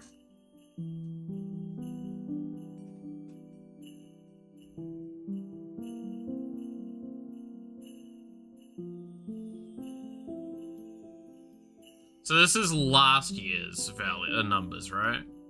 Is what we saw. So those are combos.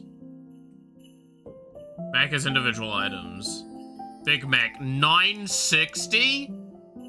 A cheeseburger is fucking $6? What the fuck?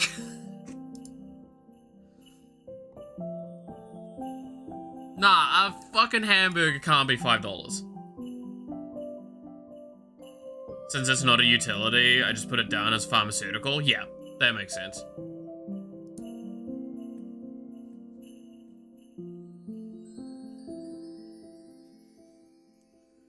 I'm actually, like, upset by this.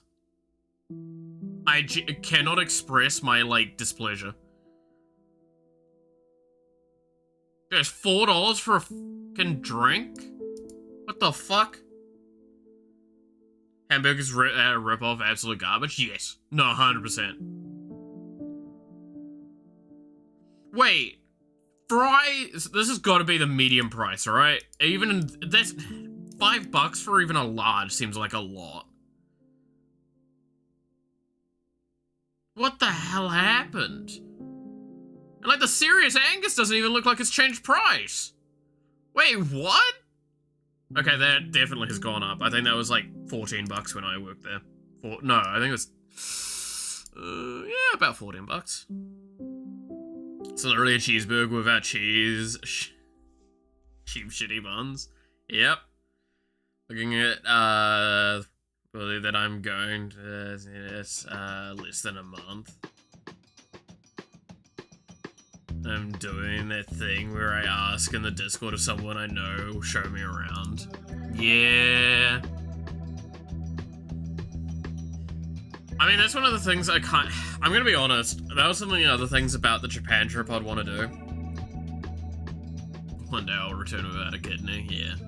But no, like, if I go back to Japan, I kind of want to take someone around with me that actually, like, knows Japan.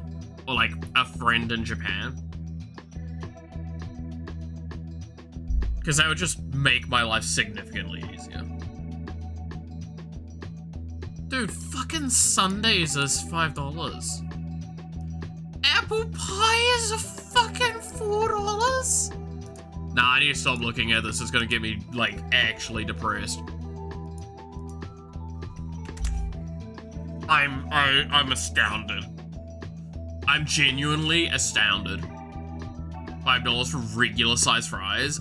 Ugh. Sweden's extremely more expensive. To be fair, right, so this is the problem you get. Macca's isn't the same across the globe. Like, some places it is actually a gourmet thing. Yeah, I was about to say, like, so Japan is a fairly gourmet place. It is a lot more expensive, but it's a lot higher quality. I didn't try it while I was there because I was still in my era of I can't, like, the smell of Macca's would make me throw up from, like, actual PTSD triggering.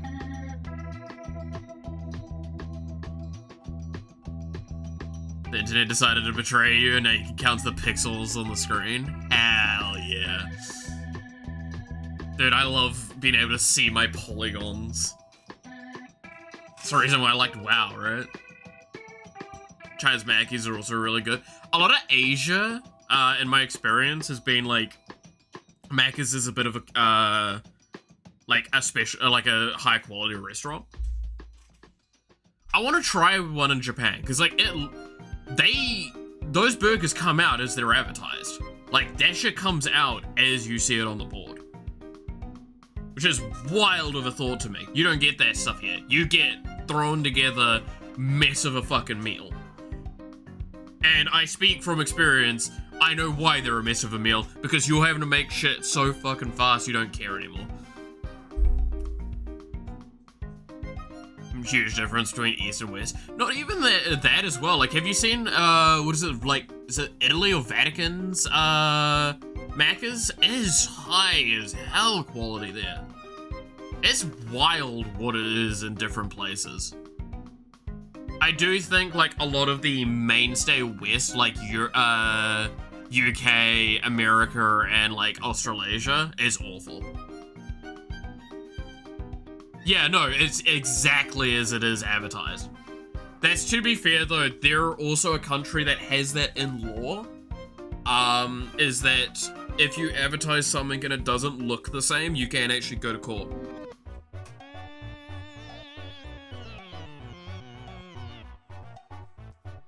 So yeah, if you see a burger and it looks really good, it probably is actually good.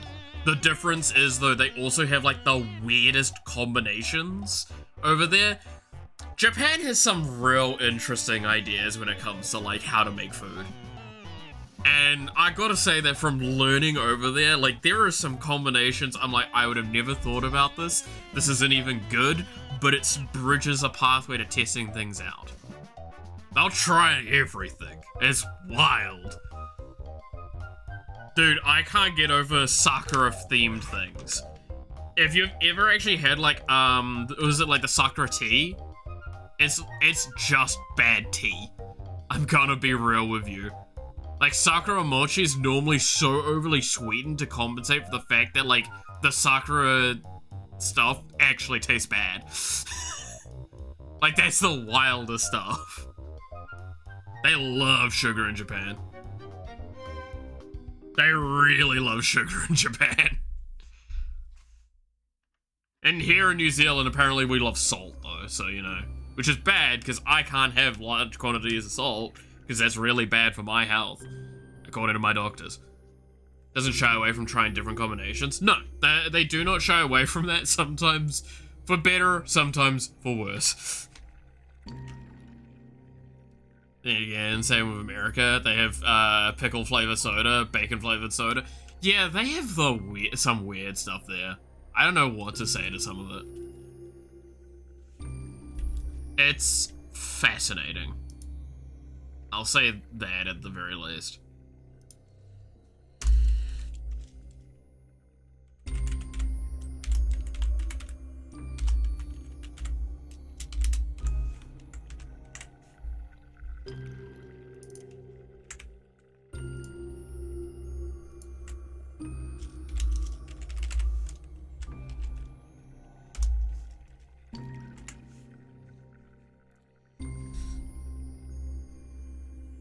I'm back and traveling through time to catch up.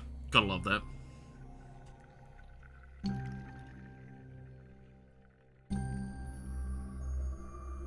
Dude, that's the best part with my my content. You can't watch that stuff easily at 2 times speed because New Zealanders talk too damn fast normally. Well, I slowed down for talking on stream. Still, we talk damn fast.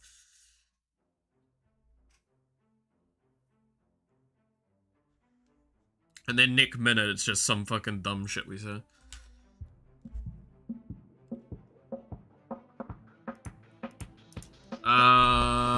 Okay, so I'm gonna use this. And then... I need the draw event. The natural draw event. So I want to see if these locations are set correctly. Don't even buy Macca's and other fast food anymore. I buy some from, like, Subway and, I mean, I bought some from a Reburger place here. I got BK not that long ago, but I was pretty disappointed. Besides local pizza and fish and chips. Oh yeah, fish and chips don't count. Fish and chips are different. I get fish and chips like every other week. Whether I'm paying or someone else is paying, we get it regularly. Pizza, okay, I'm bad because I like getting pizza because for some reason, while it screws up my body a lot, like I have stuff like IBS and shit, so it's just, not good for me. But like, I don't know why pizza is like my, oh, I'm feeling slightly depressed, I'm gonna have pizza. Like, if you hear me craving pizza, that probably means I'm not okay. Which, I am craving pizza at the moment, so, you know, maybe that's a bad sign. But yeah, I'll get Domino's. Which, Domino's is super fucking trash quality here. Last time you had BK was in 2014? Jesus. Yeah, no, to be fair, before this BK I hadn't had it in like 10 years, so. 100 Jacks, yeah, it says 100 Jacks there. But like, Subway, I have had Subway a few times. I try and have it like, I say I try and have it. I've had it like probably every like year or so, but like at the moment I'm having it definitely a bit more often. I'm trying not to order food though, because like I don't have the money. And if people are wondering, like, me talking about how I don't have money at the moment and how am I fucking ordering food, you wanna know how? That's because we have a thing called Deliver Easy, and Deliver Easy has what's called Afterpay. This is a very dangerous combination. How this works is because if it's under $500, you don't have to pay the upfront amount, but you pay it in quarterly payments over time.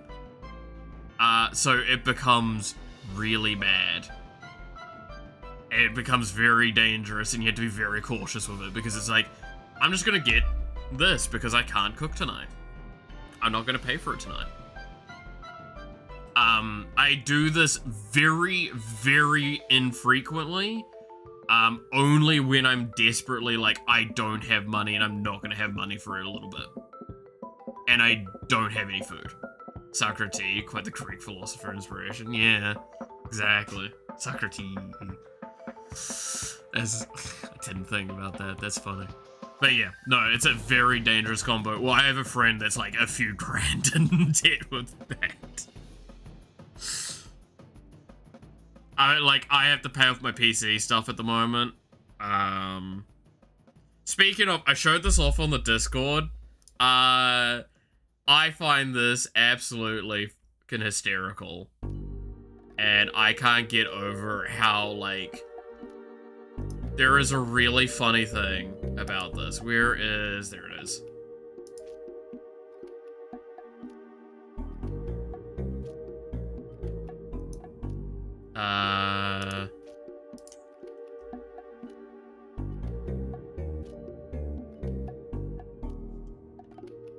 Here it is. This is the new unveiled GPU.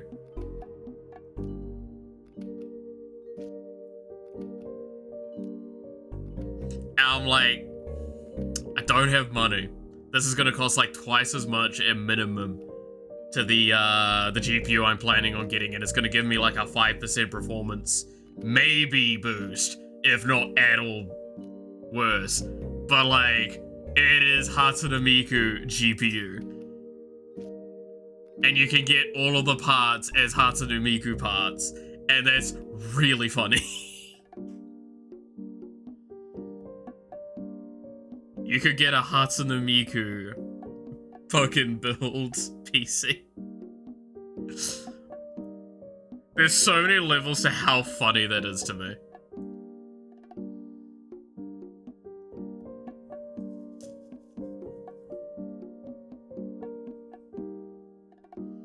Got an RTX 78. Yeah.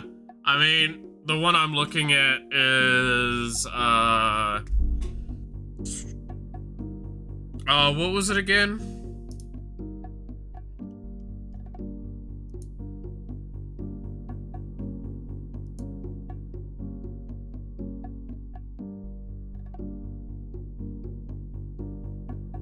Uh, 5080.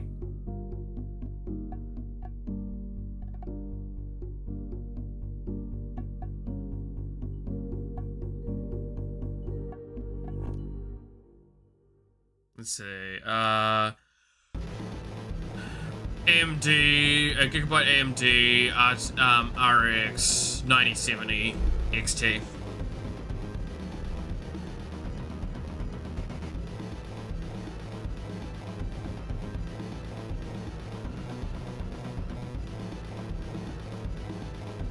Because I've got a 9900X. For the CPU. That's already bought. I don't know who Hatsune Miku is. This is her world and we just live in it. Virtual voice that does a lot of songs. I went to a concert for it last year. I absolutely love my Hatsune Miku.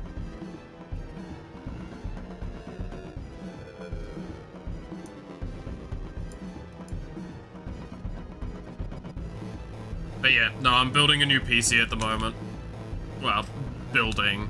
Very much an ongoing process because I need to finish buying the parts. That's why I'm dirt poor at the moment, because I'm buying parts. PCs are not cheap to build. I hate when they're like above $3 grand. I didn't get the glass case because to me, I'd hate to put a tower on display. Yes. No, okay, I'm of like the old-fashioned style of PC is made to be used, right? Not displayed. it's not a centerpiece of an attraction thing. It's why I hate like RGB and shit like that in PCs. I bought a full tower. It's sitting behind me. I've shown it before on stream.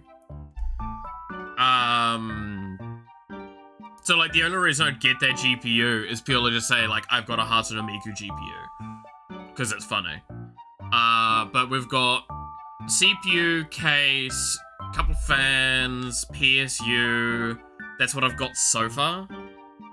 The main parts that I've got. So I do still need to get motherboard, GPU, RAM, and storage.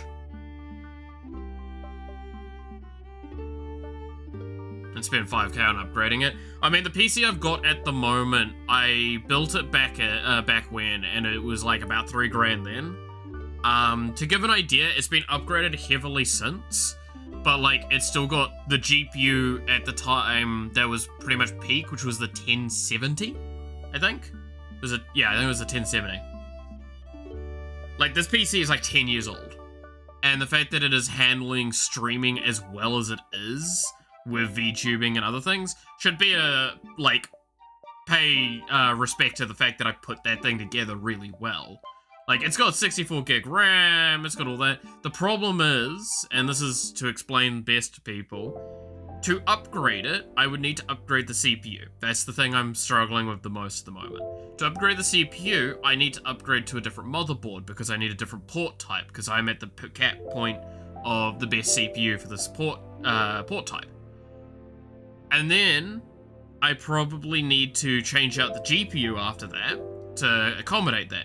And I would also need to replace the RAM, because the RAM would be out of type then, because it would probably go from DDR3 to, like, DDR5.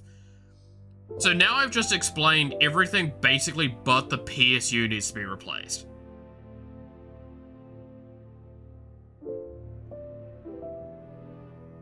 I'm just gonna build a new PC and then use this as a secondary PC. It's the same price by that point. And it means that I have a second PC running that I can offset load aspects to.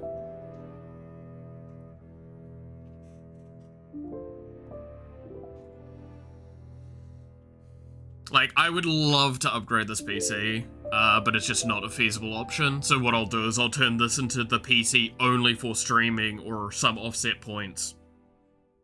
So I can use it as a virtual engine, basically.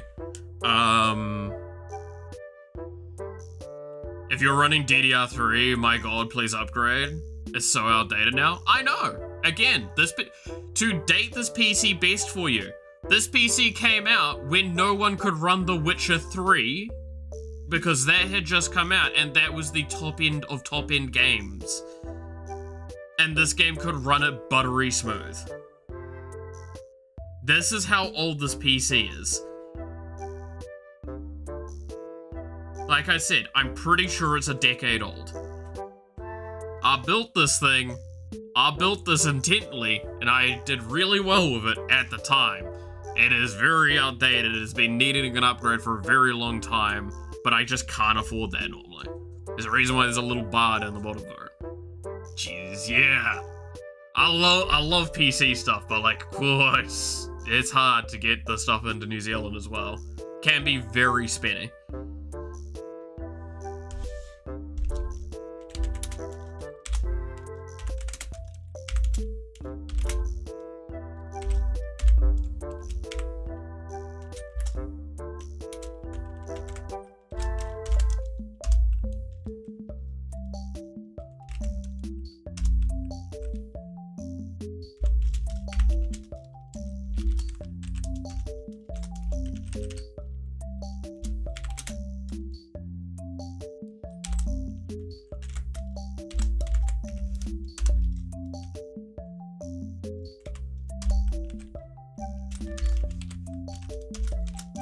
There we go.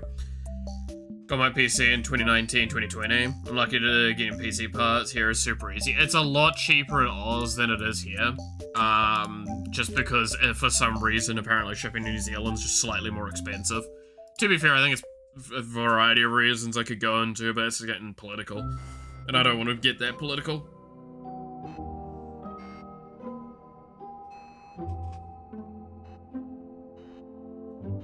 But yeah, I mean, the wild thing I can say is this PC is half as old as YouTube, if that gives an idea as well, by the way.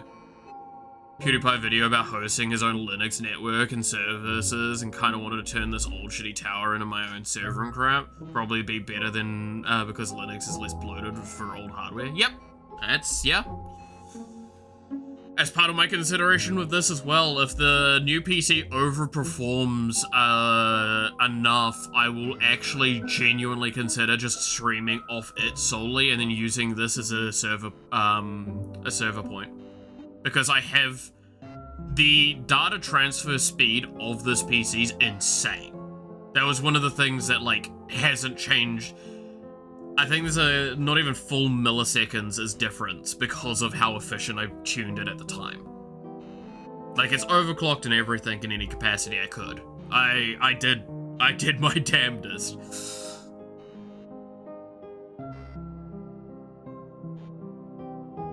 So, again, it's one of those things of, I am proud of what I built when I built it, and the fact that I upgraded it as much as I feasibly could to keep it in a hell of a strong spot.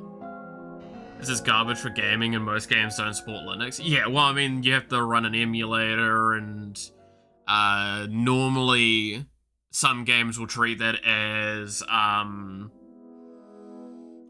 like a form of cheat hack things. I know that can get flagged.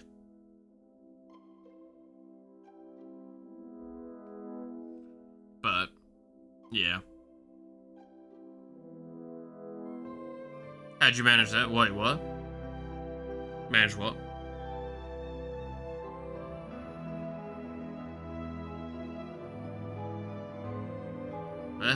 My brain. I feel like I missed something I said. Oh, the overclocking and tuning? Skill and practice. I've worked with hardware a lot in my life. Again, I've worked in software, I've worked in a company for software engineering practices and stuff like that, and I had to do hardware-oriented work from time to time. So I've worked on servers, I've worked on all sorts, so you pick up tricks along the way. I never actually got officially trained. I am part of the somewhat era when it came to, like, computer-orientated stuff that, I got into the job because I had a pulse. And a bit of an understanding when it came to computers and software. So, everything I learned was on the job and it's probably half wrong. The transfer speed thing, depends on, like, you basically have to get the right parts for a lot of that sort of stuff. A lot of the time it's parts, a lot of the time it's how you connect the pieces. It's also how you manage your drivers, cable connectors, how long they are, how short they are, right places, yada yada. I don't know how better to describe it than there's a lot of things that go into basically stuff like overclocking and reaching a higher efficiency point. A lot of it is installation process and managing that correctly though. My GPU's overclocked and so good. Oh yeah, no, I mean like modern day GPUs, or like somewhat modern day GPUs, when they're overclocked correctly, it's a breeze. Like the reason why I'm looking at the one I'm doing is because of, I call it rebalance. I know it's like rebar or something like that. But like, that's why I'm looking at the GPU I'm looking at, is because I should be able to set that up with, a nice clean setup for AMD, and that's why I'm also looking at the motherboard I'm looking at, is because it should all work cleanly and efficiently so I can actually get that rebalance going through.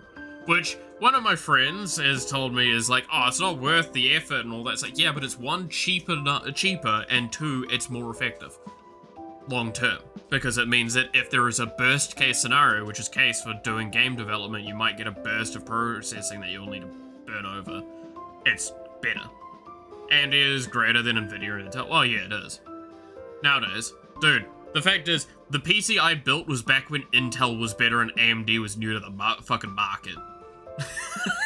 That should tell you again how old this PC is.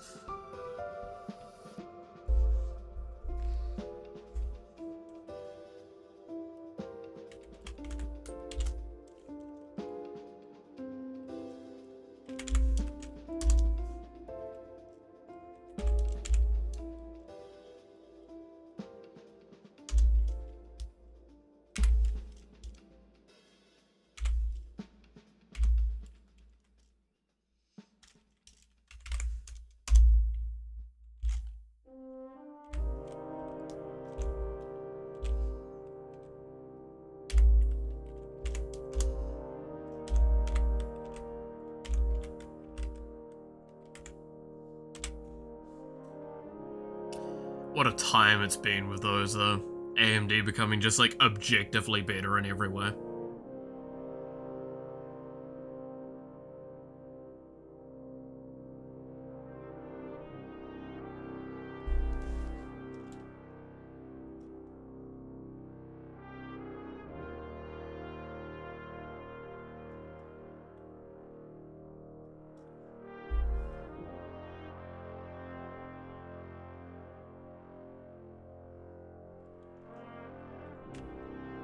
I do need to fix this orb's positioning. I think I know what's happening with it. Can I see them?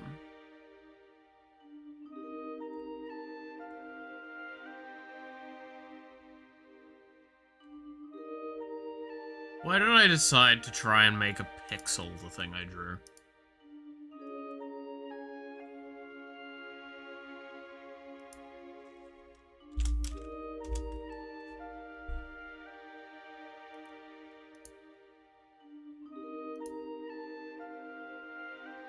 Sprite, some image, position.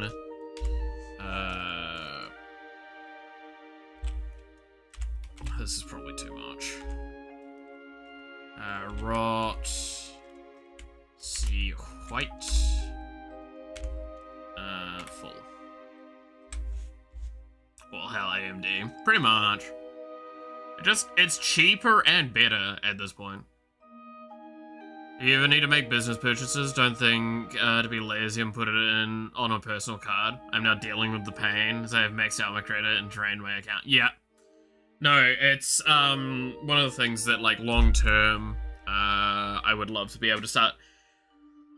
One of the things I would love to do is set up business stuff around, obviously, YouTube and all that, because then, like, imagine being able to buy these PC parts and then have to deal with better tax for that. Would be really nice.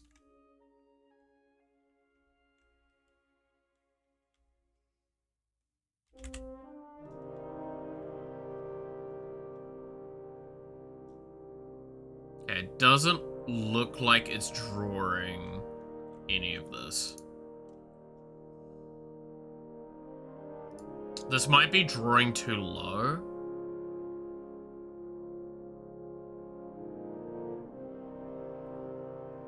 It'd be better to deal with a second bank card. Yeah.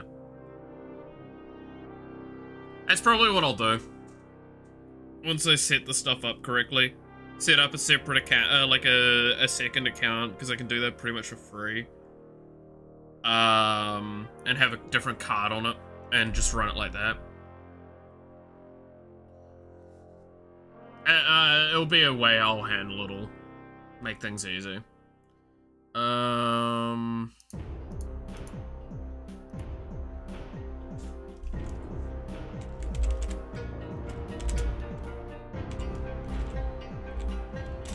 Look at that. See how that works.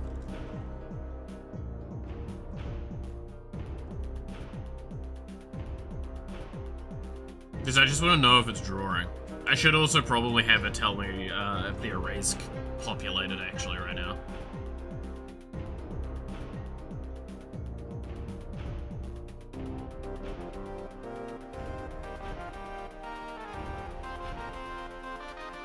Wait, am I...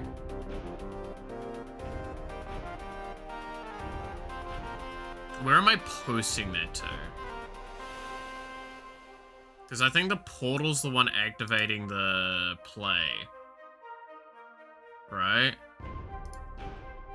Running playstart, and playstart just does this. Yeah, okay, so... Let's fix this. With game manager.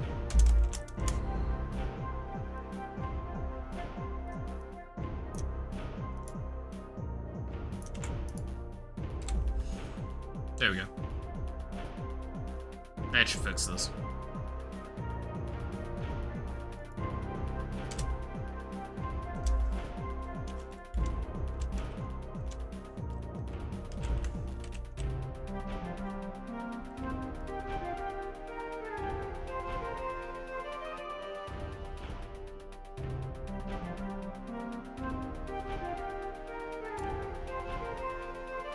No, I wanna, okay, call me out on this, by the way, if you want,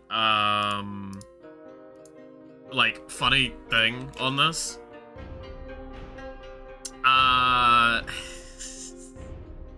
So, you know, one of the reasons why I kind of want YouTube to pick up a little bit, or just the streaming in general. This is me being like transparent about something funny.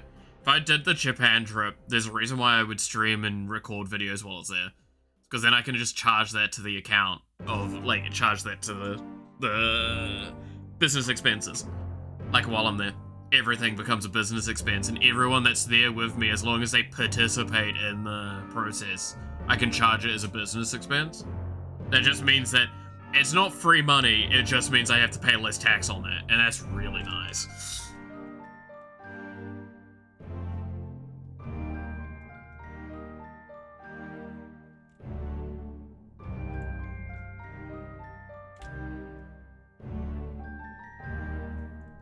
Okay, I think I need to display the array.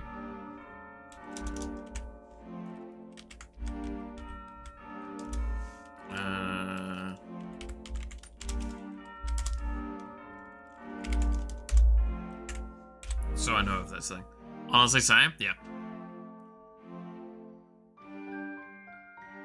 Like, genuinely? Yeah, that's the case, because, like, it sounds really, really mean to do, but, like, just doing that makes things a lot easier. But I'm more picky because it's not my money, yeah.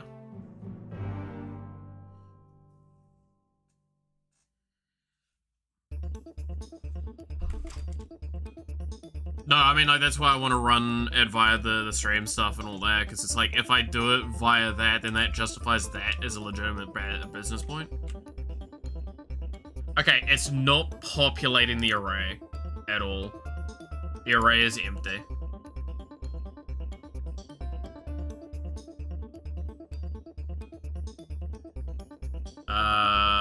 Which means this isn't running correctly.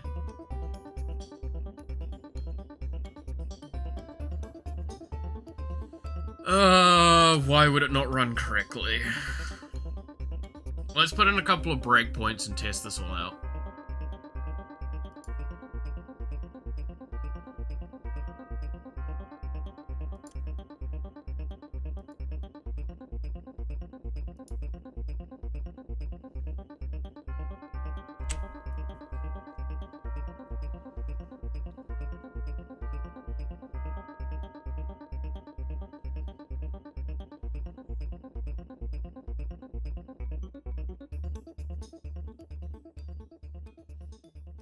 But yeah, I'd love that opportunity.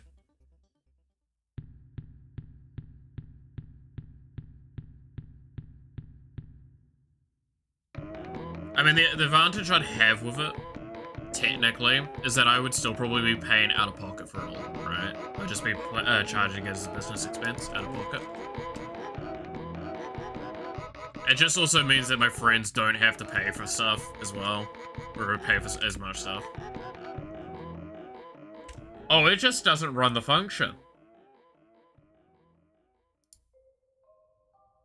Wait, what?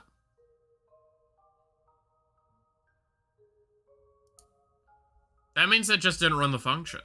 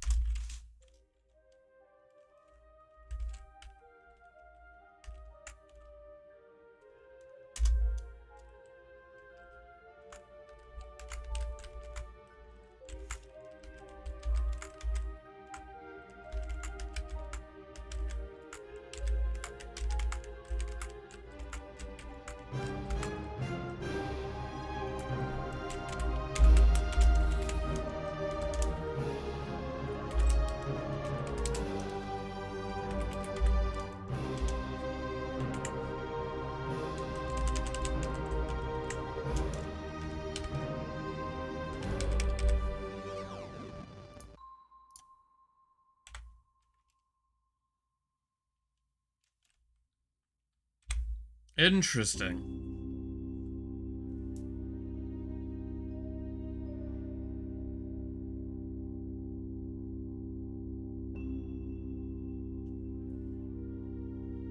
Very interesting.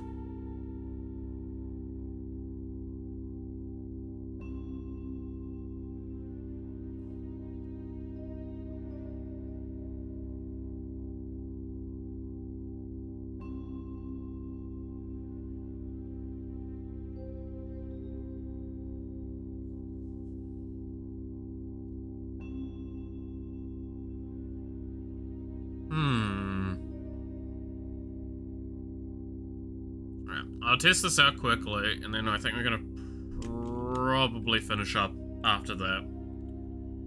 And I'll fix this more as I go later. Is that... what?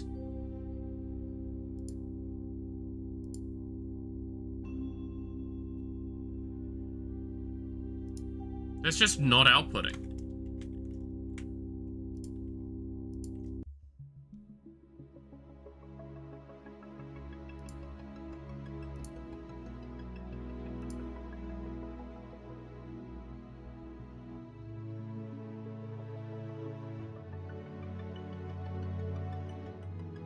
Is game object not persistent?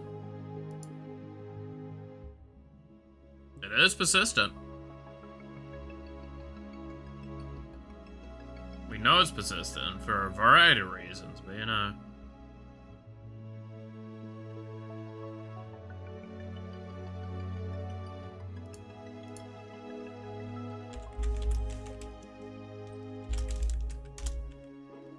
Just gonna run this initially and see what happens.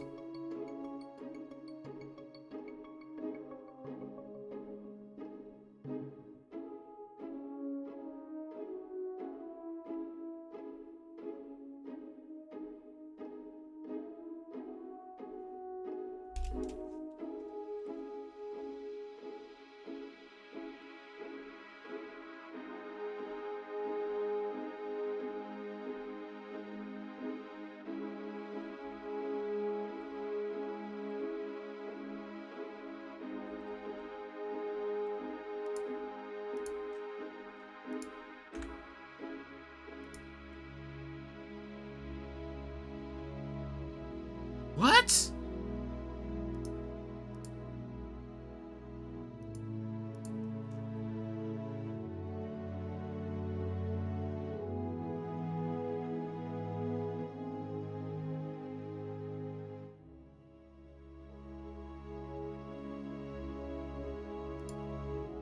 Okay, this is very strange. When the GitHub changed the way they bill for GitLF, really? What have... How? How have they changed that?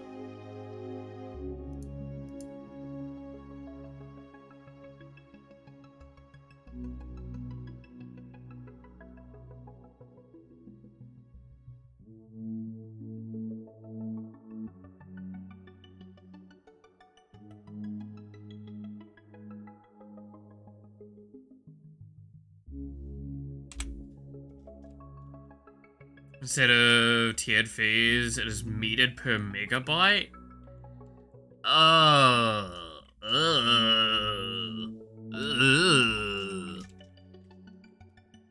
I don't think I like that.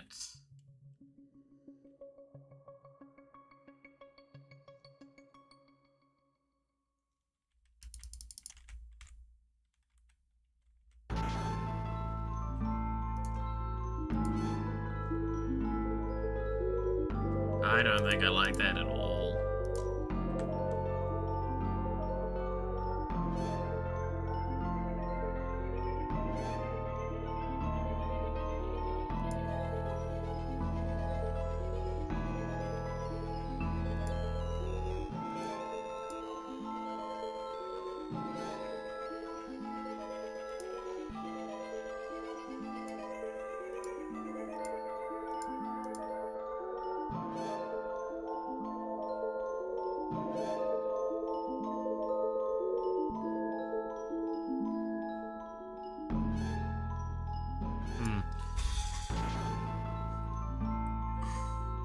but instead of paying $5, I see a bill with cents in it.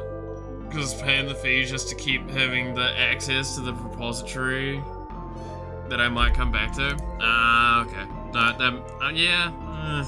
It's a bit of a weird one. Alright. That is a bit of a weird one. I actually really don't know what to say to that. I really don't. The more I'm thinking about it, the more like confusing it is. Alright, well, nonetheless, like I said, I do need to finish up here because we're about to have 5 hours of stream and I do need to actually eat something today. So, with that being the case, thank you all so much for watching. I hope you enjoyed.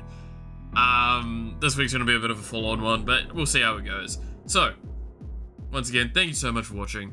You're awesome. Stay awesome, and I hope to see you again next time. Till then, bye-bye.